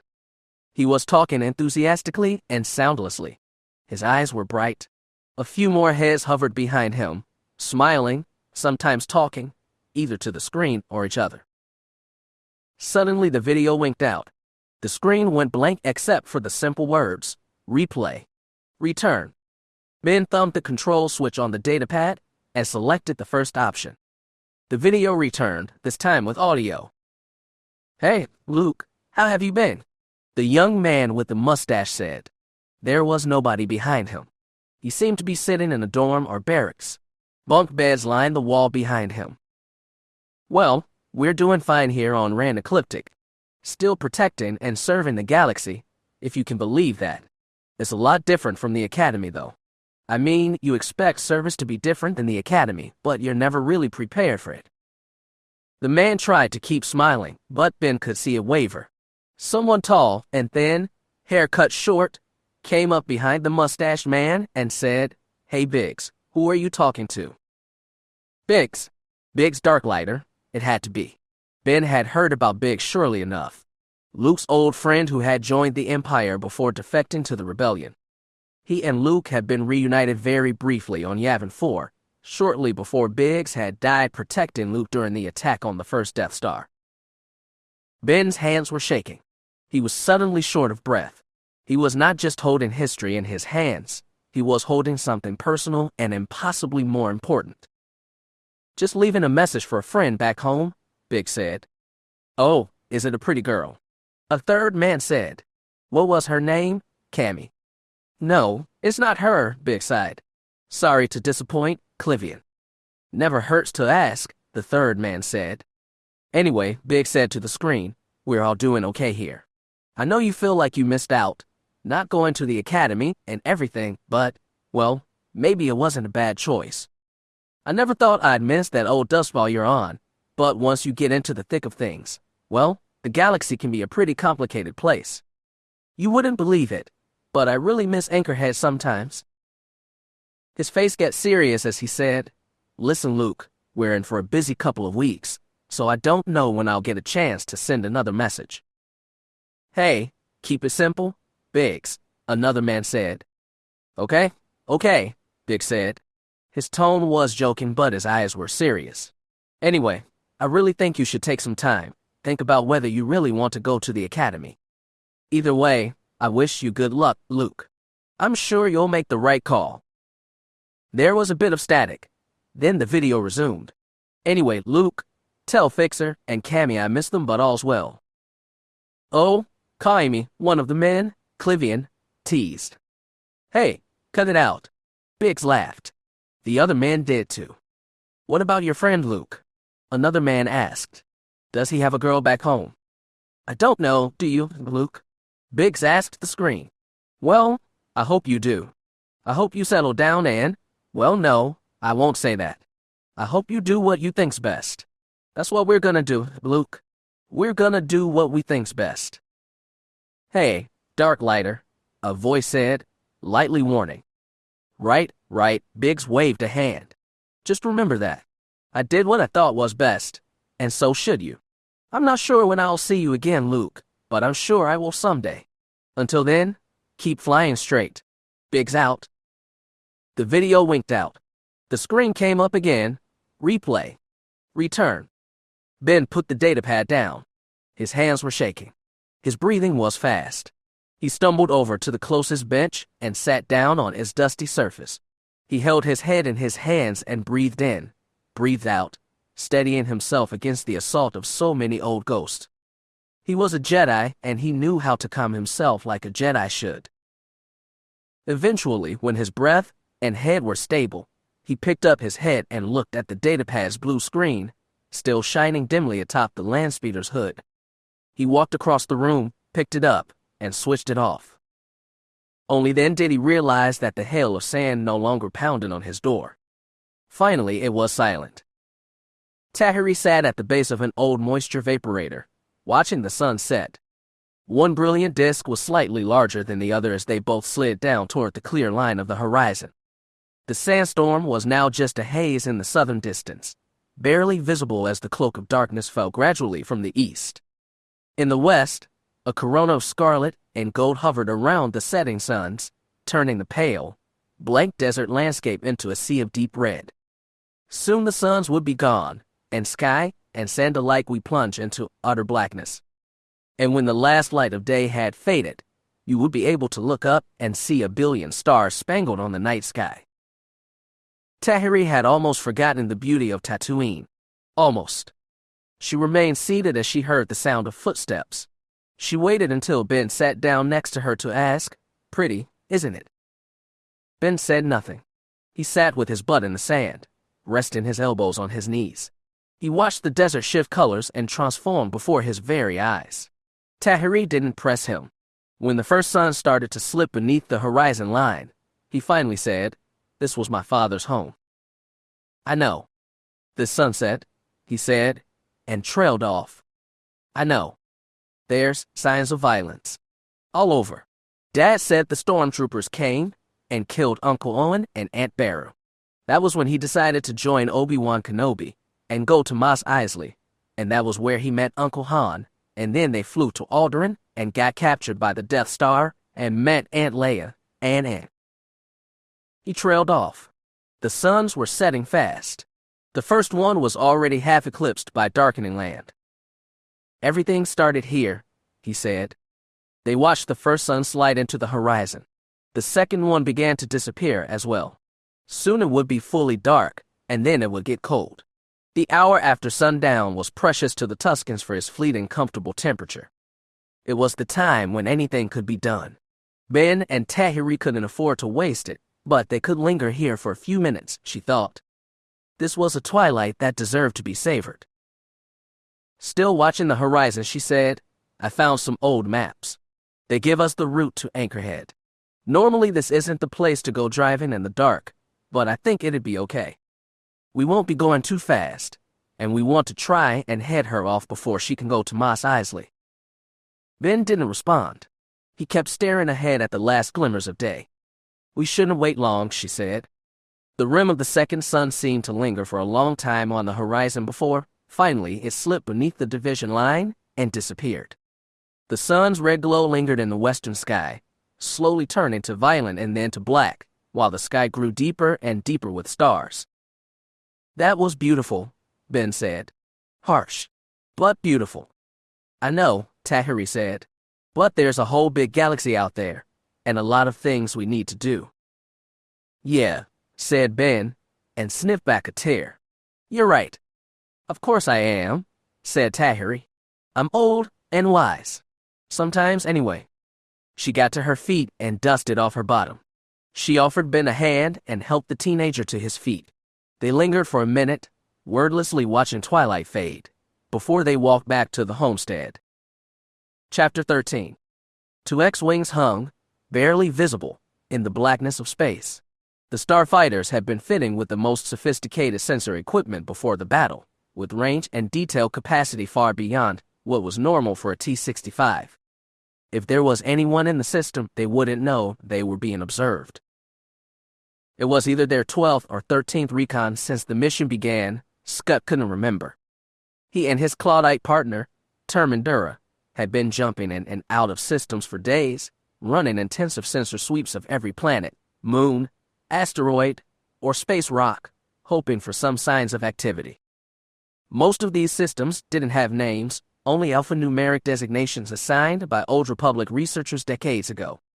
Missions like these reminded Scott just how immense the galaxy really was and how much of it was filled with nothing except lifeless rocks and gases drifting through the vacuum. In a way, though, he was glad of it. If someone did find U.S. Hanvong ships lurking in the unknown regions, he didn't want to be the one to do it. It wasn't that he was afraid of fighting members of his own race. He was more afraid of letting down his peers in Wraith Squadron, or just as bad, appearing weak or indecisive in front of them. He and Termin drifted at sublight speed toward the X-3BR-19 system's largest planet, a silvery gas giant with a dozen moons and a broad ring. As agreed, Termin ran sensor sweeps for unusual minerals or energy signatures, while Scott searched for life signs. By now this was such a routine that Scott barely paid attention to the readouts. Nothing, and a whole lot more nothing. The only thing that kept him from falling asleep on these missions was that nagging worry that maybe, just maybe, they'd run into the U.S. Hanvong somewhere. "Hey, Scott," Termin's voice crackled over his comlink. "I'm picking up water on the third moon." "Ice, you mean?" Scott asked lazily. "Not sure. Looks like ice, plus geyser eruptions on the surface." Does not sound relevant, Scott said, but intensified his own sensor sweep on the moon anyway. Temperature readings are patchy too. Probably denotes tectonic instability beneath the moon's surface. Are you sure that's our business, Shifter? Scott asked. Then something lit up on his screen and his heart beat faster. Hey, I'm getting organic residue readings from the moon. Let's swing by for a closer look, Terman said, and the two X-wings veered onto a direct course for the moon. Its surface seemed to glimmer in the reflected light of the system's primary, and this in turn reflected on the ice particles in the planet's ring. Pretty thing, ain't she? Said Terman, and Scott reluctantly grunted agreement. As they drew closer, Scott's sensor scans became slightly clearer. It looked like there was some organic material floating in low orbit over the moon, which was strange. He felt sweat prickle underneath his helmet, and his heart beat even faster in his chest. Might have something, he said. Follow my lead. Let's check it out. Terman sent his affirmative, and Scott plunged closer to the moon. He could see nothing with his naked eye, but the sensors were pointing out small chunks of organic material drifting in orbit. He followed where the sensors told him to go, and soon he saw tiny flecks of black drifting over the moon's icy surface. See it? Scott said. Yeah, Terman replied. What do we think it is? Debris. U.S. Hinvong debris, of course. It was the only possibility. Scott felt cold settle in his gut as he brought the X-wing closer still. He could make out jagged, twisted shapes, the kind of wreckage you'd expect from a small space battle, except all of his readings labeled them organic. Hey, he asked Terman, anything artificial showing up on your scans? No, Terman said. Looks like this was a one-sided fight, if that is what it was. I don't know what else it could be, Scott admitted. As they drew close to the debris field, its contents became clearer still. Fried chunks of Coral, some 2 or 3 meters long, drifted in front of his cockpit. Maybe someone got ambushed, Terman suggested. It doesn't look like a big fight. A patrol, maybe, Scott suggested. Can you pick up any residual energy signatures? Faint, maybe. It's hard to tell. Hey, you see that big chunk over there? Where? Scott scanned the debris field visually. You are right. I think I see something. Not sure what it is, though. As he flew toward it, though, he recognized the profile. It was about the same size as his X-wing, bulbous in the rear but elongated in the front.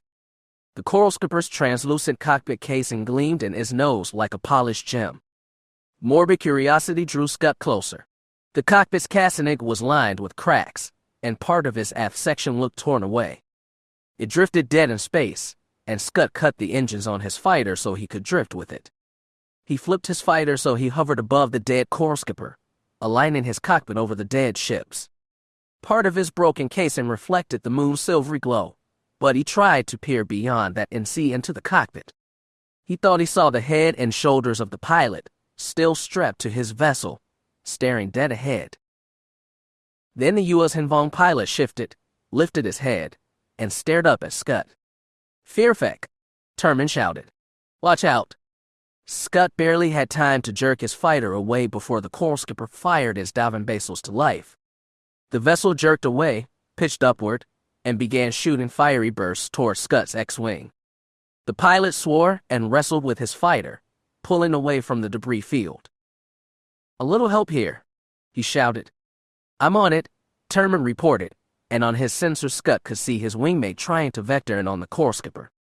Neither of them had ever faced the U.S. Hinvong in combat, but they'd seen recordings and played simulations. They knew coral skippers could be far more nimble than any Alliance or Imperial ship, using their diving basils to slip and slide in all sorts of crazy directions regardless of thrust and momentum. Scott pulled his X-wing into a sharp dive, hoping to give Terman a shot at his broadside. The skipper followed all right, but it kept weaving from side to side, evading Terman's sprays of laser fire. Scott veered toward the planet's rings. He remembered that the best way to break a skipper's defenses was to overwhelm his diving basils, and the countless tiny rocks and ice particles of the planet's ring might just be a good way to do that, assuming his own shields held, which was a decent-sized assumption. Hey, Terman barked, are you doing what I think you're doing? You have a better idea. Scud grunted, still bobbing and weaving to keep from being hit. If he holds still for a second, I can get him. If he holds still, that means he's already killed me. Scud snapped. Hold on, I'm going to try something stupid. Scud threw his X-wing into a corkscrew and plunged into the planet's ring. His shields flared around the cockpit and he slowed his engine to prevent a high-speed collision, though he knew his ship was going to get knocked up regardless. On his rear scanners, he saw the Coral Skipper, too, had slowed down and shunted his power to his forward diving basals. Gotcha, shouted Termin, and burst of energy lanced into the skipper's aft. The vessel veered off course, tumbling through the ring. Scud pulled up out of the ring, but his alarms were still screaming. Damage to his bottom port S-foil. Damage to his upper port engine. One torpedo tube out of operation. Well, at least he still had atmosphere in his cockpit. Where is he? Squawked Termin. I lost him. Where did he go? Scud pointed himself back toward the ring and ran scans for organic materials. Nothing came up, but the planet's rings might have been messing with his sensors. Did you kill it? He asked Termin. I don't know. I couldn't see. He's just gone. Could he have jumped to hyperspace? I don't know. Can these things even do that? I don't remember, Scud admitted. He'd been studying the U.S. Hinvong for years, but in his panic he couldn't remember if coral skippers could fly into Criffin hyperspace. Suddenly, he spotted the flare of incoming projectiles. Scud jerked hard, but one exploded just beneath his fighter, rocking him in his cockpit. He spotted the coral skipper's forward profile, its cracked cockpit gleaming like the gemstone in the planet's silver light. It was heading right for him. Break off, shouted Termin. No, I have this. Scud wrestled with his fighter and brought his nose level with the skipper's. I have this. No, you don't. Break off. I have this. Scud shouted and tapped out 2 torpedoes from his starboard tube. His fighter shuddered as it fired off both torps. One collided with the skipper's own projectile, creating a flower blossom of fire and debris. The second burst through the explosion and hit the coral skipper like a punch to the face, shattered the cockpit and nose before exploding the belly of the craft. Scud soared through one explosion, then another, leaving the skipper's burnt-out hull in his wake. Whoa, shouted Termin. Nice flying. Scud looked behind him at the burnt-out remains of the coral skipper. The adrenaline drained away and the sinking feeling in his gut returned, only now it was so much worse. He was now the first Alliance pilot to score a kill against the U.S. Hinvong in 15 years. His gut told him he was far from the last. Jagged and Veila sat the briefing room on Wessex, watching a replay of the dogfight at X-3BR-19 through the onboard cameras of Termin and Scud's fighters. They sat 2 chairs apart, and sometimes Jagged glanced sideways to see the blue glow of the projection reflected on her stern red features. I'll give the Vaughn credit, Veila said. He's quite the pilot. Do you mean Scud or his opponent? Both, she said. I think this proves his loyalty, if you were worried. Loyalty. Veila shrugged. I never doubted his loyalty to the Alliance, if that's what you mean. Well, Jack stretched in his chair. Do we have readings from the 2nd Recon team yet? They just came in. Veila pressed a switch underneath the table. The camera recordings vanished and were replaced by a hovering readout of technical data. Based on analysis from the faint residual heat from the debris, we can assume they were destroyed between 30 and 40 hours ago. Not including the one the Alliance killed, of course. It wasn't much wreckage, Jack said. Do you think some of it fell into the moon? Almost certainly. The ones still there had retrograde orbits and would have been lost within less than 10 hours. The question is how much fell into the moon compared to the amount still in orbit. It wasn't much debris. A flight of coral skippers, maybe on recon, probably ambushed and destroyed. That was my thought, but I think there was more to it than that, Veila said, and tapped the table again. The technical data vanished and was replaced by a diagram of the ring gas giant and his many moons. The holo zoomed in on one particular satellite. Take a look at the minerals on that moon, she said, and brought up its technical specifications. Jag nodded. Perfect for anybody who wants to refuel. Exactly. The unidentified fleet, either in part or whole, must have been gathering materiel here when a Vong recon flight spotted them. Presumably, they were able to destroy the flight before it escaped. Either way, that was only about 2 days ago. Jack stroked his beard. Well, I suppose it's a good sign that we're on the right track. Yes, and it also shows we need to proceed with extra caution, Filire said. And extra thoroughness. I'll talk with Sabinerin about stretching out recon mission to 4 hours instead of 3. We don't want to miss anything. Agreed, Filire nodded. As a Wraith, you were expected to put up with odd situations and work under informal circumstances. That had, in fact, been part of the appeal when Mary Antilles joined. However, she had to admit that she had not been expecting this kind of unusual circumstance. Their activities on board Wessex were restricted, of course. The Imperial cruiser was fitted with all the newest information-gathering equipment and offered a very tempting target to a squadron full of spies. They were only allowed to move about their quarters, which consisted of 2 rooms of bunk beds, the hangar area where their ships were kept, and the common mess hall. The latter 2 they had to share with the Imperial crew. It was easier to do that in a hangar. The Imperial techs were competent and professional, and most of the interactions between Wraith and support staff was of a purely technical nature. Nonetheless, many of the imps looked a little weirded out by the fact that the Wraith's chief mechanic was a 2.5-meter tall female Wookiee and preferred to interact with the human members of the squad. Sharing the mess hall was stranger.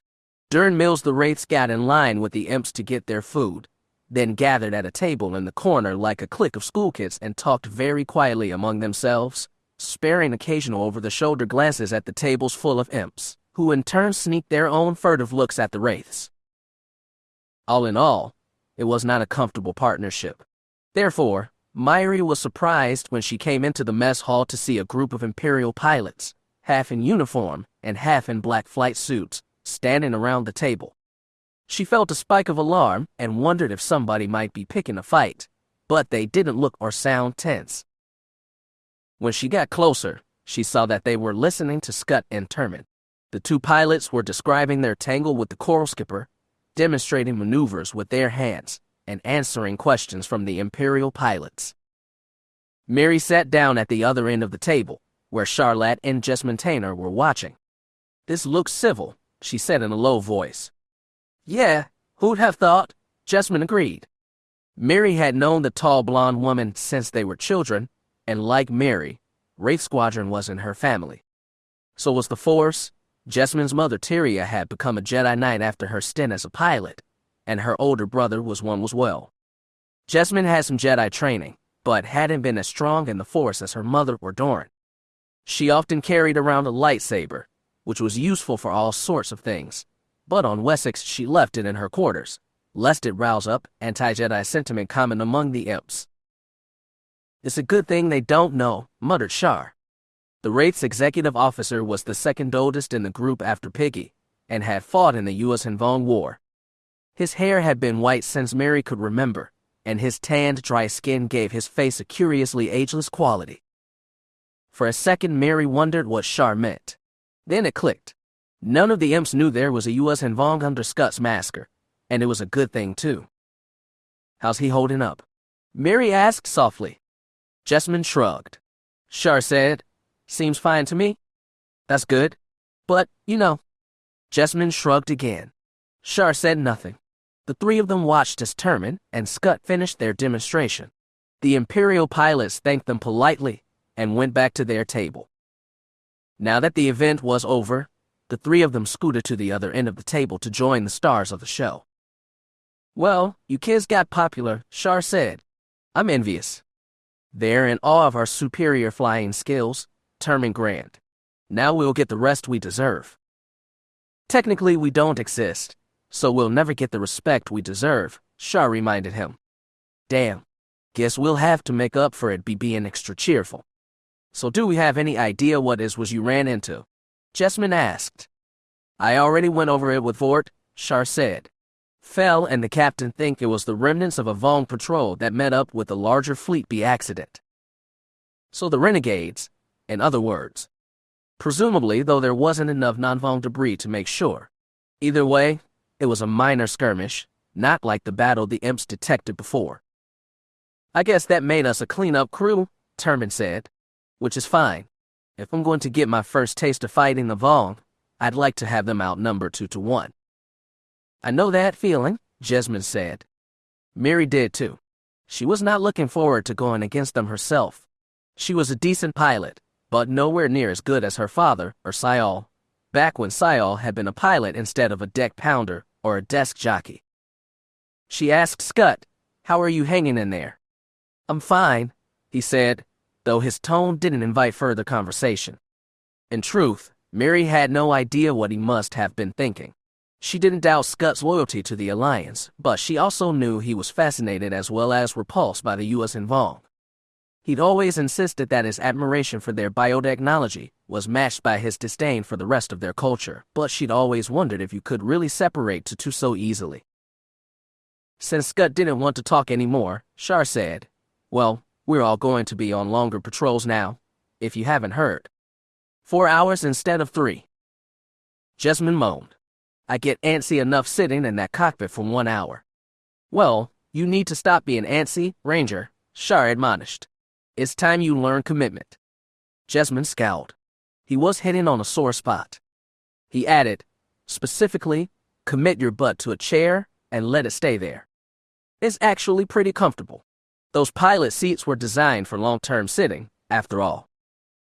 I liked it better when I got to run around and cut things with my lightsaber." "Those were simpler times," Shar said with an air of false sagacity. "Maybe we'll get back to simpler times once this mission is over," Termin said. "Maybe," said Miri, but in her gut she knew, just like the rest of them, that this one mission was probably just the opening volley in a much bigger conflict. The best they could hope for was to keep the conflict from getting too big and spilling into known space.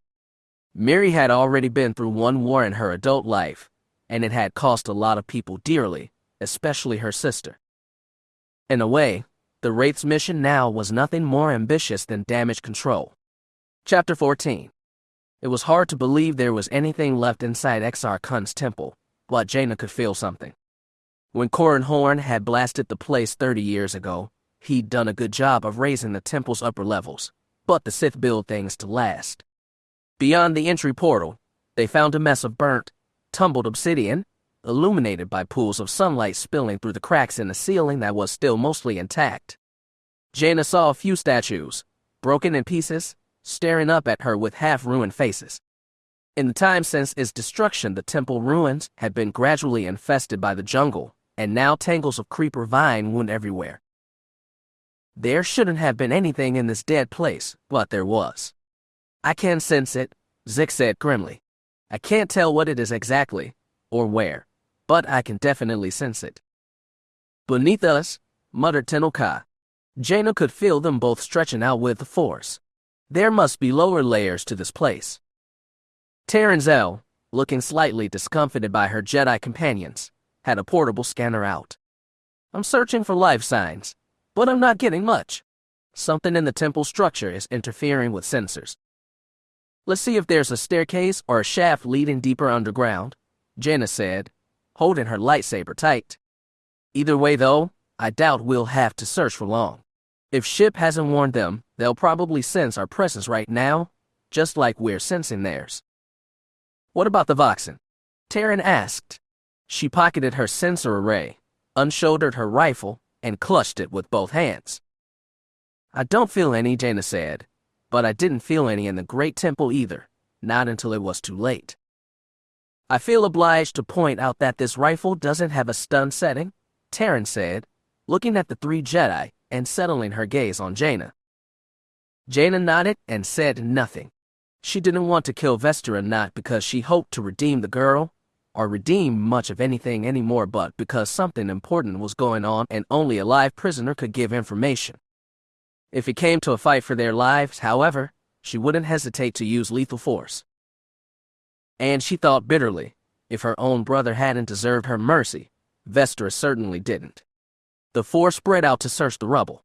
The Jedi stretched out with their feelings, trying to locate something unusual in this dark, debris-filled space, They searched for several minutes before Zek, from the far corner of the room, called them over. He had uncovered a hole in the floor, revealing a very narrow staircase that spiraled down into darkness. "Well," Taryn breathed, "who goes first?" "I'll go," Jaina said. Her mouth felt dry and her voice cracked. No one objected to the sword of the Jedi leading the way. The stairwell was barely wide enough for one person to squeeze down, and Jaina was lucky to have a small body and nimble step. Likely Lobaka wouldn't have been able to fit at all. She kept her lightsaber ignited, filling the surrounding area with a dim violet glow, while her other hand gently touched the inner wall for stability. The others followed, but the staircase was so narrow that they had to walk at staggered distances. Jaina wasn't sure how long it took to get to the bottom of the stairwell, but it felt like it took forever. She found herself in a totally dark space, and it wasn't until Taryn came down and activated the glower mounted on her rifle that they could see the area more clearly. It was a much larger chamber than she'd expected, white on all sides, with a low vaulted ceiling supported by rows of circular pillars. A doorway sat on the far side of the room, two wooden doors torn off their hinges and lying in the dust. Old statues lined the sides of the chamber, carved from some red stone, bearing the horned features of ancient Massassi. "Well," Taryn asked, "what do your Jedi senses tell you?" "There's something up ahead, all right," Jaina said. "What is it?" "Vestarakai. Voxen." "I don't know." Jaina shook her head. "I feel something very, very cold," Zek said. His voice trembled with a shiver. He was right, Jaina thought. Not the mix of anger and confusion she associated with Vestarakai, nor the animal hunger of the Voxen. She felt the force aura of someone, or something else. "We should go forward," Tenel Ka pointed her silver lightsaber toward the door. "If they are waiting for us, there's no sense in delaying." "If they're waiting for us, we might as well call out and attempt to parley," Taryn said. "Unless we don't expect that to work with Sith." "I wouldn't count on it," Zek said. Jaina was about to agree when she heard the snap hiss of an igniting lightsaber. A warm red glow filled the distant doorway, and a large, dark shape filled the space. Too large for Vestara, it had to be a male. The glow of his saber underlit a dark-robed figure. Cowl hung lower over his face. Jaina could make out a human-shaped jaw, streaked with black wall paint or tattoos. "Surrender now, and we won't harm you," Jaina said. It was a formal offer of leniency, nothing more, and they both knew it. The dark-robed figure remained the doorway, red blade held to the side. He said nothing. Jaina still couldn't see his face. "If you fight us here, you will not leave Yavin alive," Tenel Ka said in her most commanding voice. Finally, just as Jaina started to think he might be some statue, the man shook his head. He shifted his stance, gripping the lightsaber in both hands and pointing it toward them. That was when Jaina felt a stab of energy in the Force, cold and hungry. "Voxen!" She screamed, just as the wall to their left exploded. Dust and old stone gushed into the chamber, and above the crashing rumble was the horrible nightmare wail of a wounded Voxen. The creature slammed into Tenel Ka, swiping at the queen with its massive claws. Tenel Ka rolled to the side while Taryn dropped to one knee and fired a volley of shots from her rifle. The laser blast left smoking wounds in the Voxen's tough hide, and the creature wailed once more as Zek force pushed Tenel Ka out of the way of its flailing tail, skidding the happen queen across the dusty room. Then he leaped forward, trying to stab his saber into the Voxen's belly. His lightsaber seemed to hiss as it pierced the animal's rough hide, but again the Voxen flailed, tossing Zek to the floor. Its tail lashed like a whip against the old stone floor. Zek tried to move out of the way but was too slow. The tail cracked down on his left leg, breaking bone. His scream was drowned out by the Voxens as Taryn's blast caught it in the throat. Jaina barely saw any of it. She was fighting the Sith. His lightsaber was a red whirl, a constant volley of blows. Jaina kept on raising her blade to parry, but never managed to strike out with a thrust of her own. The Sith kept on forcing her back, closer to the place where her friends were battling the Voxen. As the fought the Sith, his hood fell back and she could see a bit of his face. The sickly red gold eyes of a dark side user, the streaks of black that covered his face in ornate patterns, the needle-like teeth that grinned in her mouth. He exuded a ferocious energy she hadn't felt since she fought and killed her own brother. Whatever kind of Sith this was, he didn't belong to the Lost Tribe. Behind her, the Voxen thrashed in pain and gasped for breath. Tenno Ka had stumbled to her feet, and this time it was she who pushed Zek out of the way of the rampaging animal.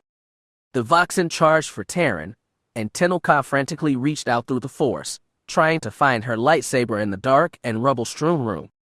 Terran, still clutching her rifle, rolled out of the way of the charging beast, giving rein for it to skid to a halt, spin around, and come at her again. Terran, lying prone on the ground, hefted her rifle and began firing again and again, pumping smoking laser blasts into the animal's face and heavy shoulders, causing it to stumble but not halt. Then a silver lightsaber snapped to life, pinwheeled through the air, and lodged itself blade first into the Voxen's left eye. The creature fell almost immediately. It was dead before it had to change to cry out. As it collapsed to the floor, Terran looked to the fight still taking place in the other side of the room, where a hell of red was constantly crashing against Jaina's violet blade. In the darkness, it was impossible to tell where either body was, Jedi or Sith, but Terran didn't hesitate to heft her weapon and fire. The Sith attacking Jaina suddenly stumbled, grunted.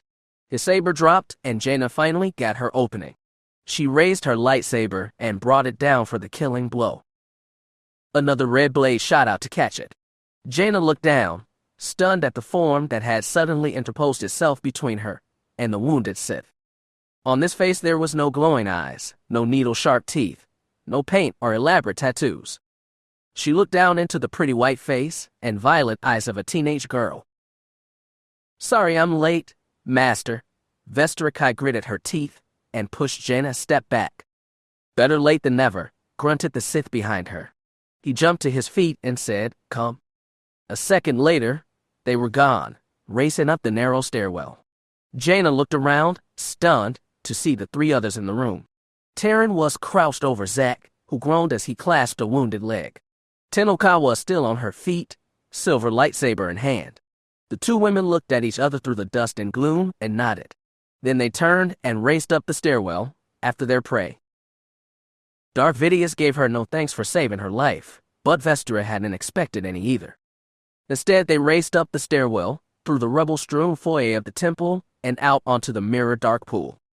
The sun was getting low over the jungle, casting the sky in shades of gold and bloody red. Vestra could feel them behind her, the familiar force aura of Jaina Solo, burning like a bright, determined flame. And beside her, an aura just as bright, driven not by Jaina's feelings of determination but by something else, something deeper, more intimate. If so, then Vestra had seen correctly in that dark crypt. She was being chased by Tenno Ka, Queen Mother of Hapes, whose daughter Vestra had betrayed to the Lost Tribe of the Sith. Darth Vidius was not of the Lost Tribe. Even wounded, he moved faster, with more agility and rage than any saber that Vestra had known. He plunged into the forest, head low, lightsaber held ahead to clear out the foliage.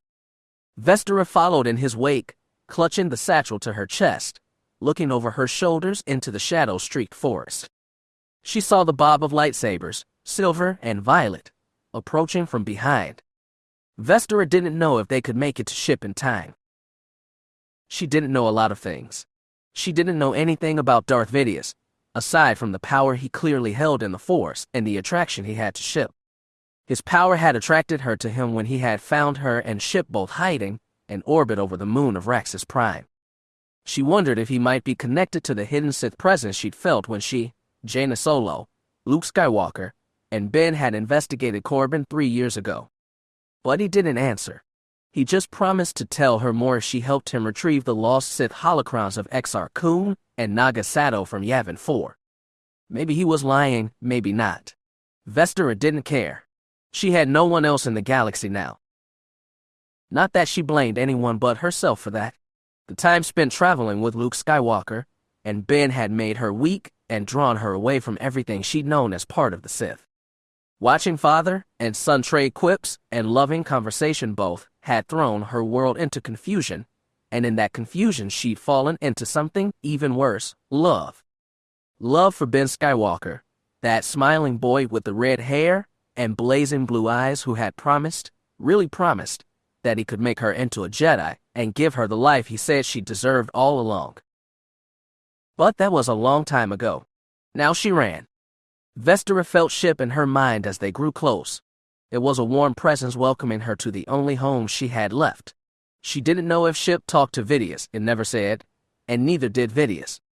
She hoped it didn't, because if Ship would respond to Vidius' commands, she fully expected both to abandon her here to the mercy of two angry Jedi.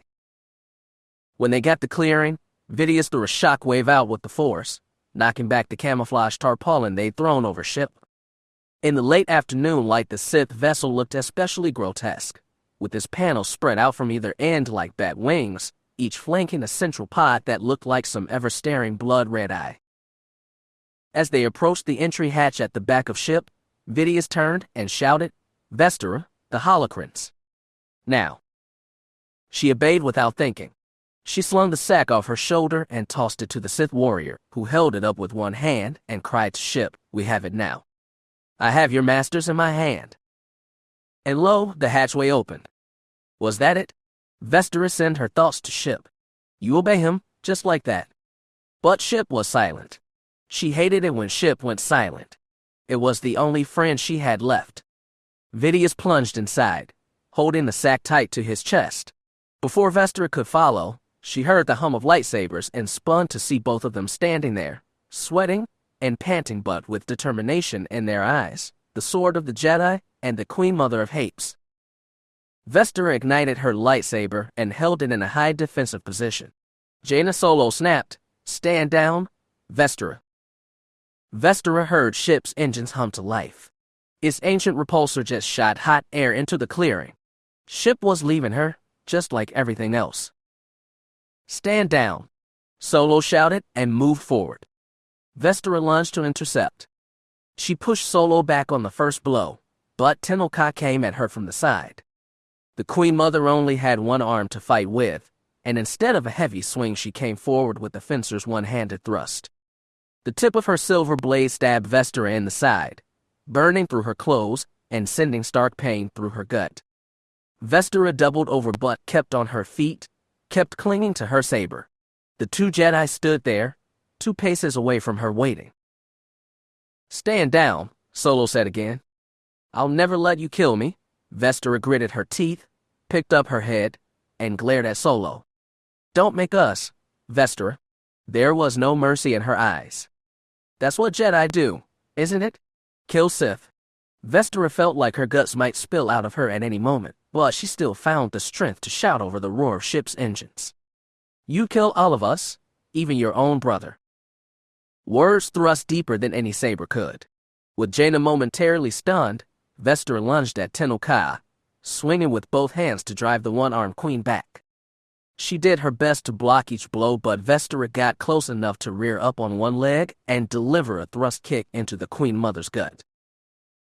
By that time, Jaina Solo had recovered and swung down on Vestera. The Sith girl pivoted, parried the blow, then ducked low and swung her lightsaber for Jaina's legs. The sword of the Jedi jumped high over it, then came down swinging. Vestera ducked, rolled through the grass, and came up close to Tenel Ka. The Queen Mother was already swinging down, but Vestera parried it with ease, then shifted her saber and stabbed for the woman's legs. Tenel Ka took a glancing blow to the calf, grunted once in pain, then stabbed down again. Vestera couldn't bring her saber up in time to deflect and took a jab to the chest, just below the left collarbone. She fell back on her haunches and raised her saber to deflect another of Tenel Ka's attacks, but she could do nothing when Jaina came in from behind and swung down on her left shoulder. Vestera screamed in white agony as Jaina's saber cleaved through muscle and bone, shearing off her left arm. Somehow, through all the pain, she still clung to her lightsaber, the only thing left for her in the world, holding it up in front of her like a pathetic shield, the only thing standing between her and annihilation at the hands of 2 brutal Jedi. Then Vestera heard the hum of a third lightsaber, even above the roar of Ship's engines. She pried her eyes open, and through the pain and the streaks of blood-red sunset light she could see the black figure of Darth Vidius dancing between the 2 Jedi women. Lightsaber spun, clashed, sparked. She felt the ground disappear beneath her and knew she was dying. Vision blurred and faded to blackness.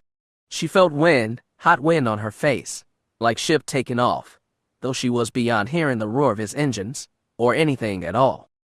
As much as she could feel anything, she felt surprised. Surprised at how easy it was to die, after trying so hard to stay alive and losing everything in the process. Then she felt pain again, a sharp stinging on her cheek, like the slap of a leather-gloved hand. Darkness became light, the dim light of a vessel's interior. She heard the sound of engines, now low, as though from a ship in flight. Not just any ship, of course. It was her ship. Formless light blurred to shapes. She saw the face of Darth Sidious hanging over her, smiling with those pointed teeth. He had his hood pulled back now, revealing his Devaronian horns. What happened? Vestara's words were slurred. Her lips were heavy. Had he given her some kind of drug? Was she dying? Everything around her seemed distant, dreamlike. You fought well, Vestara Kai. Sidious grinned. This is your reward. Reward. We'll see what we can do about that arm of yours, he said. But in the meantime, relax. We have a long flight ahead of us. You saved me, I thought. Did you think I would abandon a specimen as brave as you? Sidious shook his head. You give us too little credit, Vestara Kai. She felt her consciousness sliding back into whatever drug-addled sleep she'd emerged from. Who us? Soon to be we, I expect, Sidious said as all things faded to black. You should make a fine addition to the one Sith. Chapter 15. On Coruscant you never saw the stars, not even if you were standing at the peak of the Mannery Mountains at the dead of night. The artificial light generated by hundreds of billions of living beings eradicated any hope of that. It was better if you went to other worlds, but in big cities you still ended up with the same problem. If you went to Coronet on Corellia, Solisdar on Bakura, or Orion on Brental IV, the city light always drowned out the stars. Even on humble, dirty Mos Eisley, the city lights had the effect of dimming the stars, like you were viewing them through a translucent screen. Not so with Anchorhead. In Anchorhead, you could see every light in the sky. Miranda didn't have much time to stargaze. The old landspeeder she'd stolen from the abandoned homestead desperately needed a radiator replacement, and in a hole like this there weren't any mechanic shops open in the middle of the night. She tried knocking on doors, but that hadn't gotten her anything except threats of violence if she tried it again. That left her rummaging around the miscellaneous scrap of toast station. That station master told her most of the stuff was decades old and probably didn't work. Since the exact same thing could be said about her landspeeder, Miranda decided to keep searching. Unfortunately, she wasn't coming up with much now. She'd done a cursory scan already, then wandered out into the town's dusty streets in search of some open-tap cafe. She didn't need ale right now, just some stimulant to keep her fresh.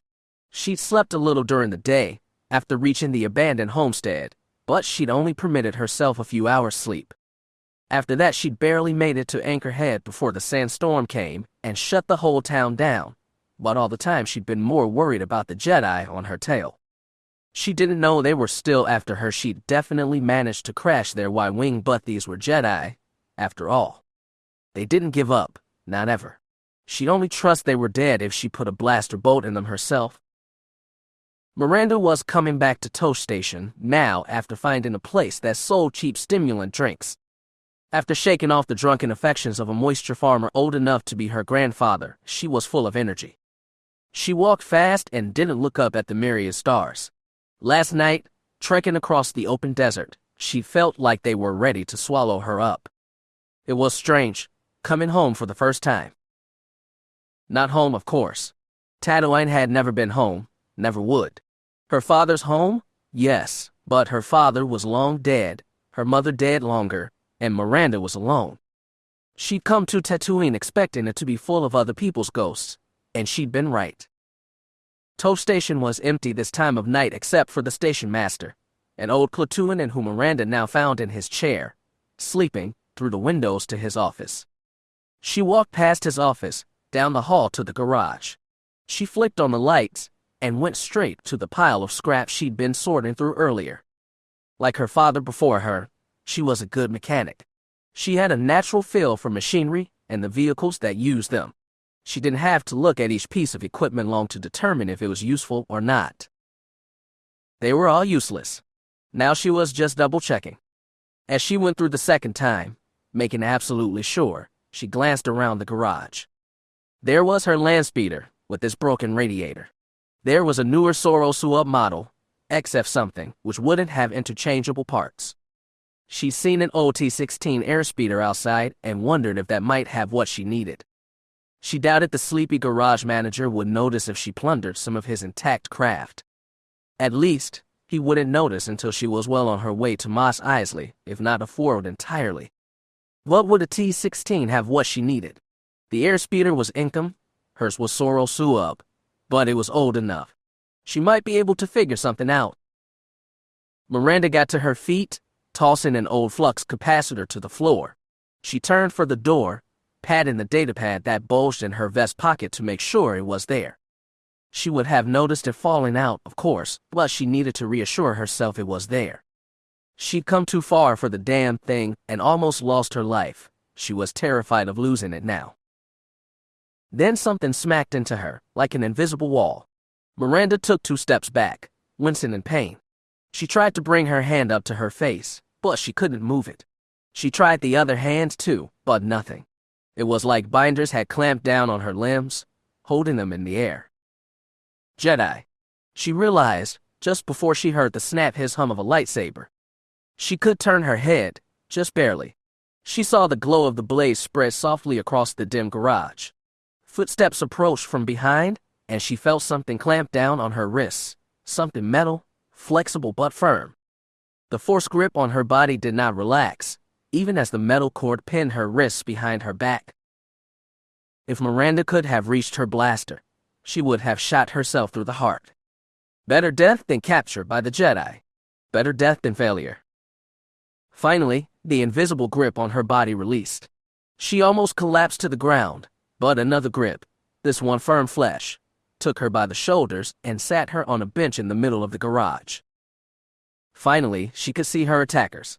The same ones as in the Mos Eisley alley, the teenage Jedi, with the red hair, and behind him, lightsaber ignited, the short blonde woman. "Kill me," Miranda insisted, eyes on the lightsaber. "Do it. Do it now." The blonde woman shook her head and shut off her blade. The garage was dark again, and quiet. "We're not here to kill you," the young man said. "Do it anyway," she hissed. "I'll never talk." "We don't need you to," he said. He squatted in front of her and carefully reached for her vest. He pulled the datapad out of his inner flap and turned it on. He couldn't have understood what he saw. Miranda took some comfort in that, though he'd figure it out eventually. The boy walked over to the blonde woman. 3 distinctive scars carved lines down the center of her forehead. She looked familiar from somewhere, though Miranda couldn't quite place her. The young man held up the datapad. "Well, this is what Trago was carrying." The woman looked at his screen. "Looks like location coordinates. Not sure for where, though. We'd have to plug it into a nav computer." "Sounds good to me." "We just need to get back to Mos Eisley," the young man said and stuffed the datapad in his jacket. He turned his gaze on Miranda. "What do you think we should do with her?" "Take her with us," the woman said. "I doubt the Mos Eisley police care who killed Trago, but she belongs with them, not us." "That's it." Miranda twisted in her seat and glowered. "That's all. You're not going to interrogate me. Burn me with your fancy sabers. Use Jedi mind tricks." "I don't know if you've been listening to too much of Dalla's propaganda or what," the boy said, "but Jedi don't torture, and mind tricks only work on the weak-minded. You don't seem the type." "So you're one of those peace and love Jedi," Miranda sniffed. "Sorry. I thought I was getting the Jaina Solo type. It's hard to keep track anymore." Both their faces turned to stone. The woman especially seemed grave. Then it clicked finally. Miranda crowed. "I know you. You're Tahiri Veila. You killed Admiral Pillion." She gave her best angry smile. "Weren't you supposed to be executed or something?" The blonde woman stared cold anger from across the room. "I'm atoning. In my own way." "Oh, sure, never mind the trial by jury thing. So are you Jedi, like, officially above the law now that you left Coruscant? Outside the law. It's all pretty confusing. Yes, it is. Veila stayed where she was, but the boy took a few steps closer. Not close enough. Miranda leaned forward, sharpened her predatory gaze, and tried to draw him in. So, one of you is an escaped murderer. Who's the other one? Red hair, about my age. You're not Ben Skywalker, are you? He didn't speak, but his face told enough. Oh wow. Miranda laughed despite herself. I really was chased by two of the most famous Jedi ever. I guess I should congratulate myself on getting this far. So why'd you come after me? Or did you just stumble on me? Was this some kind of Tatooine reunion trip? Were you going to check out your dad's home planet? Hey, Luke Skywalker isn't here, is he? His son scowled. No, he's not. And we were tracking Trago. Sorry, we don't even know who you are. I guess you're not important enough. Shame, Miranda sighed. She needed to get him closer still. You know, I'd have loved to meet Luke Skywalker. My dad met him a long time ago. Said he was a great guy. That piqued his interest. He took a few steps closer. Who is your father? Was, Miranda said sharply. Was my father. His name was Cole Fardreamer, and he was the deck chief on the Resilience.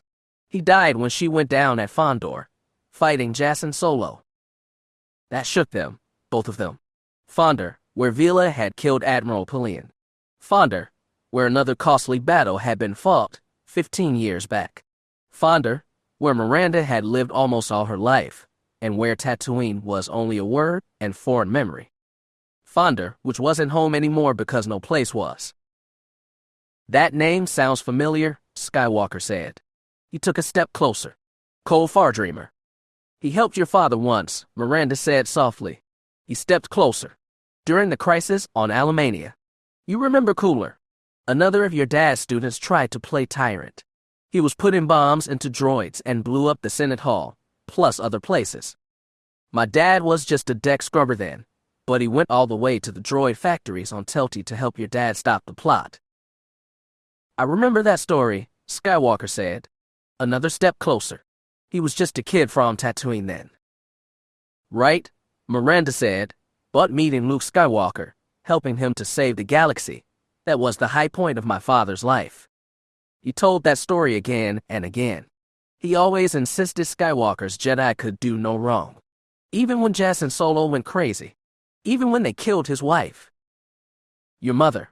Skywalker took another step. So close now. One more should do it, but somehow, Miranda didn't want to stop talking.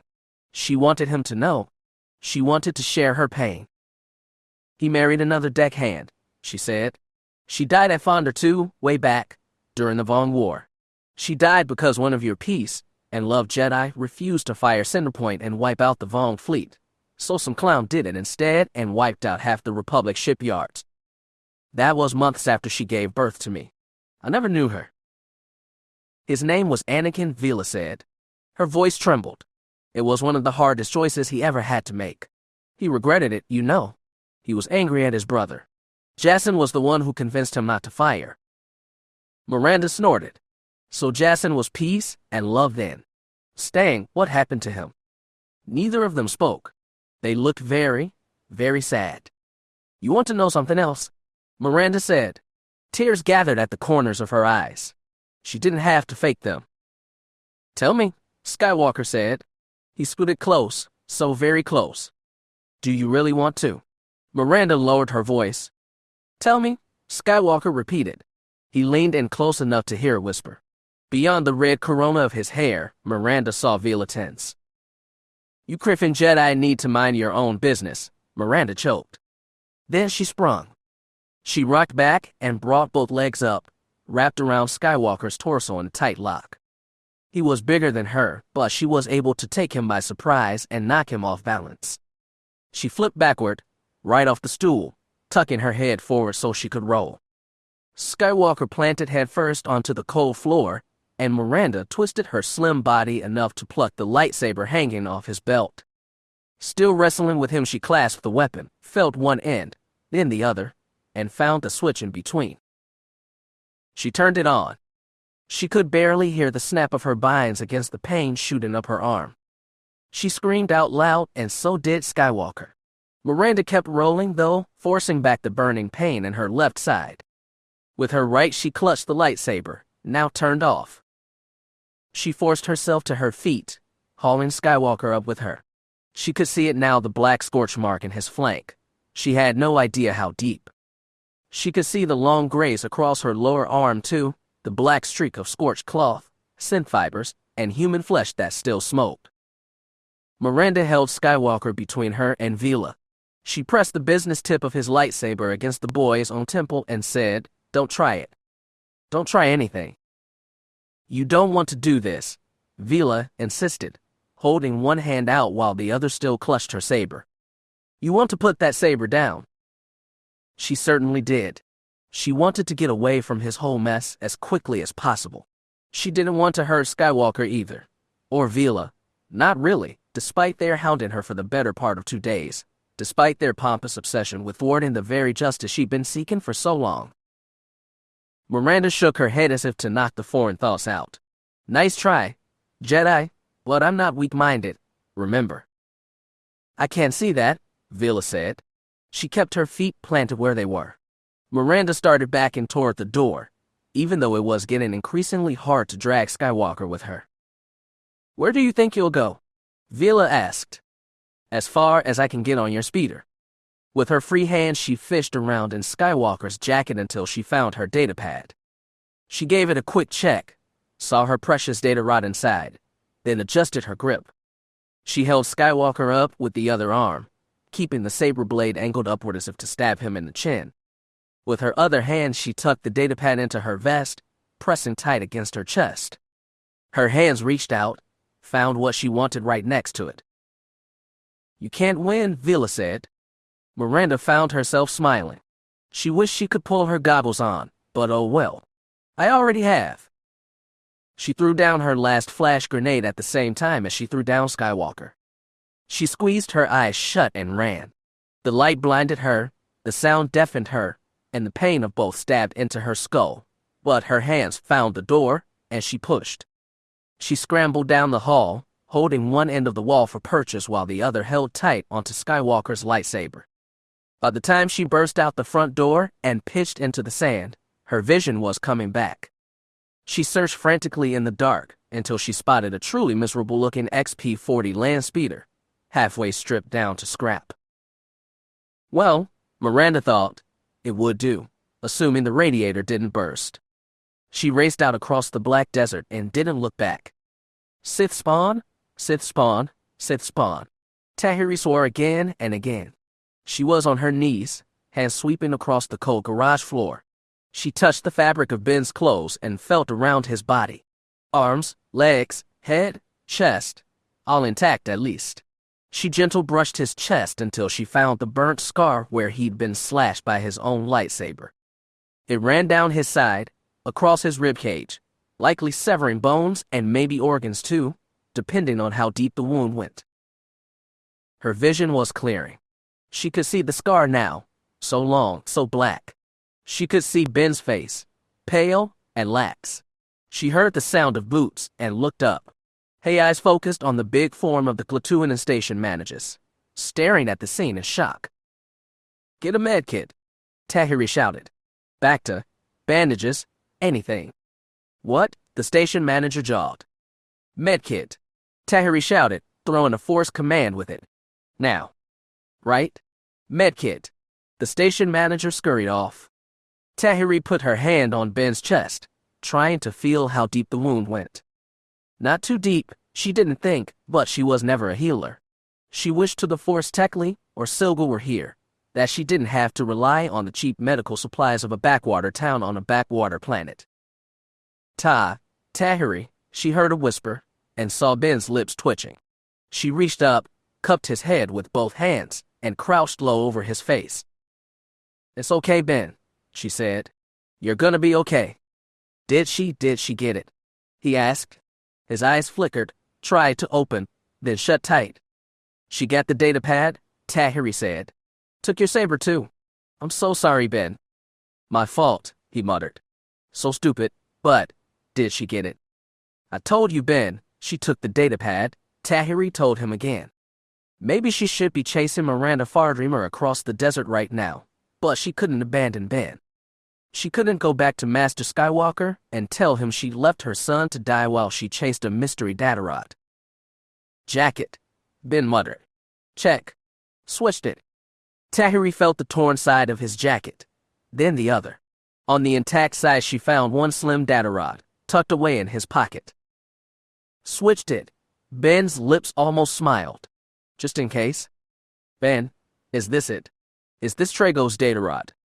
Slight, hand, gag trick, he coughed. Tahiri was relieved to see no blood. Switched with, Dad's, wanted to, give. Tahiri understood now. Ben had switched out Trago's datarod and put the old one from the Skywalker homestead in his place, just in case Miranda tried something, which she obviously had. Good job, Ben. She patted his face lightly. You did good. You did real good. Of course. His lips just managed to smile. Then they went flat. His head rolled to the side. Tahiri felt a spike of panic, but his breathing was still regular. At that point, the station manager returned holding a white case of medical supplies. He crouched next to Tahiri and said, I called the town doc. But what happened? Tahiri sighed. She didn't know where to begin. Chapter 16. The phantom blue blur of hyperspace whipped past Isildur's cockpit, casting everything inside with an eerie glow. All 5 of them were crammed in this time, Zek and Loie in the pilot and co-pilot seats, wounded but on their way to recovery, while the women stood behind them. All leaned in close toward the flickering holo of Grand Master Skywalker. Once again, they did not know where he was speaking from. I was afraid something like this would happen, he said sternly. When you discovered ship, you should have waited for backup to arrive. Going into a temple you knew to contain Sith and Voxen was extremely reckless. I'm sorry, Master Skywalker, but that was my decision, Jaina said. It was going to be at least a day before backup arrived, and I thought ship would be gone by then. We were lucky to catch the Sith when we did. They were on their way out when we found them. Jaina made the correct decision under the circumstances, Master Skywalker, Tenoka said. Whatever the Sith had recovered from the temple, they had already found it when we arrived. I saw Vestera toss a sack of something to the other Sith as they were boarding ship. I understand you had to make a difficult choice, Luke said without taking back his earlier accusation. He gave a long sigh and said, to be honest, I'm surprised. 2 years ago, I sent a survey team to check the ruins of Exar Kun's temple, but they found nothing. Clearly, they should have looked harder. That took everyone by surprise. Loie growled the question that was on everyone's minds. I'm sorry I didn't tell you, but I've been trying to keep this very secret. Uncle Luke's holo looked over all 5 of them. His gaze settled on Taranzel. The young woman stiffened. If this is Jedi-only business, I understand. Thank you, Luke nodded slightly. Taran slipped quietly out the door, leaving the 4 Jedi with a little more space. Luke looked over the group once more, then said, over the past 2 years, I've been sending Jedi across the galaxy to search out old Sith worlds, including Yavin 4. Like when we searched Zayast and Korriban, Jaina said, you're looking for what's left of the lost tribe. Luke shook his head. Tenoka stiffened. If you are not looking for the lost tribe, Master Skywalker, what are you looking for? Luke's holo-transmitted gaze seemed to stare into each of them. This is a matter of utmost confidentiality. Even the agents I have sent haven't been given the full story. Loie gave a low groan. He didn't like the sound of this, and neither did Jaina. Luke said, 3 years ago, when I fought the last incarnation of a Belith in the mall, I was severely wounded, as you know. However, I wasn't the only one engaged in that fight. I defeated a Belith with the help of a mysterious Sith who did not seem to be associated with the lost tribe. More Sith out there? Jaina hissed. It never ends, does it? The Sith Lord I fought alongside was extremely powerful, Luke said. After the fight, we were both too badly injured to face each other, and I had to let him limp away. But the things he said indicated he was not alone. And so you've been sending teams to find him, Zek said. It's a huge galaxy, Master Skywalker. I'm well aware of that. Up until now, it's been a useless search, even though some teams are still out hunting, Ben and Tahiri among them. So that was why they didn't come to my wedding, said Zek. The Sith spoil every party. The Sith ruin more than parties, which is why they have to be stopped, Luke said gravely. Master Skywalker, Tenoka spoke up. Did the existence of this Sith Lord influence your decision to withdraw the Jedi from Coruscant and the Alliance? There are many reasons, Luke said, but that was a big one, yes. Dala was wrong about many things. Loie gave a dismissive grunt. But I remember something she told me that wasn't completely false. She accused the Jedi and Sith of dragging the rest of the galaxy into their sectarian feuds, as she called them. That's poodoo, Zek said with a sneer. The Sith are the ones who want to take over the whole galaxy, and the Jedi are the only ones who can stop them. The Sith want power over everything. That's what being Sith means. And you're very right, Luke said. However, so was Dala, from a certain point of view, and as a wise man once said, many of our great truths depend on a certain point of view. Lobaka gave a skeptical growl. I believe I understand what Master Skywalker is saying, Tenoka said. The Jedi have great power, and with that power comes the responsibility to protect innocents. Many millions died when the Lost Tribe attempted to take over Coruscant. And that happened because the Jedi were away, Zek protested. A large piece of the populace sees it the other way around, Jaina said grimly. And if we were still trying to cling to the structures of the Alliance, we'd be so mucked up in politics that we wouldn't see these new Sith coming. Is that what you mean, Uncle Luke? That's a very important part, he nodded. We can focus on being Jedi now and hunting down the Sith on our own terms. Also, if the Sith do attempt to attack us, we're far away from the core and can prevent many innocent lives from being caught in the crossfire. Zek crossed his arms over his chest. May I ask a question? Go ahead, Zek. Master Skywalker, why didn't you tell us of this beforehand? If hunting these new Sith is supposed to be the Order's new goal, why haven't any of us heard about it? Do you suspect a security leak inside the temple? Tenoka asked. Luke shook his head. No, I was simply being cautious. I also don't want to raise alarm. I trust every Jedi under my command, but if I told everyone about a resurgent Sith, eventually that news will leak out to the normal galaxy and cause chaos. So that's why I had to keep this secret from everyone, even family. He gave a soft smile. Knowing what all of you have been through over the past few years, all you've already sacrificed for the sake of the Jedi, I was hoping to give you a break and let other people take the risks. I thought your Yavin 4 trip would be a simple holiday too. I'm sorry I was wrong. I understand, Uncle Luke, Jaina said. Really, I do. Thank you. His smile faded and he seemed very old. You know, a very long time ago, I had a conversation with Mon Mothma. She asked me what I was hoping to create with my new Jedi Order, what place I wanted my Jedi to have in society. That's always been a tricky question, hasn't it? Zek sighed. I remember everybody arguing about that since the U.S. Hanvong invasion.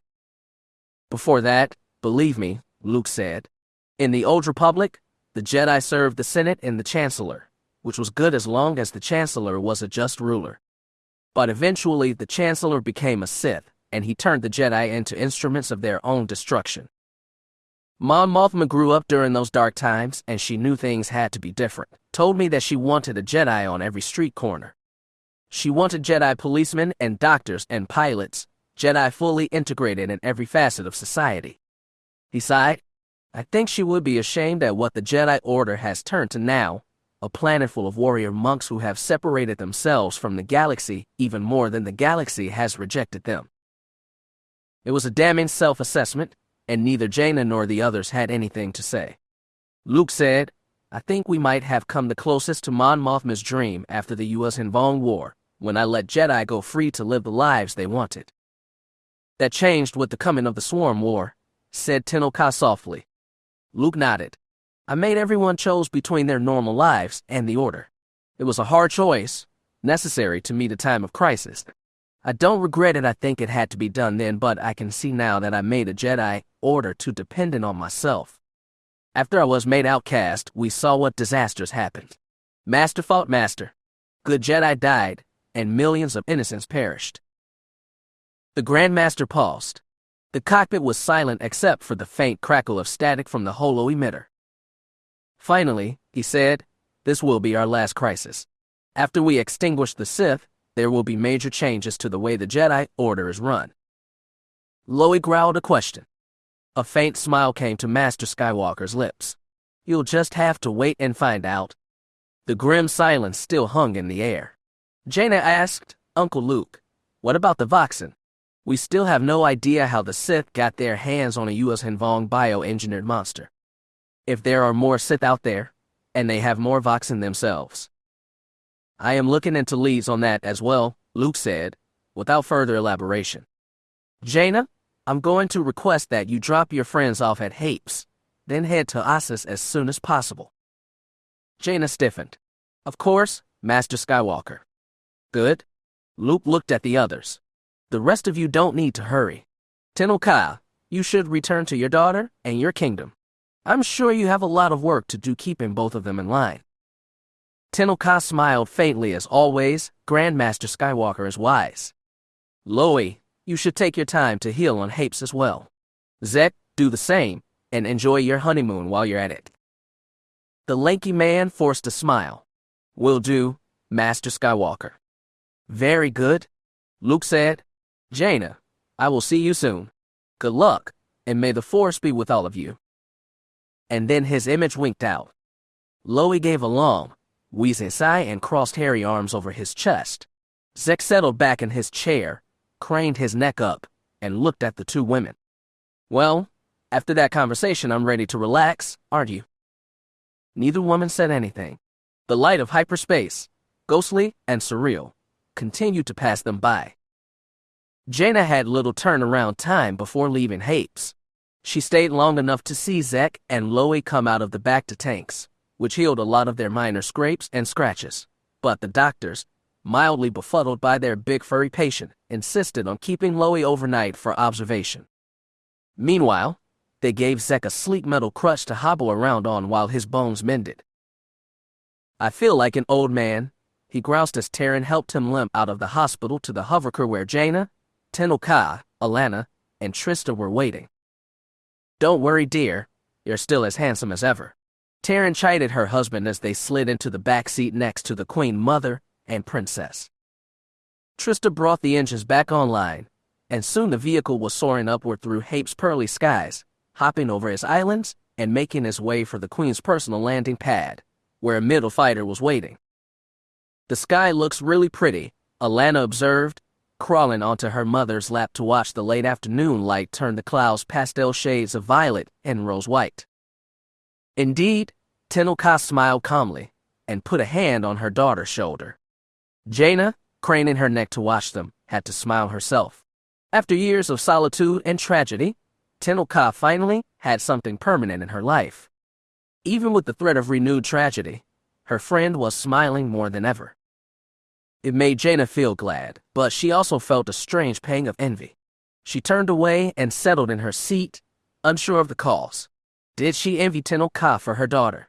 Not really. The idea of having children of her own still frightened her. For having Zek, Taryn, and Trista as loyal friends and companions. A little. But that was silly, wasn't it? She had Jagged after all, and two parents she could only hope to emulate, and an entire order of Jedi Knights who looked to her for leadership. Not that that wasn't as much a burden as it was a privilege. Still, looking at Tenno Ka and Alana made her feel strangely empty. There was little conversation on the way to the landing pad. When the hovercar settled, Jaina got out onto the platform, as did Tenno Ka and Alana. Zek stayed seated by the door, leaning halfway out to give Jaina's hand a warm shake. If Master Skywalker needs us for anything, let us know, he said, doing his best to smile, though Jaina could see the worry in his eyes. Don't worry, I will. She shook back. Tara might have been staring daggers over his shoulder, but it was a little hard to tell, and frankly she didn't care. Jaina walked with Tenno Ka and Alana toward the middle. Alana was saying, do you think I'll get to see you again soon? It wouldn't surprise me, Jaina crouched down to Alana's level. Good, the girl smiled. And Grandma and Grandpa too. I'll tell Grandma and Grandpa you said that, Jaina said, and held out a hand. The girl put her little hand in Jaina's and gave it a shake far firmer than you'd expect from a 9-year-old girl. Go on back to the car, dear. Tenno Ka put a hand on Alana's head. The girl looked up at her mother and pouted. Is this going to be Jedi talk or something? No, a different kind, Tenno Ka said. You will understand when you're older. Oh, Alana rolled her eyes. That kind of talk. She looked to Jaina. Tell Jack I said hello. Jaina had to stifle a laugh as the girl walked back to the car and hopped in next to Zek. Is it really that kind of a talk? She looked at Tenno Ka. The red-haired woman shook her head. Not precisely. Nor Jedi talk either. Then what kind? Jaina asked as she retrieved the flight helmet sitting on the rim of the middle's cockpit. Queenly talk, I suppose, Tenno Ka said. Ah, Jaina sighed, looking over the helmet and adjusting its straps. Politics, then?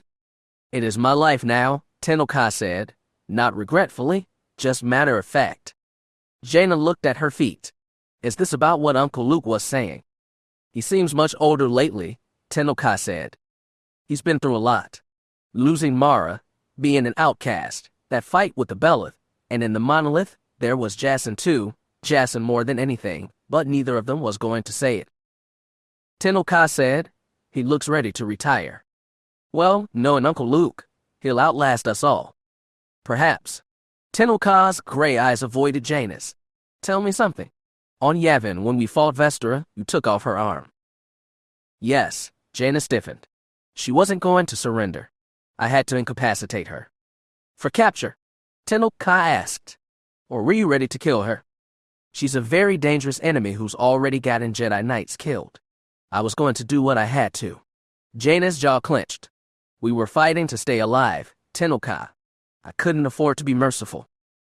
The girl was close to Ben at one time, wasn't she?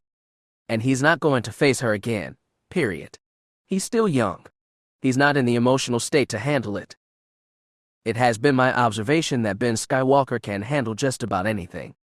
He was trained by an errant Sith Lord when he was just 14 years old, but he managed to come clear into the light.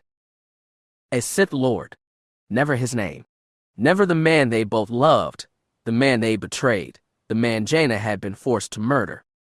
Forced to murder, what a thought that was. Vestera was dangerous, she always had been. She almost got Alana killed once. Jaina said, not that Tenno Ka would need reminding. I was going to do whatever I had to. I understand that. You always do. There was no rebuke in Tenno Ka's voice. Jaina heard one anyway. Your uncle has been carrying the burdens of the whole order for far too long. You don't have to follow in his footsteps. What does this have to do with Hapes? Jaina crossed her arms over her chest. As your uncle said, he once made me choose between being a queen and being a Jedi. I had to choose to become a queen. I know. I remember. But you're still a Jedi. I am, but still, I am also a queen. She glanced over her shoulder at the hovercar. I have worlds to protect, as well as people I care about. I am sorry, but if the Jedi call for aid, I don't think I can come again. Not even against Sith. Tenno Ka shook her head. Hapes has never been friendly to Jedi. When I assumed my position as queen, most didn't think I'd last a month. But I am still here after 15 years. That's almost half my life, Jaina, and do you know why? Why? Because I rule for the benefit of my people, which sometimes means appeasing the nobles who represent them in the palace. Hosting the Jedi children at Shidu Mod is a risky enough move, and dangerous if it becomes public knowledge. To mobilize the Happen fleet on what the public will see as Jedi business would be too much. It was permissible before, when Jedi and Alliance were aligned, but that situation is gone. Tenno Ka, you don't have to apologize to me. Apologize, friend Jaina. Tenno Ka forced a smile, but her eyes remained gray and hard. I am Queen Mother of Hapes. I never apologize, only explain. Ah, sorry, I forgot. No, you didn't. Her eyes softened a little. Jaina exhaled. Well, think I can borrow Zek if we need him. That is up to Zek. Tarrant, you mean? I mean Tarrant. Her smile was genuine this time. If that's the case, he'll never leave Hapes again, Jaina smiled back. Nonsense, Tenno Ka said. I'm sure she'll want a second honeymoon. This one Jedi free. We put them through hell, don't we? Jaina thought of Jagged and her father. It can only be the will of the Force. A joke, Tenno Ka. Jaina cocked an eyebrow. Perhaps, she shrugged. You should get going, my friend. Tenno Ka reached out and pulled Jaina into a firm hug. Jaina squeezed her friend back, and when she pulled away she thought she saw a few gleaming specks in her friend's eye. But she said nothing and waved goodbye as she climbed into the middle's cockpit and slipped on the helmet. By that time, Alana and Tenno Ka were standing by the side of the hovercar, watching expectantly as Jaina fired up the engines. 2 minutes later, she lifted off into the rose and violet sky. Her friends watched until she was gone. Chapter 17. The big break came with an intercepted transmission. Faster-than-light communication through space was normally an ordered thing, with every ship's comm systems automatically tracking the closest HoloNet transceiver station, which would in return relay the message to the next transceiver, until you were talking in real time with someone on the far side of the civilized galaxy. The unknown regions, of course, weren't civilized. Communication was easy for Wraith Squadron and Wessex, because every Recon X-Wing flight was automatically patched into the strike cruiser's communications computer. Wessex, in turn, was programmed to transmit to the HoloNet station at Isfandia.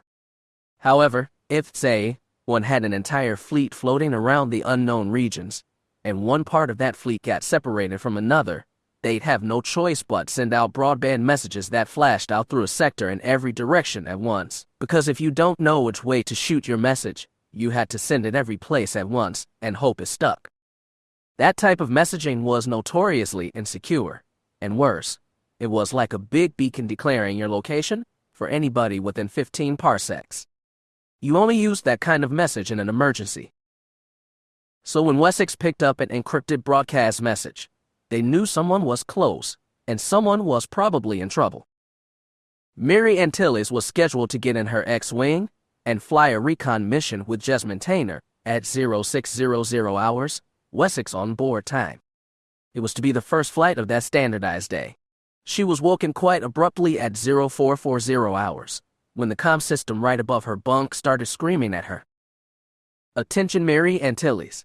Attention Mary Antilles. Report to the flight deck immediately. Report to the flight deck immediately. She was down to the flight deck by 0445, groggy and confused and zipping up her flight suit as she shambled toward her X-Wing. Imperial flight crews were making last checks on her ship. She was never going to like that, or get used to it, as she almost literally ran into Jasmine, who was awkwardly trying to shove her helmet over the ponytail on her head. Any idea what the cark is going on? Mary spat as she deftly avoided Jasmine. The other woman shook her head. No idea. I just heard the alarm. We're not under attack, are we? She looked around. All the other X-Wings were sitting untouched, save hers and Jasmine's. We're not late, right? Jasmine taped her wrist chrono. Not unless mine's off too, Mary scowled and jabbed a finger at Jasmine's ponytail. The other woman took a moment to realize what Mary was pointing at, then nodded, undid it, and shoved her helmet onto her head of blonde hair. Is this a prank or something? Jasmine said as they resumed walking across the flight deck. My parents said the Wraiths used to do pranks all the time. What? You think the imps have a sense of humor? Not Griffin likely. As if on cue, a figure stepped out from between their two X-Wings. It was small, female, bright red, and squeezed into a black Imperial uniform. Mary was still trying to figure out which was more bizarre, that a Twi'lek woman had become a commanding officer in a notoriously racist and sexist government, or that one would want to in the first place. Phylire walked up to the two pilots and looked their rumpled tired forms up and down with a perfectly condescending Imperial demeanor. We're ready to fly, Myri said defensively. I'm sure you are, Phylire nodded. Do you mind telling us what is going on here? Jasmine asked, then added, Sir. Of course. Phylire nodded again. We've just intercepted a broadbeam transmission. Encrypted, of course. We're working on translation, but we've pinpointed the source of the broadcast. You think it was our Phantom Fleet? Miri asked. Well, it certainly wasn't the Vong. It's up to you to investigate. You can count on us, Jasmine said, and snapped an impressively crisp salute. Miri did her best to copy it. To your ships, Veila said. We'll give you the coordinates once you're in space. After that they scattered, Miri and Jasmine to their ships, while the Twi'lek hurried off the flight deck. Miri climbed up the ladder and into her X-Wing. She looked around for her helmet, sure she'd left it somewhere in the cockpit. She was surprised when an Imperial crewman popped up over the rim of the ladder, holding up her flight helmet. Here you are, miss. Miri blinked. Thank you. Good flying, miss, said the imp, and clambered down the ladder. Miri sighed as she put on the helmet. If only her father could see her now. They gathered in Filior's private salon, located just aft of the bridge. Wessex was a far smaller craft than an Imperial-class Star Destroyer, but its command deck was laid out similarly, including the crew pits and walkways up front and the captain's personal station to the back. Veila stood in front of her communication station, Jagged to one side, Sabinrin to the other. The Gamorrean must have been 2, maybe 3 size that of the Twi'lek woman, but she looked unperturbed as Sabinrin lurched closer, listening to the communication from the recon team and watching their relayed data scan by on holo projector. The X-Wings were currently hanging close to the shadow of a moon and entering sensor range of a cluster of capital ships they detected. Getting data now, Miri and Tilly's reported through their tight beam, encrypted communications relay. Data received, Veila confirmed, pressing down on her station's broadcast switch. Getting telemetry now. The holoprojector began scrolling through data on gravitational pull and stellar bodies. Then sensors picked up the ships, 5 of them, sitting in low orbit over a dead planet sitting on the outer rim of a nameless star system. No identification broadcast, but I think we can estimate ship data, Antilles said. Copy, data incoming, Veila confirmed. The data began to scroll in front of them. Confirmed Mon Calamari Shipyards Mc-80 cruiser. Confirmed Mon Calamari Shipyards Mc-80 cruiser. Confirmed Republic Engineering Majestic class cruiser. Undetermined Rendili Star Drive Victory I-class, our Victory 2 class. Confirmed Nebulon B-class escort frigate. 2 Mon Calamari cruisers, Sabinrin said, and ships from the new class program. Confirmed Alliance. Then, Veila looked at the Gamorrean. We knew nothing about this, Sabinrin insisted. I believe you didn't. Veila glanced at Jagged, then looked away, but he got the message. She was bragging, because she thought her suspicions were right. Hold on, we don't know their alliance, Jack said. You're telling me they could just lose a couple Mon Cal cruisers and not notice? They were starting to investigate possible missing ships when we left Coruscant, Sabinrin insisted. We have no idea what they found in the meantime. So you lost a whole task force by accident. Veila scowled. The Empire would never be that sloppy. You did, the Gamorrean growled. It was called the Black Sword Fleet, and a bunch of mad Yvetha used it to kill millions of people. I'm picking up comm traffic, came the voice of Jessamine Tainer over the comm system, cutting off Veila's surely nasty rebuttal. It was a one-way connection, so the recon pilots, thankfully, hadn't heard the argument. What kind of comm traffic? Jag thumbed the comlink on, thankful for a distraction. Not sure yet, Antilles said. Looks like tight beam communications between all ships. Short bursts. Can't intercept. Could be doing status checks before jump to hyperspace. Jag looked to the others. Agreed, Veila said, and pressed the broadcast switch. Try to get tracking information on those ships, and fast. Don't let them see you, but see if you can plot possible destinations of their jump to hyperspace based on current trajectory. Already on it. Antilles sounded slightly annoyed. I'm picking up energy spikes, Tainer spoke up. Those Mc-80s are warming up their dam. They just jumped to hyperspace. Can we track them? Veila scowled. Just a sec, Antilles said. Trajectory data appeared on the holofeed. Getting projections. 70% odds that jump puts them on heading for the XB790C star system. Follow them, Veila said. She glanced at Jagged, then at Sabinering, as if asking for their objections. She got none. Copy that, Antilles said. Laying in a course now. We'll try and pop out on the edge of the system so they won't see us leaving hyperspace. A good decision, Roller. Sabinering spoke up. Have weapons and targeting systems warmed up just in case. Copy that, Piggy. Getting ready to jump? When Veila took her hand off the broadcast button, Jagged asked, Do we want to go to yellow alert? Why? The Twi'lek woman looked at him. In case my pilots run into trouble, Sabinering said. They may need help. Veila cocked an eyebrow. If your pilots run into trouble, they are on their own. I'm not risking the safety of this vessel for 2 pilots. Sabinering's lips curled around his tusks. You don't have to risk your pilots, but I command mine, and they will follow my orders over yours. Jump plotted. Antilles interrupted. Ready to go in 5, 4, 3, 2, 1? Mark. The star lines blurred to light, and light dissolved back to stars in the space of 3 seconds. Mary barely had time to register shock before last blast flashed just meters outside her cockpit. She fought back a shout of surprise and snapped her fighter into a hard port roll, barely in time to avoid a pair of molten projectiles that whipped past. Sith spit. Jessamine swore over the comlink. Wessex, we are under fire. Repeat, we are under fire. Lock in S-foils in attack position. Mary reported. Get ready to fight. Then get your bearings. Weapons armed and ready. Roller, Ranger, relay location. The voice of Jagged fell crackled over her helmet speakers. Came out hyperspace short, Mary said. Try locking on our beacon. Roller, was it a drag ship?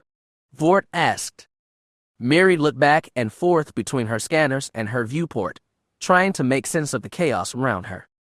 She saw fighting whipping past in every direction: X-wings, B-wings, E-wings, A-9 interceptors, even a few bulky old K-wing bombers. And dancing between them, chunks of space rock shooting out volcano blasts of energy. It took Mary a second to realize what they were, even though she fought them in simulators a dozen times. We've got Vong ships out here, Jessamine reported. I'm picking up capital ships, including an interdictor analog. What about the Mon-Cal ships? Red's voice crackled over her headset. I'm picking up Kriff. Mary swore and jerked hard starboard to get away from a coral skipper. Ranger, I've got one on me. Coming after you? Hold on, Jessamine said. Mary pulled hard port now, but the skipper hung on her tight. She looked at her status screen, a swarm of yellow, unidentified fighters, and just one speck of Jessamine's green. She looked out of her cockpit, and beyond the tangle of dogfights she saw the sleek silver forms of a trio of Bothan assault cruisers. The second she recognized them, her fighter shook under the impact of enemy fire, and Mary pulled her fighter into a steep upward corkscrew. Anytime, Jezzy, she shouted. Tracking, hold on, Jessamine said. A pair of torpedoes slammed into the nose of the coral skipper just as it turned to pursue Mary, shearing off his cockpit. The remains of the vessel flipped and tumbled, dead in space. Thanks, Mary breathed. That wasn't me, Jessamine said. As Mary leveled out her craft, she saw a U-wing whip by. Her anonymous savior rejoined the Delta formation with 2 more U-wings, then dove back into the fray. Roller Ranger, Veila seemed to shout over the comm. Get us our data and get out of there. Do not engage. Repeat, do not engage. We're trying our best, Wessex, Mary hissed. It's a little thick out here. Hold on. I'm bringing my sensors online, Jessamine reported. Syncing with Wessex. Then she screamed. Mary looked starboard to see a stray torpedo hit Jessamine's X-wing, shearing off both port S-foils and sending the craft spinning out of control. Ranger, eject. Mary shouted. Eject. Eject. Jessamine's X-wing blossomed into a flower of molten light. Mary dove right for the wreckage, scouring the still fiery debris field for any signs of life. I've got her, she shouted. I've got her eject beacon. Ranger, do you copy? Jezzy, do you? And then something slammed into Mary's X-wing. She was thrown into a swift spin, and as the stars whipped by outside, she reached for her own ejection lever. Her hand found the lever just as an energy blast slammed into the nose of her X-Wing. She pulled it hard right before her proton torpedo magazine detonated. Miri trailed fire and light as she shot into space, blazing with death. Signals gone, Sabinering said, though all three could see the hollow feed wink out. The Gamorrean moved for the door more quickly than Jag would have thought possible. Where are you going? Veila snapped. The Gamorrean spun around equally fast to stare at her. I am going to recover my pilots. We don't even know if they ejected. The signal beacons don't carry this far. Then there's only one way to find out. A comlink appearing in Sabinering's big green hands. He flicked it on and said, All Wraiths, report to the flight deck. Repeat, all Wraiths, report to the flight deck. You expect to recover them with your X-Wings, Veila said. I'm not going to go to their parents, my friends, and tell them I let their daughters die because some Twi'lek traitor ordered me to. Provide them a shuttle, Jag snapped. Both of them looked at him as if remembering he was in the room. Veila said, With all due respect, Mr. Fell, you are a civilian advisor with no actual authority. Send a shuttle. Jag's tone mustered all the authority he'd given up 3 years ago. Even if we can't recover the pilots, we need to monitor that battle. We can't let this opportunity pass. Veila scowled but nodded. She plucked out her comlink, dialed the flight deck, and said, Prepare a shuttle for recovery mission. X-Wings will escort. I'll send you the flight plan. After the deck commander gave affirmative, she pocketed the comlink and stared stonily across the room at Sabinering. She said, I was born in the Empire, Mr. Sabinering. My parents were slaves, but I was freed under Pelian's reforms. The Empire did horrible things to non-humans, but that was in the past. Some of us can look to the future. The Gamorrean gave no grunt of acknowledgement, no nod of thanks. He just turned and walked out of the room. Only when the door hissed shut did Veila seem to deflate. Her stiff military pose sagged as she went over to the transmissions console and began punching in the coordinates for flight control. Jag said, You're letting your distrust of them get in the way of your duty, Lieutenant Colonel. Veila scowled. There are Mon Cal and Bothan ships out there right now, fighting the U.S. Hinvong. Either they are a top-secret fleet, sent by Alliance government without informing us, or they are the biggest rogue operation we've seen since the Black Fleet crisis. Either way, Alliance personnel are involved. That's no reason to let 2 pilots die. Your cousin is irrelevant. You're right. This isn't about my cousin. Hells, I barely know her. This is about the good of the galaxy. Jag said, Lofty words, I know, but it's true. If it turns out the Vong are on the warpath again, full scale, that rogue fleet is the galaxy's best chance of heading them off. We might need them, and the Alliance. Imperial chauvinism isn't going to help anyone. Veila regarded him carefully. Is that where your loyalties are? Jagged fell. Not the Empire, not the Alliance, not the Chiss or the Jedi, but the galaxy as a whole. He nodded. It was a question he'd asked himself many times, and it was the best one he could come up with. Very well, she said. I'm going to the bridge, Mr. Fell. Feel free to follow. I'd be glad to, Jag said, so long as I don't get in the way. As long as you don't touch anything, I'm sure we'll be fine, she said, almost with a smile. Chapter 18. The recovery team leaped right into a maelstrom. As soon as they hit the interdiction field, Scud found laser blasts and energy bursts crisscrossing dead in front of him. Starfighters and coral skippers of every variety danced a frenzied, lethal dance.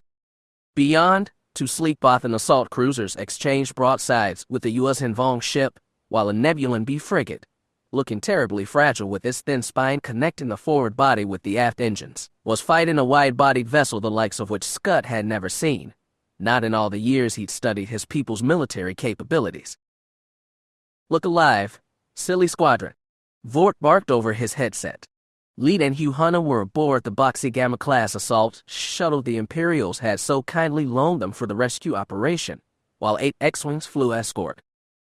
Scan for eject beacons, Charlotte said. You all have the frequencies. Scud clicked his affirmative, then wrestled his craft hard to port to avoid a flight of Ewings. Even knowing the frequency on which Myri and Jessamine were broadcasting their distress signals, it would be nigh impossible to find them in the middle of the battle, where so many comm signals and energy bursts played havoc with their sensors. Shifter and Smiles, on me, Scud said to Termindura and Trey Corsair. We form trios, cover at all times. The two pilots signaled their affirmatives, and the 3 X-Wings formed up with Scud and 4, Termin rear port, and Corsair rear starboard. It was a small step to reduce the chaos and danger of this battle zone, but it was the best they could do.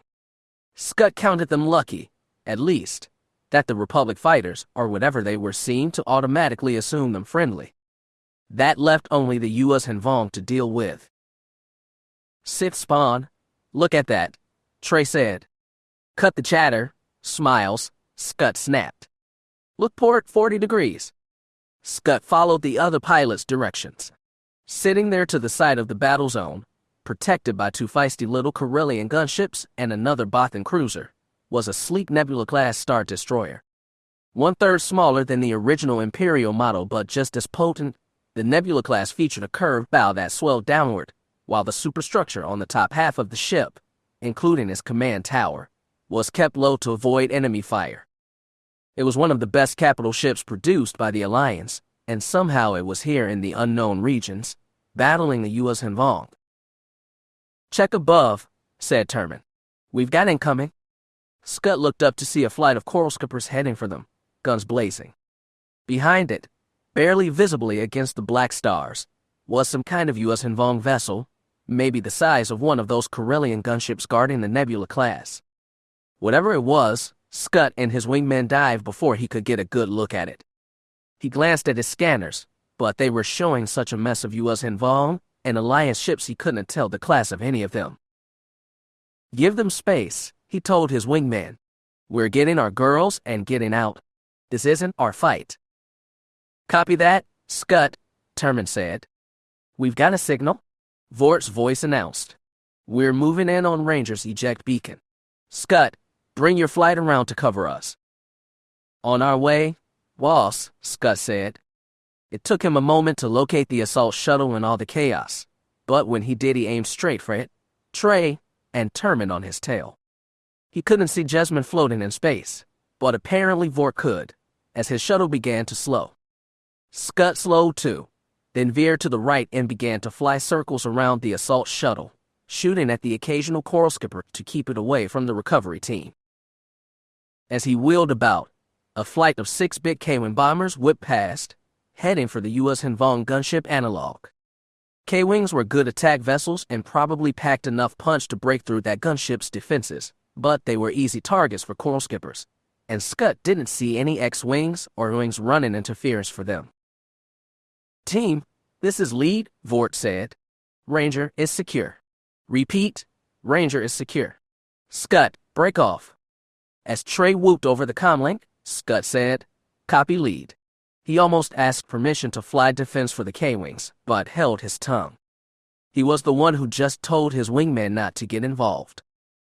All 3 of them pulled up, away from the shuttle as it veered toward the edge of the battle zone. Scud craned his neck to see the gunship and spotted it just as one of the K-Wings burst under its defensive fire. He saw 4 engine trails left. Another must have already gone down. He saw more thrusters flare, this time 2 heavy torpedoes each detaching from their underwing hardpoints. The torpedoes arced toward the gunship but 2 exploded before reaching targets. 3 more were swallowed suddenly by the gunship's diving basal. The other 3 impacted on the forward hull. Yorick coral shattered and internal atmosphere ignited. Fire burst out into space. The K-Wings, victorious, executing a steep climb. Right into a flight of coral skippers. 2 bombers collided and vanished into flames. Another smashed into a coral skipper, destroying both. The last one clipped a skipper on the wing, sending both wheeling in opposite directions. The skipper exploded first, then the K-Wing. Scud checking his sensors for eject signals, but there was no way to tell. No beacon, Termin said over the headset. I still can't find her. It took Scud a second to realize he was talking about Mary. Scott watched the U.S. Vong gunship smolder in space.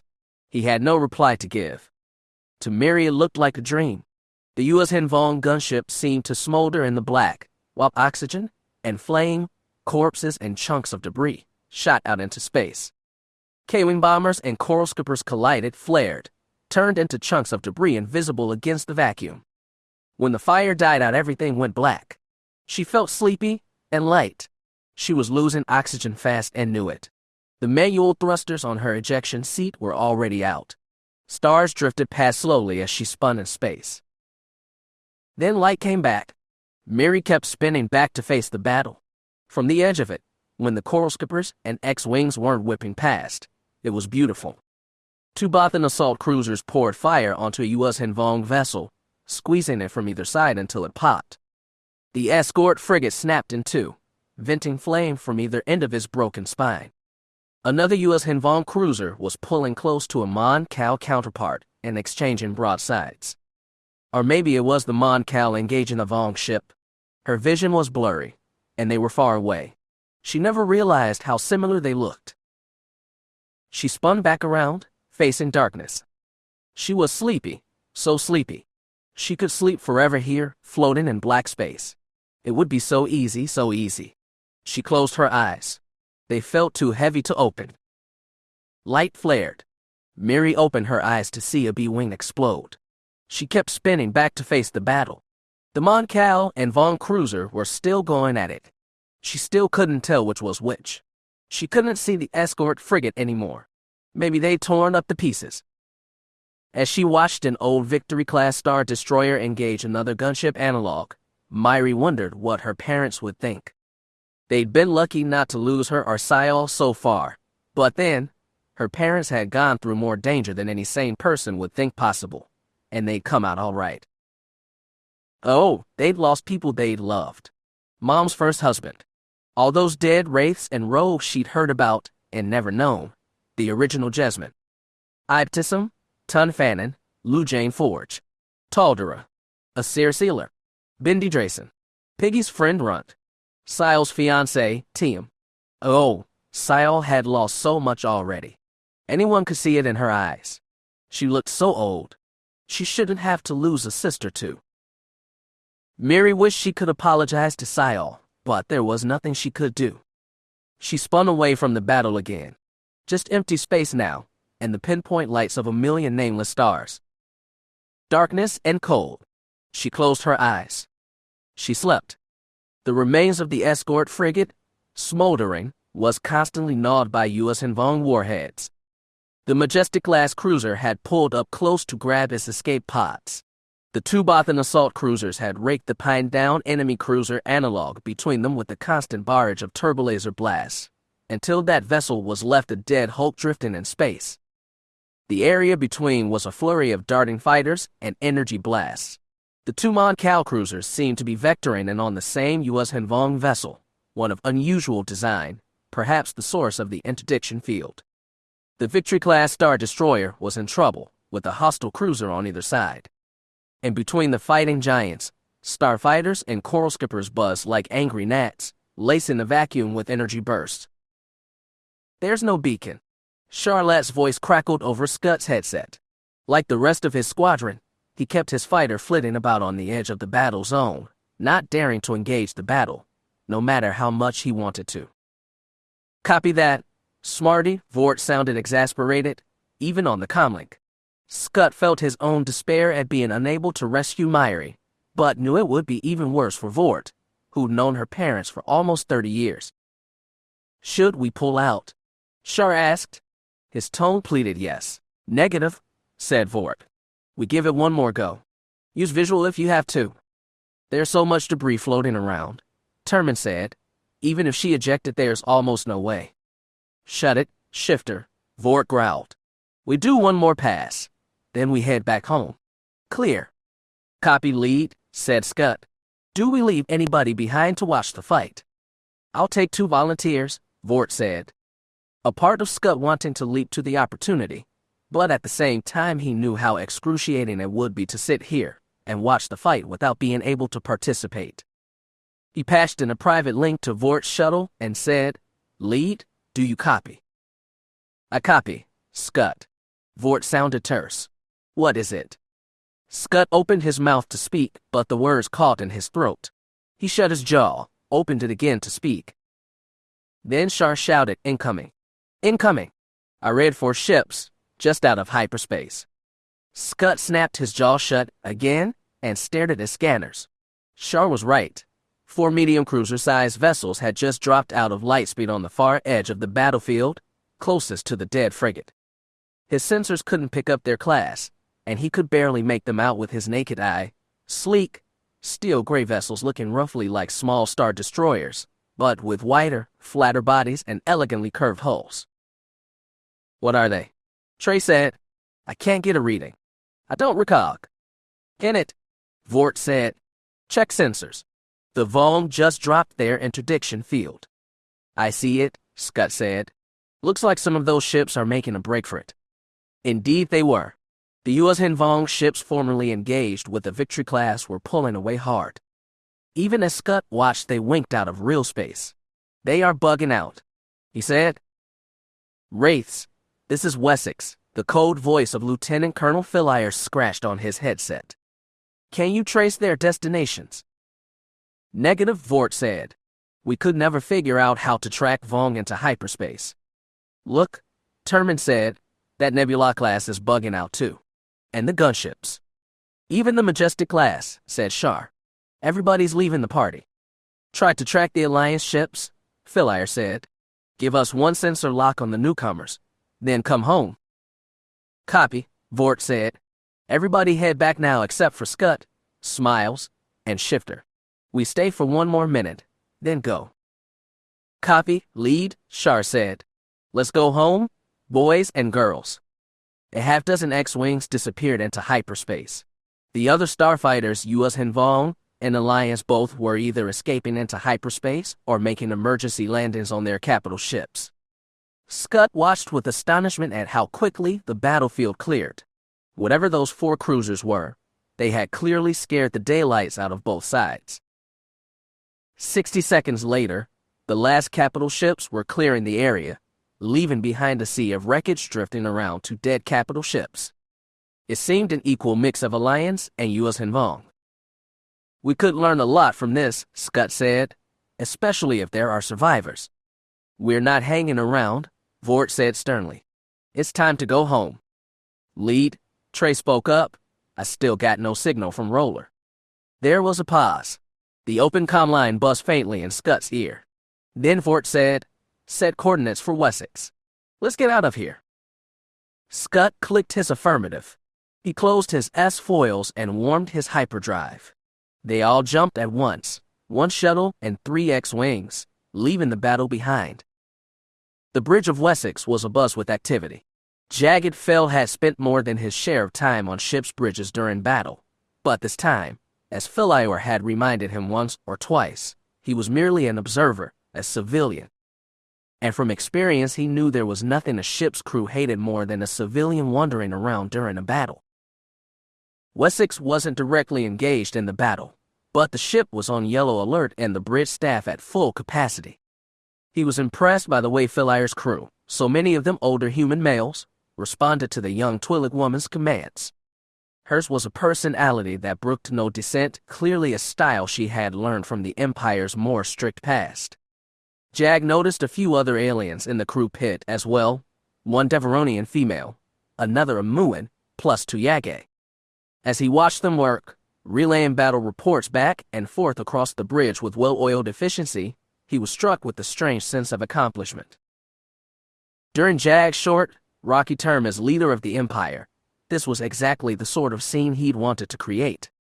Stuck in his high post as he'd been, constantly wrangling with scheming mobs and haggling with Alliance diplomats, he never had the opportunity to get into the crew pits and see things from the soldiers' point of view. The soldiers were changing, at least on the outside, but everything still seemed to be running with the crisp martial discipline that defined the Empire. And somehow that made him glad. Shuttle just came out of hyperspace. He heard the comm officer report. Good, Philier nodded.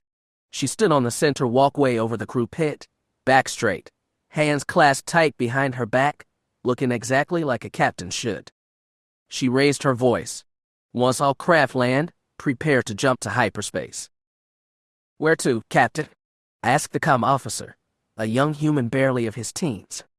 Let's say System XB-903. I want to make sure we're not followed. Yes, Captain. Flight deck, report, she barked. Shuttle is on board. Last 3 X-Wings are on board. Good. Navigation. Warm up those hyperdrive and plot us a course. Yes, Captain. Jag watched Philaire as she watched her crew buzz around. Whatever else you could say about the woman, she ran a tight, efficient ship. He was deciding whether or not to compliment her for it when the sensor officer shouted, Captain, we have incoming vessels. They've just left hyperspace, bearing Vector G-17. Some of the crew looked panicked, and the comm officer swore, but Philaire marched fast across the bridge to the sensor station. All stations go to red alert. What have we got, Ensign? I read 4 vessels, Captain. We have visual. Shouted telemetry as the alarm klaxons blared. He didn't need to shout. Everyone could see it clearly through the ship's forward viewports. A sleek gray vessel, like a wide, flat star destroyer, was heading right for them. From the port and starboard viewports, Jag could see 2 more, all of them aimed head-on for Wessex. Jag was sure the 4th one was coming from behind as well. He ran from his quiet corner across the bridge. When Philaire heard his boot clap, she turned around and scowled, but he was a civilian, so decor be damned. Navigation, how long till hyperdrive? She snapped. 40 seconds, Captain, but I'm not sure if we can plot a clear course. We're pretty boxed in right now. The forward vessel fired bursts of energy from the cannon bank along its central spine. Blue energy lanced out, slipping through Wessex's shields and dancing like lightning over its superstructure. Ion cannons. Someone shouted. Losing power on forward decks 10 through 14. Hits to our engines, Captain. Navigation reported. Losing power on nacelles 2 and 4. By that time, Jag was right in front of Philaire. He snapped, Hail them. Hail them now. Do you know them? Philaire asked. Do you recognize those ships? Jag nodded gravely. Are they Chiss? He nodded again. Communications. Get us aligned with that lead ship. Philaire stabbed a finger at the vessel looming out the forward viewpoint. She lowered her voice and said to Jag, Why the sad face? I thought these blue boys were your friends. Not these ones. Those are top-of-the-line vessels of the Chiss Ascendancy, Jag said. I was exiled from the Ascendancy 10 years ago, long story, believe me. And what about those Chiss you called in at Exado 3? She asked, naming the place where Jag had laid siege to Admiral Dalla's renegade forces. That was the Empire of the Hand, a splinter group of the Ascendancy founded by Grand Admiral Thrawn. We have family ties, another long story, but they are not these people. These people, I don't know. Captain, the communications ensign said, we're getting contact from the lead vessel. They're hailing us. Very good, Lieutenant, Philaire said, and did her best to assume a captain's bearing. Put them on. The voice seemed to boom over the bridge of speakers. Its tone was haughty, cold, and imperious. It took Jag a second to recognize it. Imperial strike cruiser, you will stand down immediately. Your vessel is now property of the Chiss Expansionary Defense Fleet, Task Force Celestial, under the command of Commodore Weinsefeld. Philaire looked to Jag. The man shrugged and said, Well, I guess I do know them. Chapter 19. Jag thought it was a sign of his sister's confidence that she was the one to come aboard Wessex, instead of ordering them to join her. It could have been a gesture of trust, too, an affirmation that no Imperial captain would try anything as mad as taking a Chiss officer hostage when her ship was surrounded. Philaire wasn't going to do anything like that. As she, Jag, and Sabinring stood on the flight deck with an honor guard of a dozen stormtroopers, watching the Chiss shuttlecraft enter the bay, Jag watched her out of the corner of his eye. Her posture was perfect, her jaw clenched tight. Her hands were at her sides, balled into red fists.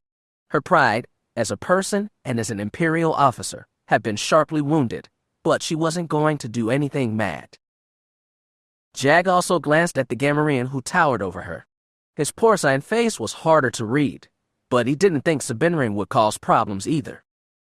As for Jagged himself, well, if simple legality didn't get them off, he was dead certain they were currently outside ascendancy territory. He was hoping familial ties would do the trick. He'd have felt better if he'd seen his sister any time in the past 10 years. She was unmistakable regardless. When the shuttle's belly opened, a procession of Chiss guards marched out onto the flight deck, clutching rifles to their chests. When they had arranged into 2 lines of 10, stretched out from the shuttle to the 3 captive delegates, Jaina finally stepped out of the shuttle. She was taller than he'd last remembered, and thinner. All the softness of youth had been cut away. She had her blonde hair pulled back and tied at the nape of her neck, so a slim ponytail dangled over the shoulders of her matte black uniform. She approached the delegate slowly. She must have recognized Jagged, though from that distance he couldn't discern her expression. Jaina stopped 2 meters away from the delegates. Her eyes were dead ahead on Veila. The 2 women's gazes, both stern and icy, met. They lingered for what seemed like forever before the Twi'lek said, "Lieutenant Colonel Veila, Imperial Intelligence. These are Mr. Vort Sabinring of the Galactic Alliance and Mr. Jagged fell." "An interesting crew," Jaina said, passing them once over with her eyes. Hers met Jagged's for just a second before she looked back to Veila. The Twi'lek woman said, "With all due respect, Commodore Fell, we are outside the borders of the Chiss Ascendancy. You have no authority to detain and board the ship." Jaina gestured to her guards. "If I wanted to take over your ship, I'd have brought more than this. I simply wanted to talk." "Well, you clearly have us at attention," Veila said. "We were observing the battle between the U.S. Hinvong and Alliance fleets for some time," Jaina explained. "When we finally decided to intervene, we noticed a handful of Alliance ships behaving strangely, and which jumped in the opposite direction of the rest of the fleet." "And so you followed us here?" Veila said. "May I ask which side you plan to intervene on behalf of?" "Neither," Jaina stiffened. "We were going to destroy them all." That took Veila aback. She said, "With all due respect, you only have 4 ships." Jaina smiled tightly but said nothing. It was Sabinring who cleared his throat and said, "Maybe we should take this conversation someplace else." "Agreed." Jaina glanced at the Gamorrean. If she was surprised he could talk, she didn't show it. "Lieutenant Colonel, I trust you can find us a place to sit down." "Of course, Commodore," Veila said, with a hint of a bitter smile. Jagged didn't know which woman would win a fight, but it would be a most interesting match to watch. 5 minutes later, they were seated in the main briefing room, Veila on one end of the oval table, Jaina on the other, Jagged and Sabinring seated at the midsection. 2 stormtroopers stood silent behind Veila. 2 Chiss troops were behind Jaina. What the scene lacked in warmth, Jagged thought, it made up for in symmetry. Jaina leaned forward, clasping her hands on the table. "I suppose I should start. The Chiss Ascendancy recently observed unidentified fleet movements outside its borders, as well as indications of conflict. Naturally, they sent a fleet to investigate. I suspect the Empire noticed the same." "We did," Veila confirmed. "All understandable. But that does not explain why you have Alliance personnel and ships aboard Wessex." Her eyes shifted to Sabinring. The Gamorrean stared at her with his dark beady eyes. "We came on invitations. It was decided that the Empire and the Alliance would benefit by sharing information, as a possibility of a U.S. Hinvong return would threaten the galaxy as a whole." "And what of Zanima II, the mysterious traveling world where all the U.S. Hinvong should have been exiled to? What became of it?" Sabinring stared at her but didn't respond.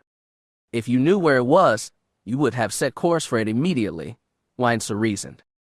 "So you either found it, and it was heavily damaged or destroyed, or you didn't find the planet, and have been out of contact with it for some time.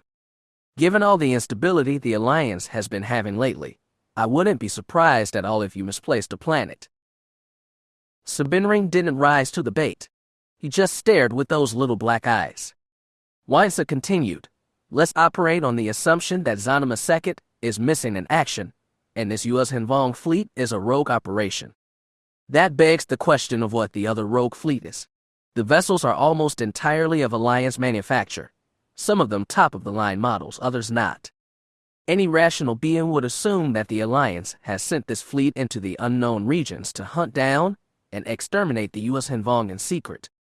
She looked to Philire. Do you agree? That is my assumption, the Twi'lek allowed. Then why did you allow an Alliance agent on your ship? Weinzel looked to Sabinerin again. You're one-strike cruiser, alone in a dangerous territory. It would be easy for his compatriots to sabotage the ship and escape with their cohorts, leaving the Empire none the wiser. I assure you, I have taken all precautions against betrayal, and the ship is far from insecure. Philire said. Her tone brooked no conflict. So what are you, Mr. Sabinerin? Weinzel asked. Are you a double agent, or do you honestly not know anything about this so-called Rogue Alliance fleet? I know nothing, Sabinerin said immediately, and neither does Alliance intelligence. Are you certain? Weinzel cocked a blonde eyebrow. Absolutely.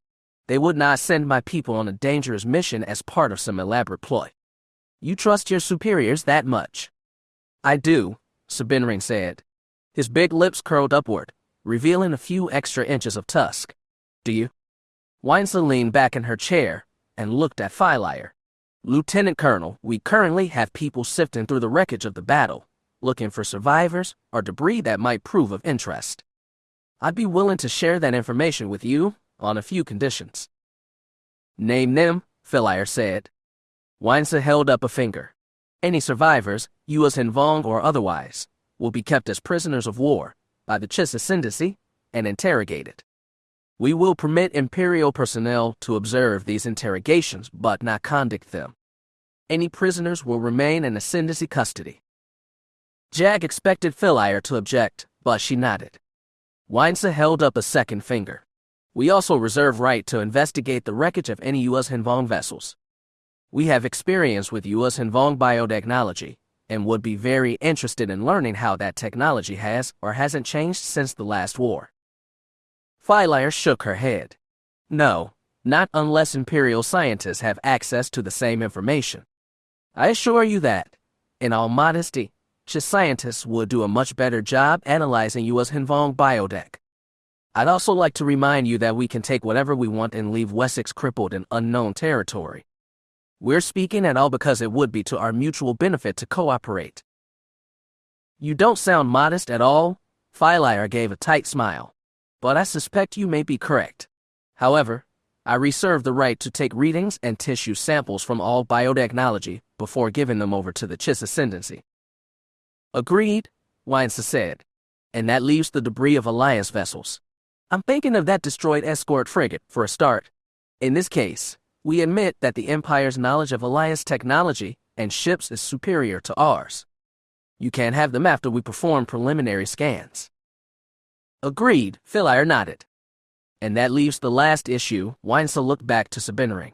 His face was as hard to read as ever, but Jagged could feel his frustration from across the table. Weinzel said, we will not permit the sharing of intelligence data with the Alliance. Jagged opened his mouth to object, but Sabinerin beat him to it. That's outrageous. That is a violation of our initial terms with the Empire.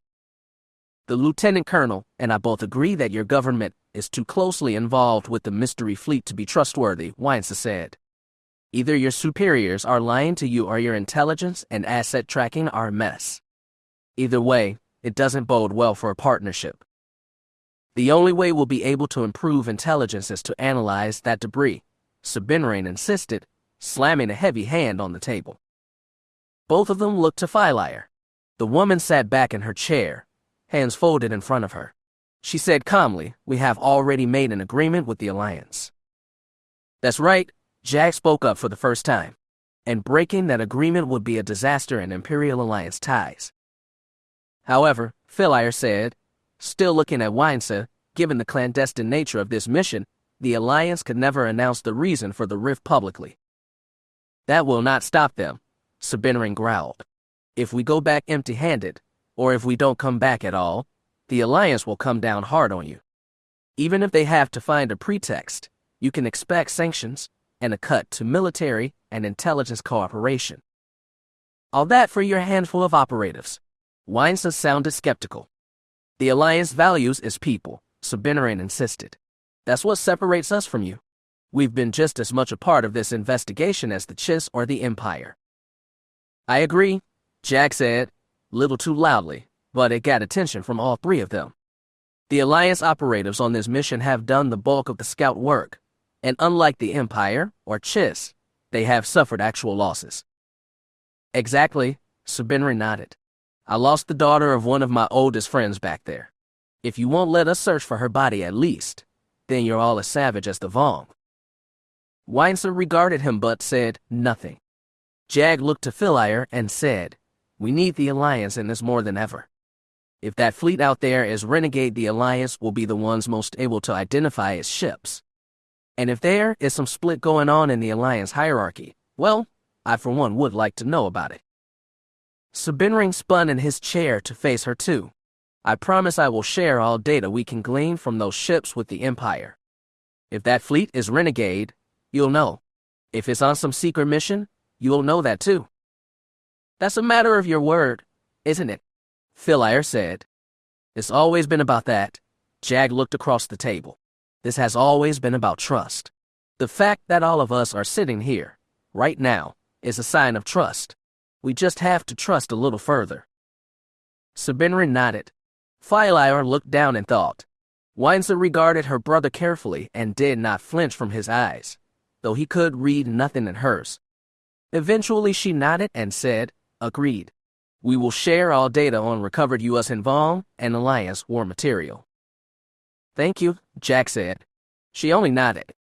It took them a good hour to lay out specific provisions for their mutual cooperation, and while toes and claws were stepped on, the outright hostility seemed to have abated.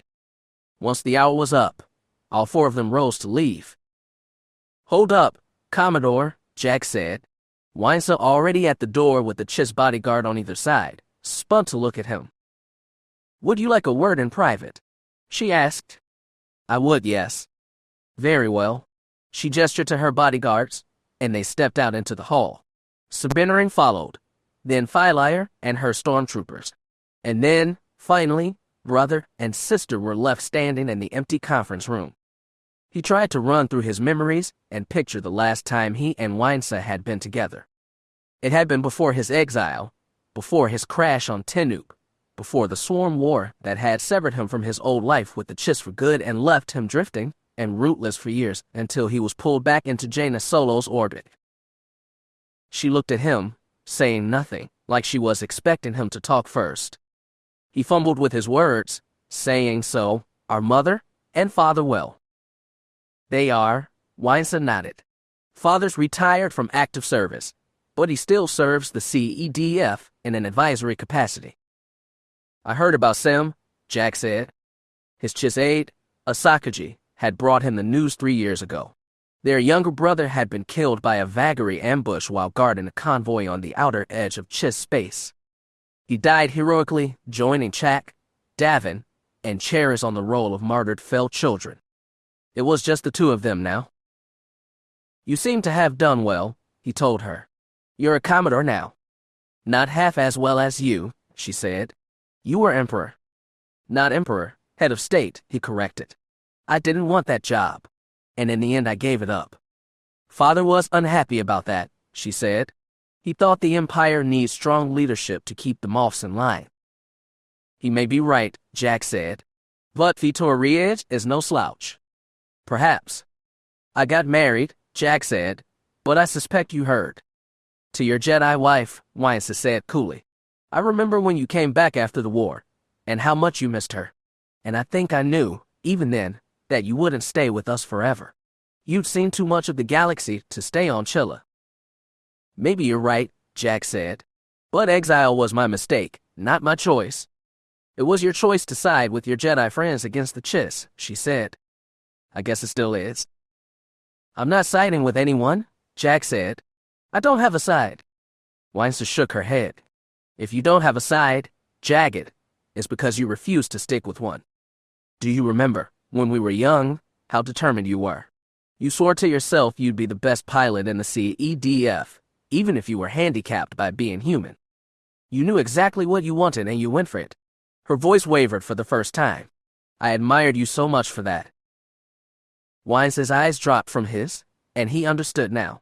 He knew, dead certain, that he would be standing in Wines's place right now, a CEDF Commodore ready to take down any enemy of the Chiss if it hadn't been for Jaina Solo. Before the U.S. and Vong War, before he'd met her that fateful time on the Rawroos during the siege of Aether, all he'd thought about was duty. No, not just duty, but his own pride, and his adolescent drive to prove himself to an entire civilization that saw him as alien and inferior.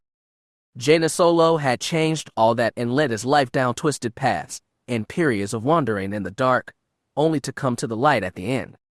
But his sister had never seen that light or wandered in the dark. Her life had been an arrow flying straight and true. Jack suddenly felt sad for her. Maybe it showed on his face. She stiffened and said, I got married too. But I don't think you heard that. No, Jack said. When was this? Not long after you did, coincidentally, Winesy paused. I haven't heard about any children. No, Jack shook his head. Not yet. You. Winesy shook hers. I've been busy. Your husband, is he CEDF? Diplomatic Corps, she said. Sometimes I envy him his quiet desk job. I'm sure it's much calmer than being married to a Jedi. I'm sure it is. She smiled, just a little. Winesy, he said, do you know more about what's going on here? More than you're telling. She frowned. It was all he could have expected, really. I'm sorry I asked, he sighed. It's just, I fought the U.S. and Vong before. I've seen what they can do up close. I don't want that to happen again. If there have been worlds attacked or destroyed. None that we know of, Winesy allowed, but we only started tracking them recently. I see. Well, I suppose that's some good news. Winesy shrugged noncommittedly. One other thing, Jack said. You remember what Sabinering said about losing a pilot? Yes? Who was she? She was the younger daughter of Wedge Antilles, he said. Our cousin. Her name was Mary. Oh, Winesy showed a little shock. I never knew her. I barely did, Jack said. She looked a little like Mother. Never acted like her, though. I'm sorry to hear that. Winesy sounded sincere. I'll relay that to Mother and Father if you want. I think they should know, Jagged nodded. I will then. Winesy seemed to edge for the door. I understand. You have to go, Jack said. Thank you for talking, just for a few minutes. Winesy nodded, turned for the door, and then turned around again. She asked, Jagged. Yes. Just what are you doing here? You're not Alliance. You're not Empire anymore. Is this a Jedi thing? The Jedi aren't involved. Jack shook his head. Riej roped me into it. Ah. He sounds like a hard taskmaster, not letting you enjoy civilian life. I think it's just his payback for my shoving the job onto him in the first place. Jag laughed a little. Or because of your ties to the Alliance and the Jedi, she suggested. That too, Jack sighed. You know, you said I never stuck with the side, and maybe you're right. But that doesn't mean I'm feckless, or that I'm derelict in my duty. I never implied you were, she said. Yes, you did, and I don't blame you. Mother and Father must think I'm the same. They're proud of you, she insisted. He wasn't sure she was lying. Chiss, Empire, Alliance, Jedi.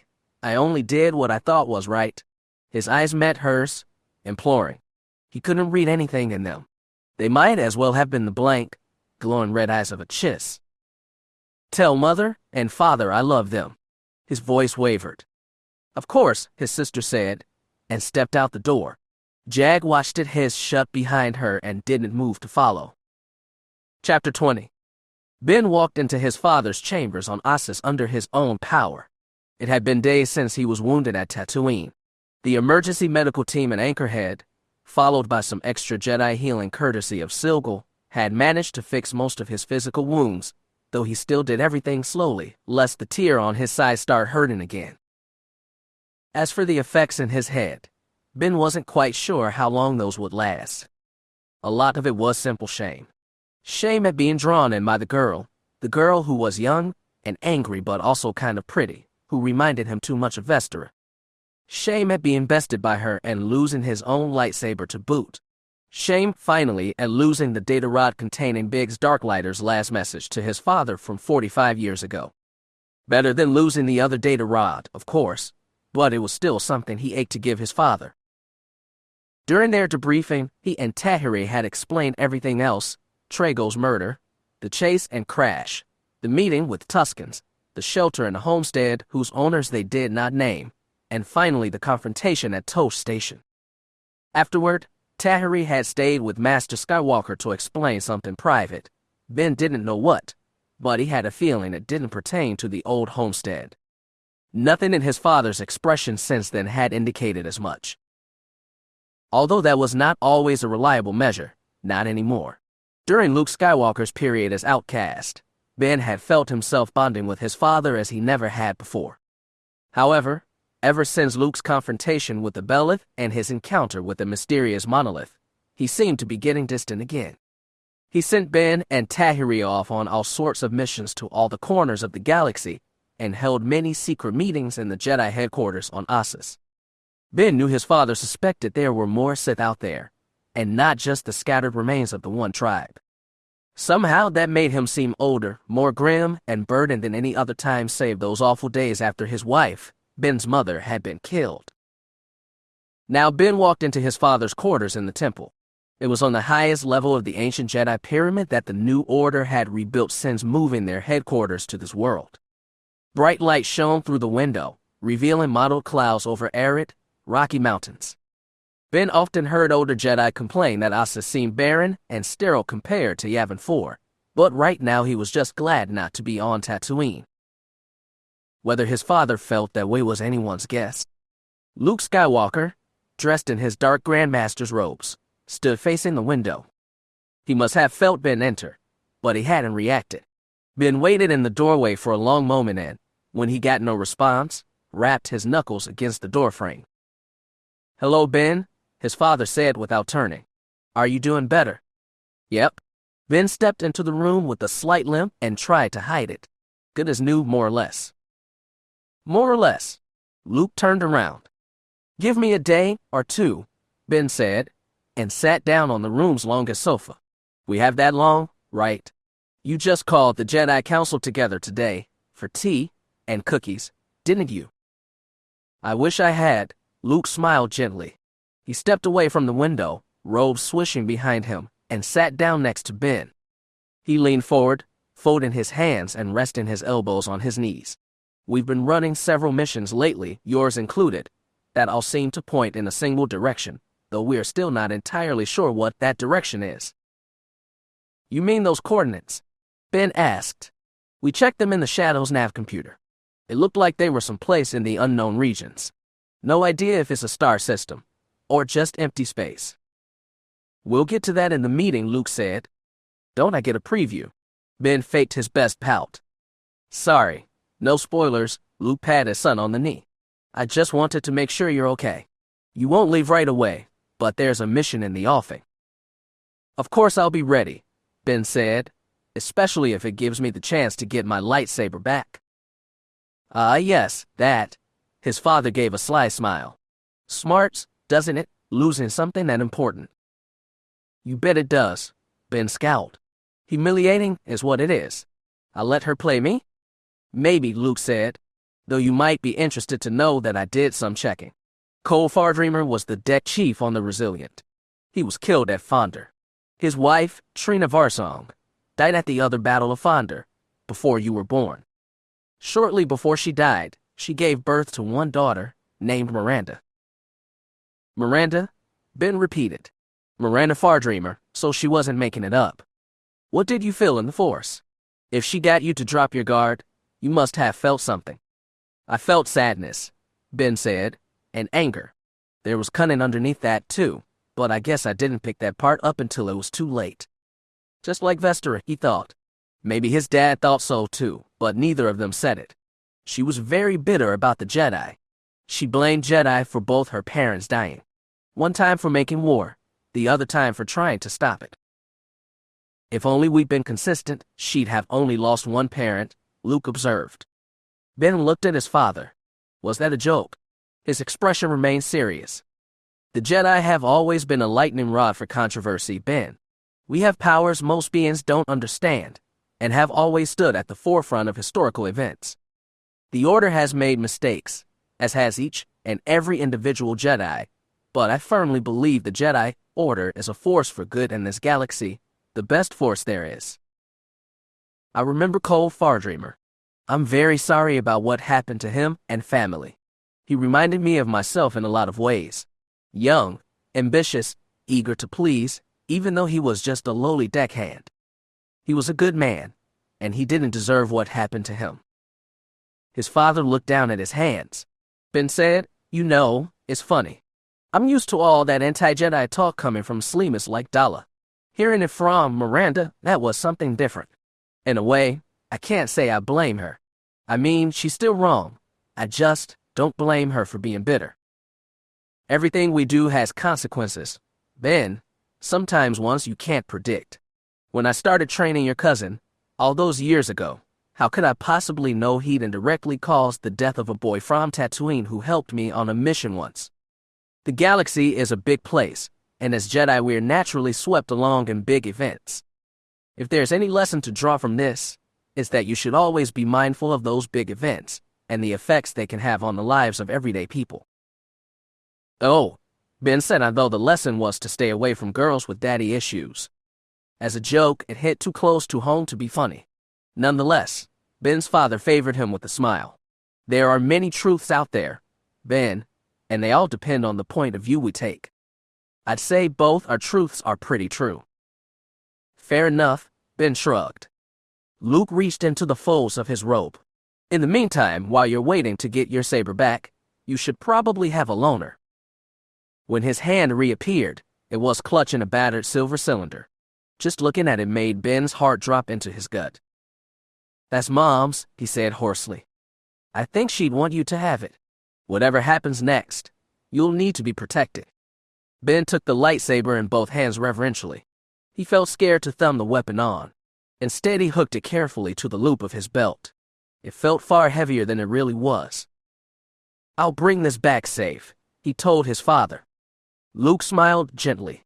"I'm sure you will." That trust meant more than Ben could say.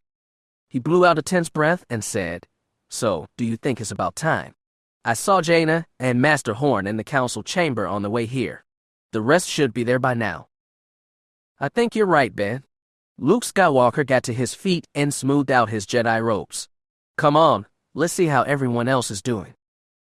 As they walked toward the door, Ben asked, "Hey, Dad, I know we just talked about staying away from girls, but I'd really like to get my own saber back." "As to that," his father said, "you'll just have to trust the Force." Jaina felt a little out of place among all the masters. She was on the Jedi Council and attended these meetings almost regularly, but it still felt slightly surreal to hold the same rank as legends like Corran Horn and Kyle Katarn. She still remembered the brief, adolescent crush she'd had on Kype during his fiery younger days, and now here she was, sitting next to him in the round, shallow arena Uncle Luke used for official meetings, waiting for the Grand Master to show. Kype was older now. His long dark hair, still tied back in a ponytail, was streaked with gray. He'd grown out a beard since she'd last seen him. It wasn't as shaggy as Kyle Katarn's or a groomed goatee like Corran Horn's. It looked like Kype had forgotten to shave for a week and was pondering the results. For whatever reason, almost all the hair on his chin was gray. It wiped away the last bits of youth on Kip's face, but what it left in its place, Jaina couldn't decide. She leaned in and said to him, "You really need to get rid of that." "Get rid of what?" Kype said, though his hand went to his chin. "It makes you look old," she said. "I was going for dignified." Kype stroked it lightly. "Kype, you've been a lot of things, but I don't think you'll ever be dignified." He feigned a hurt look. "You're insulting me. I played groomsman at your wedding and you insult me. I'm wounded, Jaina Solo. Grievously." "Is it for a woman?" she asked. She liked teasing Kype because it kept her mind off everything else. Kype didn't answer. He stared at the middle of the arena, as if he expected Luke to show up any minute. On the opposite side, diminutive Tahiri Veila sat a short distance from the massive bearable Jedi Saba Sabatine. Her armored shoulders hunched forward, and she seemed deep in thought. Jaina knew that Saba still blamed herself for the death of fellow council member Kent Hamner during Luke's exile, even if no one else did. Tahiri, too, seemed apart. Unlike everyone else in the meeting, she did not wear Jedi robes but a dark gray flight suit and vest with her lightsaber hanging off her belt. She'd been going on missions with Ben for months, and Luke had shown himself more than willing to accept her back into the Order, especially after her help in defeating Abelith. Still, Tahiri never seemed fully comfortable on Assus. Jaina wanted to get her mind off them too. She decided harassing Kype would be a lot more fun than worrying about her problems. So, is she a Jedi? Or a normal citizen of the galaxy? Normal. Kype allowed. He was smiling a little. Good. You can build bridges with the common folk. Just what we need right now. Is she classy? More than me? Kype allowed. Anyone I know? No, said Kype. At least, I hope not. Playing it close to the chest now, huh? He shook his head. When did you get like this? Aren't I supposed to be the one baiting a young kid like you? I'm not a kid anymore. I haven't been for a long time. Kype nodded. We both got old young, didn't we? A sad smile creased his face. Jaina was going to say something when the door to the chamber slid open and Luke Skywalker stepped in, followed by his son. Ben took a seat on the bench next to Tahiri. Luke stepped into the center of the chamber, spread his hands in welcome, and said, "Thank you all for coming today. We have important business to discuss. Events will be happening soon that we must all be prepared for." The room fell silent in anticipation. Even without the Force, Jaina could sense the grim expectancy in everyone. Barring the experience Luke and her parents had had at the monolith earlier this year, things had been too uneventful. Everyone, Jaina especially, was waiting for the calm to break and for life to return to the state of strife they'd known most of their lives. Several things have come to a head at once, and it's time to act, Luke said. Jaina, please make a report on the occurrences at Yavin 4. I know you have much to tell us. Jaina nodded and rose to her feet. She felt all eyes drop on her and tried not to look at Ben. She and Luke had agreed to hide the news of Vestra's involvement for now, and she tried to pull her thoughts from the Sith girls so Ben wouldn't find a hint of their deception. Thankfully, that was easy. They found plenty of other horrors on Yavin 4. She explained everything in detail. The honeymoon she had taken with Tenel Ka, Alana, Zek, and Terran Zell, the exploration of the ruined Great Temple, and the encounter with the Voxen. Here Tahiri shuddered. And finally their pursuit of the Voxen to the ruins of Exar Kun's temple. Corrin and Kype both scowled. She explained that they had encountered a pair of Sith warriors and forced them to retreat. She did not mention ship either. When Jaina sat down, everyone wanted to talk at once. Luke held up both hands and kept everyone quiet. Calmly, almost tiredly, he said, concurrent with this, Jaina's husband, Jagged fell, was sent on the mission by Vitor Reyes to examine a conflict taking place in the unknown regions near the border of Imperial space. Jaina, would you like to explain this as well? Jaina nodded and got to her feet. Jagged had swung by Assus on his way from Bastion to the core to explain, in person, to herself and Luke what had transpired. Now she recounted everything that had happened to Jag in the past week. The finding of wrecked US Hanvong ships, the search with Imperial intelligence and Wraith Squadron, the final encounter with the warring US Hanvong Alliance fleet that ended only with intervention by the Chiss. Everyone took the news soberly. When Jaina sat down, nobody tried to speak this time. They all watched Luke, like they were expecting him to drop a third hammer blow. Finally, I recently sent my son and Tahiri Veila on a mission to Tatooine, Luke said. Jaina had heard the gist of this already, first from Luke and then from Tahiri and Ben, but she could feel the surprise in Kype and the others. She felt a little guilty for her family ties. Ben got to his feet and told his tale. He explained how they traced Trago from Corbin, how they'd interrupted the handoff and had to chase their quarry halfway across Tatooine, and finally how they'd encountered the agent and retrieved Trago's data card, even if the agent herself got away. When Ben explained that the data card contained coordinates for a location in the unknown regions, It got everyone's attention. Jaden Core, a recent addition to the council, raised his hand and asked Master Skywalker, "Do you plan on sending a mission to those coordinates?" "I do," Luke nodded. "There's no need to volunteer. I've already decided personnel, and while I appreciate your experience with the unknown regions, Master Core, I have other tasks for you and your apprentice."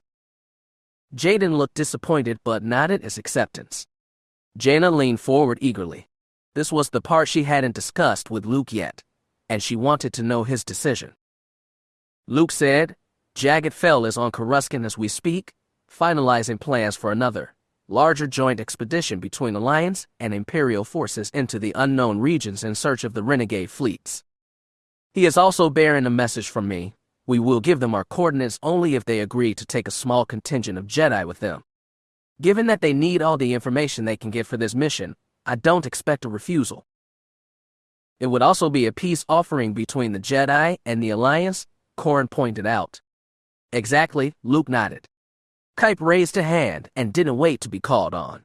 "Master Skywalker, let me try and make sense of this.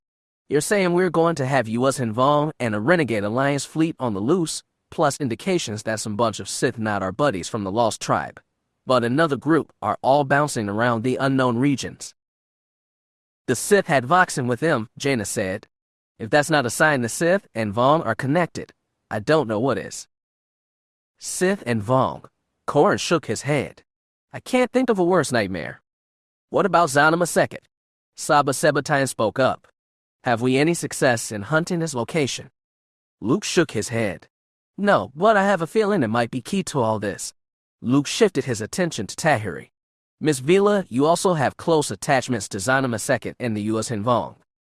I'd like you to go on this mission." His tone had changed. He was not ordering a Jedi but asking a woman with useful knowledge and skills. Tahiri nodded firmly. "I'd be honored, Master Skywalker." "Ben, I'd like you to go on this mission too," he said. Now he was ordering. Ben gave a determined nod but Jaina tried to hide her surprise.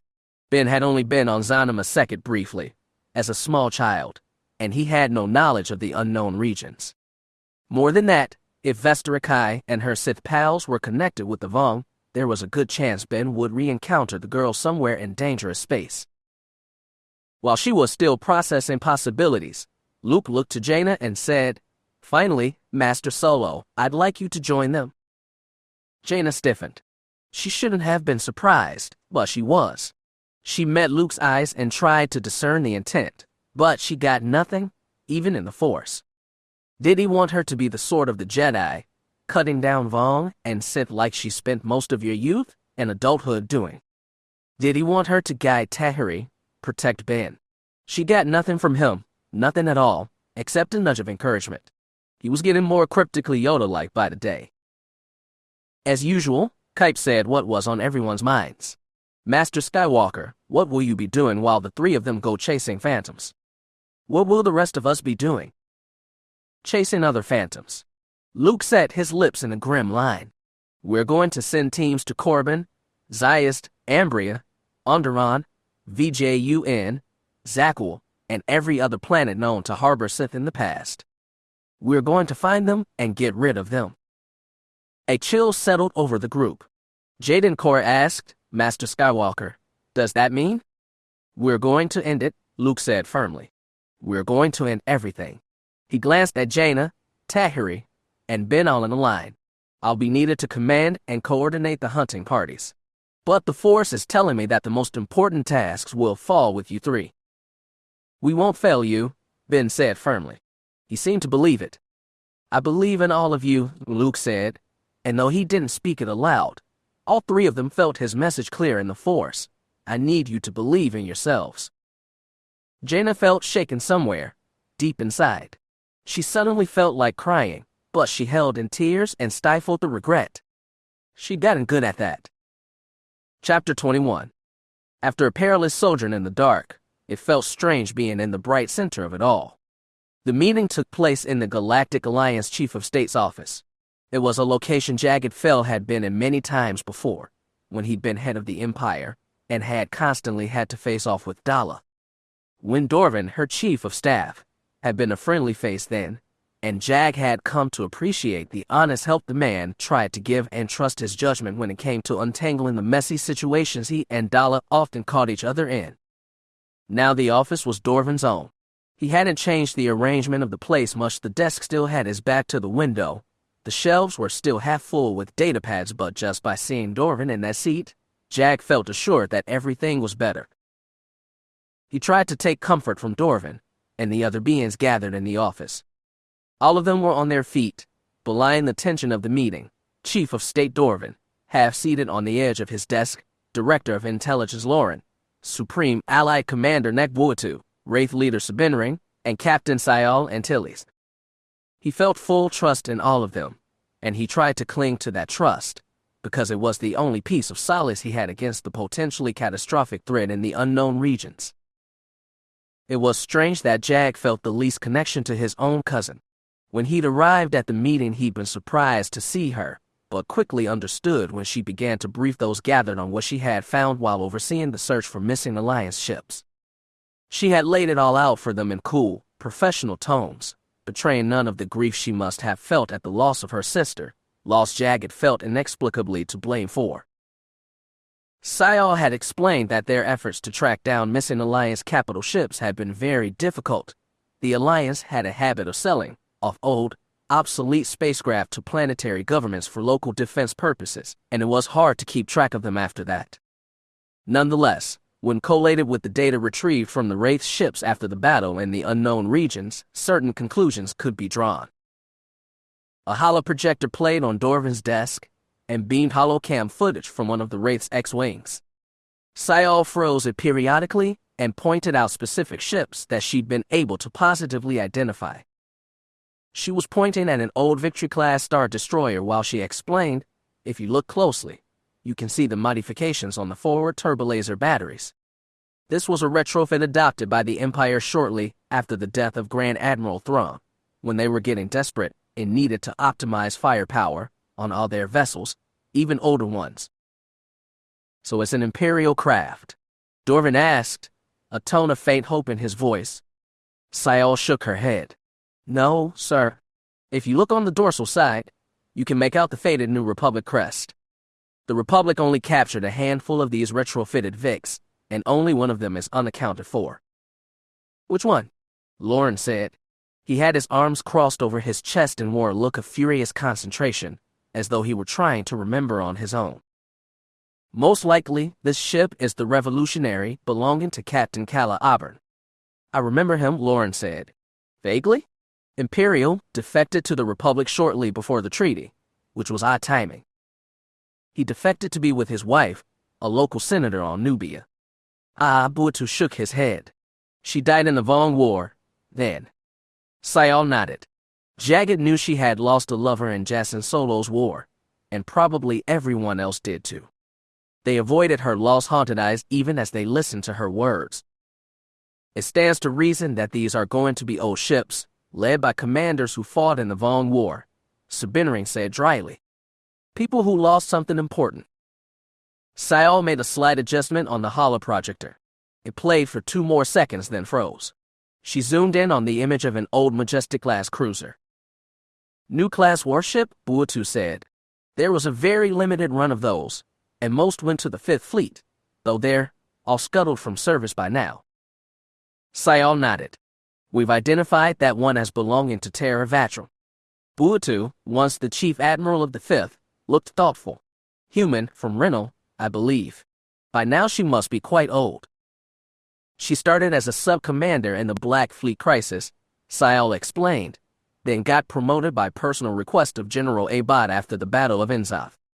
She saw plenty of combat against the Vong, especially during the early, bloody stages of the conflict.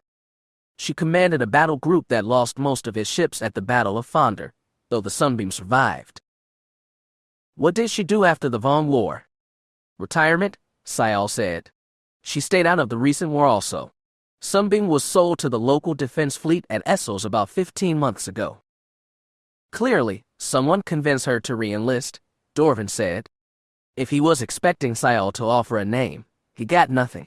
An awkward silence settled over the room, as though each of them were left to stew in their own ignorance. Finally, Jagged spoke up. I must point out that there are 3 Bothan assault cruisers in this fleet. That should be indicative of something. We haven't been able to identify them, Sayal said, quickly, to draw attention away from an awkward-looking Buatu. We've contacted the Bothan government, but so far we have not worked out an intelligence sharing agreement. Buatu sighed. My people's government has officially sworn off the Arcray policy of total war against the Vong, but it was extremely controversial at home. As you know, my predecessor, Traz Creefy, was forced into retirement due to pressure from Arcray elements in Drevstarn. No one has questioned your Cravey, Admiral Dorvan said, referring to the Bothan oath of total loyalty. I know, and I thank you, Buatu said. Thankfully, the Bothan government is more unified now than it was 15 years ago. Arcray elements have been pushed to the fringe, which may be why this fleet has appeared now. Captain Antilles, I'll contact the Bothan military personally. I'll also have my Uncle Aramuth call in favors with people in the civilian government. We're not exactly popular in Drevstarn, but we can exert pressure where it counts. He bared 2 fangs in a Bothan smile. I don't relish games of influence, but I know how to play them. We're glad of that, thank you, Dorvan said. May I ask how long we're willing to wait for the Bothans to comply? Jagged asked. These fleets are still out there fighting. If we're going to intervene, we should do so soon. Buatu cocked his head. As far as I am aware, you're an imperial citizen without any official rank in their government and certainly not in ours. I've come this far to lend you my skills, Jag said, more harshly than intended. He was getting sick of people questioning his loyalties. I feel my expertise could be of value still. And what value is that, precisely? Lauren asked. If we run into my sister, or any other Chiss fleet, I'll be an essential intermediary. Jag ticked off 1 finger, then another. I have more experience in the unknown regions than anyone in your military or intelligence organizations. I have first-hand knowledge of fighting the U.S. Hinvong, which even many of your most capable commanders do not. Sayal accepted the compliment with a half-hearted nod. Finally, because of my, as you say, unofficial status, I am ideally placed to liaise between elements of the mission and defuse potential conflicts. What elements? Buatu asked, his tone still hostile but controlled. Alliance. Imperial. Chiss, if they decide to join. Jedi, if you decide to let them.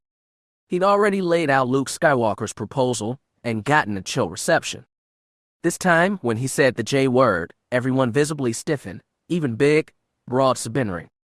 Jag didn't believe anyone in the room had anti-Jedi prejudices, but he knew the political situation was very touchy at the moment. I seemed to shift to Dorvan, as though everyone was passing the proverbial credit to the chief of state. The man sighed and said, "This is to be a top-secret mission, so I'm not as concerned about bad press as I would be otherwise. I still have concerns." "What are they?" Jag asked, volunteering himself once again as the Jedi's advocate. Master Skywalker picked interesting choices for his time. There's Tahiri Veila. How do the Imperials feel about working with her? They don't know yet, but I've given her an official pardon after she rendered valuable services to the Empire. In any case, she knows Zanima II and the Vong better than anyone in the known galaxy. Another compelling case, Dorvan sighed. Then there's Skywalker's son, who seems the least experienced, but also the least objectionable. Go on, Jack said. Jaina came last. A slight, wry smile touched Dorvan's lips. As for Master Solo, well, do you think you can keep your wife in line? No one can keep Jaina in line, Jack allowed his own smile. She's too much of her father in her. Well, you're going to have to try, because she'll be answerable to you, just like everyone else. Jack stiffened with a sense of dread. Excuse me, sir. We made the decision before you arrived, Buatu said. Because of what you called your unique position, we'd like you to be commander of the coming mission. Me? Jack's jaw dropped. He'd been willing to offer his service and expertise. Yes. A minute ago, he'd been practically begging them to let him come. Actually commanding an entire mission this risky, critical, and frankly unknowable was another matter entirely. But What about the Empire? I've already talked to Vitorij, Dorvin said. He seems to think you're a fine choice. That, or he was looking to punish Jack some more. Are you saying I am going to command a joint Alliance Imperial Jedi task force into the unknown regions? Exactly, Buatu said. We've also sent out feelers to the Chiss, for whatever that's worth. Commander Antilles here will be your strategic operations advisor and captain of your flagship. Sabinring and the Wraiths will accompany. I understand that the Imperials will once again be led by Lieutenant Colonel Filire. The thought of Filire and Jaina sharing a room left Jagged terrified and faintly aroused. He looked at Dorvin, then Buatu, and finally Lauren, whose face, usually lightened by casual mirth, looked grim. This isn't a joke then, Jack said. No, Sayal spoke up. It's not a joke at all. I guess not. Jag let go of a breath he didn't remember holding. We're leaving it up to you to keep all parties in line, Buatu said. Alliance, Imperial, Chiss, Jedi. And your wife. That last one, said Jag, might be the trickiest. We know, Lauren allowed a smile at last. We agreed you were the only man who could handle the challenge. I feel flattered, Jag sighed. And grateful, honestly. And also a little scared. You should be, Sayal said. Everyone met her eyes and the humor drained from the room. She crossed her arms over his chest and said again, you all should be scared. After the meeting at the Chief of State's office, Sayal took a speeder directly to her quarters. She had moved into them just a month previous, after being recalled from Fonda on what was supposed to have been a temporary reassignment.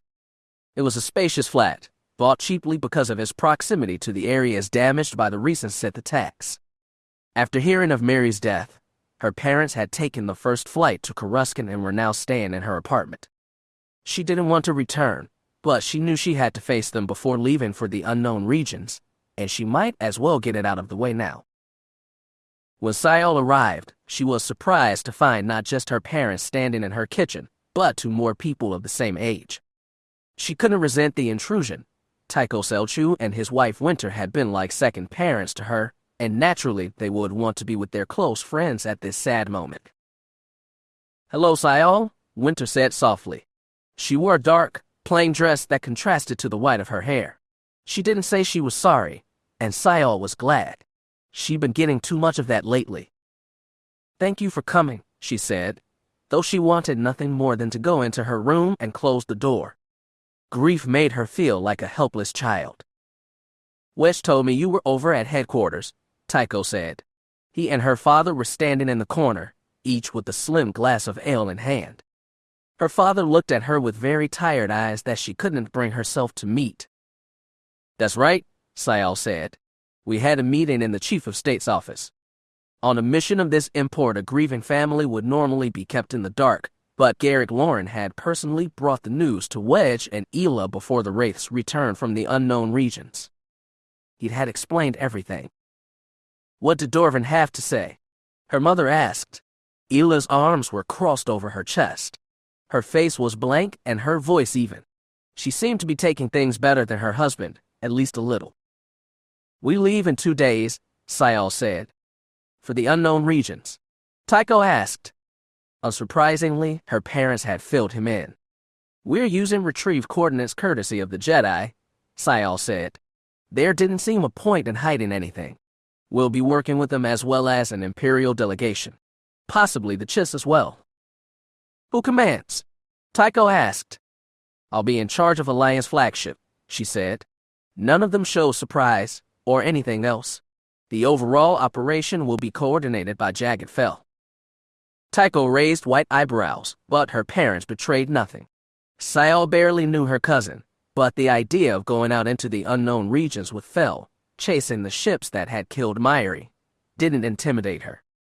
If anything, it gave her a small bit of comfort, not because Fell was family, but because he was a disciplined professional. She preferred working with that type. She never had been able to share a mission with her sister. 2 days, her father said. It sounds like you'll be busy then. We will, Sayal nodded. We have a long day of prep work tomorrow, so if you'll excuse me, I'd like to get some rest. Of course, Tycho put his drink down. Winter, and I can. Stay, please. Sayal tried to smile but didn't have it in her. It's good seeing you all together again. She turned and walked into her bedroom without another room. The window shades were pulled down, and room was dark, with only a thin shaft of light from the open doorway cutting through the gloom. Sayal got to the bed and fell onto it.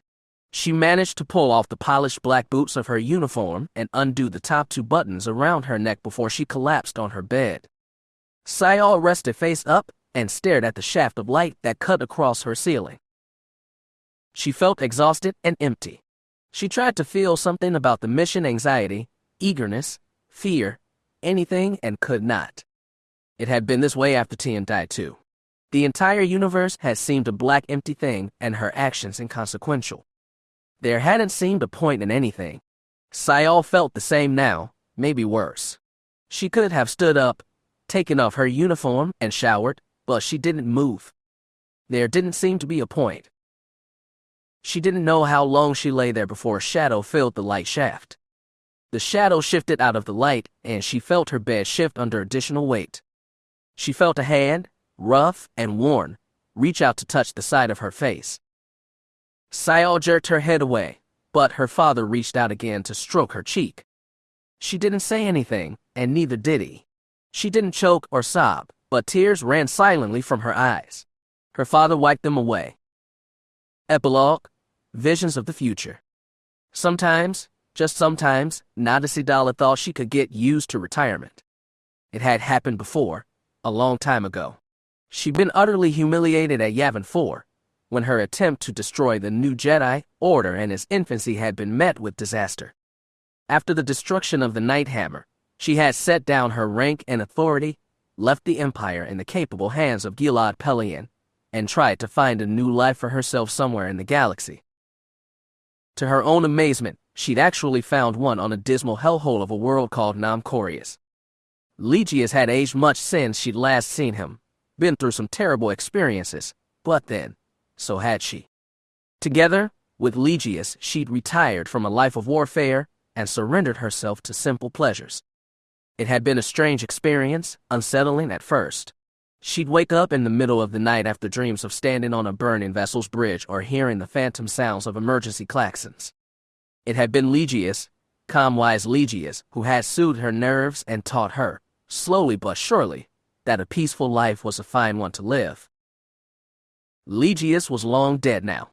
Gil Pellaeon, right before his own death, had called on Dala again, and when she'd mustered her fleet for counterattack at Fondor, the adrenaline rush had made her feel a decade younger. She'd been wary to accept command of the Galactic Alliance for a dozen of reasons, not the least her earlier battles with the Rebel Alliance from which it had grown. But it had been plain to her that some strong hand was needed to hold the galaxy's largest political union together. The Jedi were running amok, declaring themselves dictators and squashing anything that disagreed with their narrow, self-righteous vision of how the galaxy could be run. The Corellians, Bothans, and other independent-minded worlds had wanted their own special privileges, demanding favors without paying their fair due. It hadn't taken long for Dala to loathe having taken the job in the first place. Yet somehow, she didn't regret it. Then, as ever, she had done what was necessary to restore order to a chaotic galaxy and to rein in the Jedi fanatics who could never stop fighting each other over petty religious differences. But now she was retired again. After her abortive attempt to unseat Jagged fell as head of the Empire, Vitor Riech had graciously allowed her to retire quietly to a private estate on Arinda. She had acres of land for her own and a home set halfway into the side of a steep hill. At dawn, the system's rosy sunlight would stretch across the plain below, making the wheat fields glimmer like a million precious jewels. It was the most wonderful view in the Empire. Dala could almost get used to it, but not quite. She had no Legius now, no one to calm her, no one to convince her that peace was a normal and acceptable state for a woman's life. She still dreamed of fiery battleships, and every time when she woke up to peace she felt disappointed. Dala lived alone on Arinda, though she had several droids to help maintain the estate. She'd taken them apart, examined the pieces, and put them together again one by one. She scoured every wall, nook, and crevice of her estate, and while she found no proof of surveillance devices, she knew they were there somewhere. Vitor Ridge wouldn't turn his back on her entirely. If he did, he was a fool. One night, Dala's dreams were more vivid than usual. She was on board a Star Destroyer again. Its bridge was burning. A massive craft loomed ahead of her, long and dagger-like, but jagged and organic-looking, like a lumpy Mon Calamari cruiser, only Moreso. A Yuuzhan Vong ship? Perhaps. In the confusion of her dreams, she couldn't be sure. Her destroyer was burning, and the enemy vessel loomed ahead.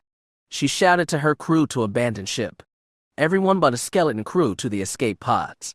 In a dream instant, they were all gone except for a handful at weapons and engine stations. She stabbed a finger at the Vong ship and gave the order, ramming speed. Her crew was a good crew. They obeyed without hesitation. Her crippled Star Destroyer lurched as helm control brought the engines back online, almost knocking her off her feet. She braced herself against the forward viewport, pressing both palms flat against the cool transparent steel. She stared at the Vong ship as it grew closer and closer. It brought its weapons to bear, firing volcanic death at her, but nothing could stop her. Debris slammed into the viewport and hairline cracks slithered through the transparent steel, tickling her palm, but she didn't let go. She leaned in closer. She saw the prow of her vessel stab into the heart of the Vong ship, shearing away Yorick coral and durasteel in equal measure. The destroyer groaned and buckled further, but it stabbed deeper and deeper into the enemy. The hairline fracture snapped and cracked under her hands. The viewport shattered, opening the bridge to fire and space. Dala felt herself being swept off her feet, plunging even faster than her dying vessel, closer and closer to the Vong ship, into its beautiful blossom of flame. And then she woke up. An alarm was blaring.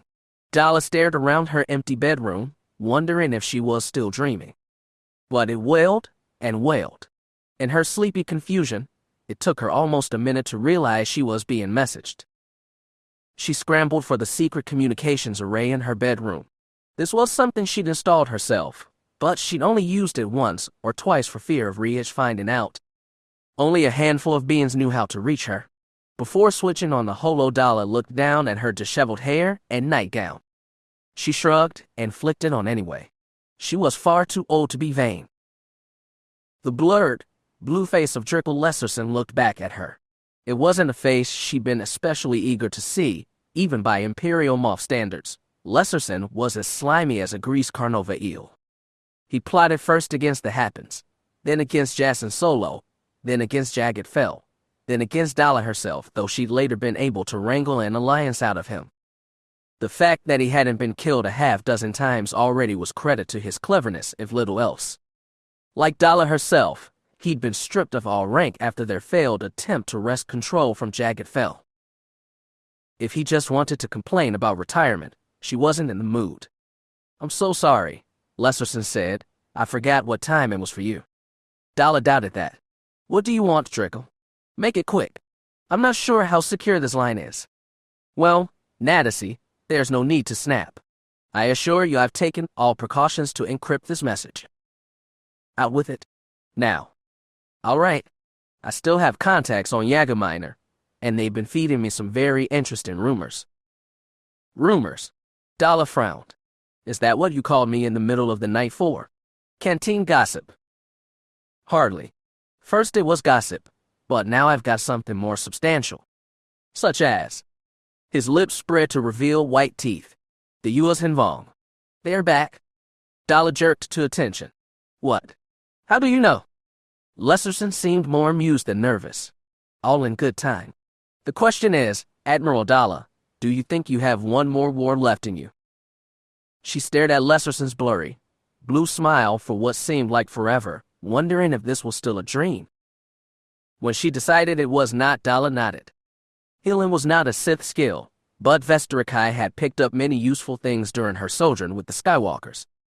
They taught her how to retreat within herself, to focus on the strength and warmth inside her, and to merge it with the Force to mend the parts of her body that were cold and broken.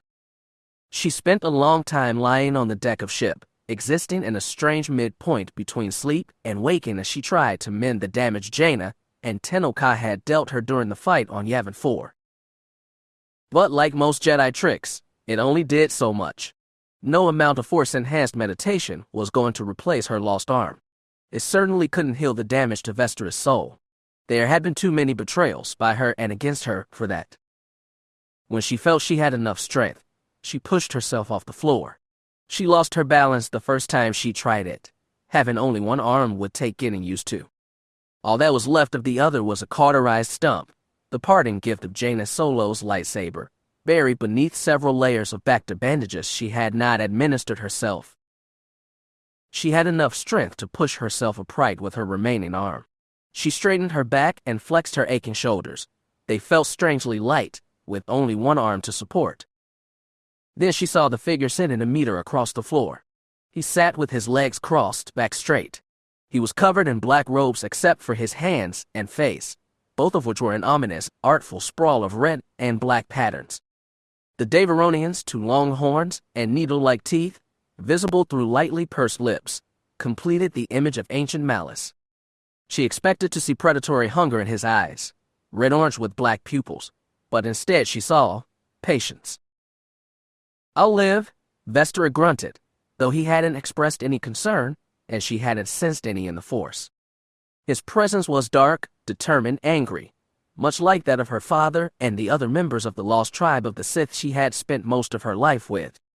Like her own, she supposed. However, unlike the other dark side auras she'd known, this one seemed calm and composed. "Did we get them?" she asked. "Did we get what we came for?" "The holocrons of Nagasato are in our possession," Darth Vidia said. "Lord Wyerlok should be very pleased." Even when she'd agreed to go with him to Yavin 4, she'd half expected this mysterious man to kill her once she helped him get his precious artifacts. It would be the typical Sith thing to do, after all. She'd been at his mercy, wounded and helpless, for hours if not days, and best she could tell, all he'd done was dress her wound. Vestera didn't trust kindness. She almost had, once, and regretted it. She'd been born a Sith, made a Sith, and she'd die one to whether she liked it or not. "Where are we going?" she asked, not bothering to veil the suspicion on her voice. For some reason, Vidius chuckled. It didn't befit his demonic image. "We are going deep into the unknown regions, Vestera Kai." "Is that where we deliver those holocrons?" "Among other things." Vestera blew out a long breath. "You know, I thought we'd be going to Korriban. I sensed your people's presence there when I was there a few years ago. That was you, wasn't it? Or is there a third faction of Sith floating around?" "We have since abandoned Korriban," Vidia said. "The Jedi were becoming aware of our presence. Besides, we had other business." "Have you met any others, like me?" she had to ask. Vestera hadn't seen or heard anything about the Lost Tribe since the battle at Coruscant 2 years ago, when she betrayed Jedi and Lost Tribe alike and turned both into her enemies. They would never take her back, and she'd never want to go back, but she was still curious as to the fate of the people she'd spent most of her life with. The tribe she'd lost. "We have encountered several," Vidia said. And Vestera's breath caught in her chest. "Few were worthy," the Deveronian said darkly. She might have felt sadness, knowing members of the Lost Tribe had fallen to whatever the second Sith clan was. Instead, she felt a dull emptiness. The last remnants of her youth had finally disappeared, and there was nothing yet to replace them. "And I was worthy?" she asked. "You were willing to make a sacrifice." He made a small gesture to the stump of her arm. She wanted to ask if she could get a replacement limb but was afraid of looking weak. Vidius must have sensed this. He shook his head and said, "Our leader is not averse to prosthetics. However, some of our allies are, so you'll have to make do for now." "Your leader. Are we going to meet him?" "Perhaps. That is not for me to know. But do not fear. All will be explained soon enough." "Well, that's a relief," she muttered. "I hate being stuck in the dark." Vidius chuckled, like she'd said something funny. "I believe you have much potential." "As do I, Lady Kai," said a voice in her head. "Ship." Her mouth slacked open. The sentient machine in whose belly they rode hadn't touched her thoughts since Yavin 4. Despite its constant presence in her mind for many years, she'd almost forgotten it was there. Rest assured, Lady Kai, it said, this man will take us somewhere very powerful. I can feel it. This is what I've been waiting for my many centuries in exile. Vestera glanced at Vidius, wondering if he, too, could hear ship. His face was blank, betraying nothing. What do you want? Vestera asked. What's your goal in all this? I wish to become a more perfect vessel of the dark, said Ship. The Jedi are weak, Vidius said. The alliance from which they have broken is weaker. The time is perfect to destroy both and re-establish the dominance of the Sith. And the holocrons will help you do that. The holocrons will help to heal our master. And when he is ready, for the first time, dark hunger blazed in his eyes. Finally, the time will come to reveal ourselves to the Jedi. Then, we shall have our revenge. And you, Lady Kai, will become a perfect vessel too. To both their declarations, she could only nod. Then and there, in the belly of the ancient Sith ship with the new Sith warrior seated before her, Vestera believed everything they said. She woke up. At first there was only light. Soft colors floated past in a formless haze, whites, pastel blues, and rosy pinks. Sometimes strands would seem to hover in front of her, waving gently, dark browns and vivid reds. She felt weightless and empty. Slowly, her vision sharpened. The soft colors became bubbles drifting through translucent fluid. The strands were trails of brightly dyed hair. She felt bubbles tickle in her bare skin, while the medical wrappings around her chest and bottom shifted ever so slightly. She slept, and she woke up. Miri Antilles didn't know how long she floated in the haze, but when they pulled her out of the box tank, she didn't want to go. The medical droid was an old 2-1B. His faceplate was chipped in a few places, but he was as polite and efficient as any other medical droid she'd known. He escorted her to a small white room with a soft white bed. He laid her down and pulled the covers over her. She slept. She waited. By now she had already realized that she was a prisoner. Mary didn't know how much time passed before her visitor came. She was lying in the bed, staring up at the unfamiliar ceiling, listening to the barely audible hum of the ship's engines when the door hissed open. She turned her head. A Bothan, wearing the white uniform of a Galactic Alliance admiral, stepped into her room. He had his paws clasped politely in front of him. Small gold eyes stared at her from a face of smooth silver fur. After the door slid shut behind him, he said, I'm glad you're awake. They weren't sure you were going to make it at first. Mary struggled to sit upright. She still felt dizzy and had to prop herself up against the headboard. Who are you? Her throat was dry, and the words cracked. Take some water, the Bothan said. He gestured to a bottle on her bedstand. Mary took it, drank, and asked, Am I a prisoner? The Bothan shook his head. Why do you think that? I was hit, I ejected. You're the fleet we were following. Apparently so, but I'm very interested to know who this we is. My people did notice some unusual activity during the battle, some unregistered ships on the edge of the combat zone, but we had bigger concerns, as I'm sure you noticed. He pulled up a stool and sat down next to her bed. Tell me, are you with Alliance Intelligence? Mary regarded those gold eyes, trying to find his intentions. He didn't look threatening, but looks could be deceptive, especially where Bothans were concerned. All right, I'll go first, he said. My name is Brenner Refcha. You are aboard my flagship, Phoenix. I attended the New Republic Military Academy, fought for the Alliance during the U.S. and Vong War, and fought for the Confederacy during the recent Civil War. I'm currently wearing an Alliance uniform again and calling myself an admiral, but those are not government-sanctioned. In fact, I was never more than a commodore. I'm putting them on as a show of military order and discipline in this fleet we put together. Mary stared at those gold eyes for a long time. Then she said, My name is Mary Antilles. I was sent by Alliance authorities to track you down. You and your team? Refcha nodded. I would ask more about them, but I have a feeling you're not in the mood to tell me now. He scratched his neck fur with one claw, then asked, Tell me, are you the daughter of Wedge Antilles? Mary blinked. Getting that question was shockingly, well, normal. Do you know my father? Not closely, but I met him several times in official capacities. I'm not sure if he remembered me. Still, when I was at the academy, I admired him greatly. We all did. I spent most of the Long War as a deck officer, serving under Admiral Creffy on the Rowroost, though I gained my own command during the last stages of the conflict. Admiral Creffy, Myri echoed. The Bothan admiral who had ended the Long War's supreme commander of the entire Alliance military, vaunted as the hero who retook Coruscant, only to retire abruptly a year later, purportedly over political pressure from Bothan hardliners who wanted to continue Arcray, the total war their species declared against the U.S. Hanvong after the death of Borsk Filaya. The admiral and I fought together again during the recent civil war, Urefja said, though he knows nothing about this current operation. If he did, I'm sure he tried to stop me. What do you mean?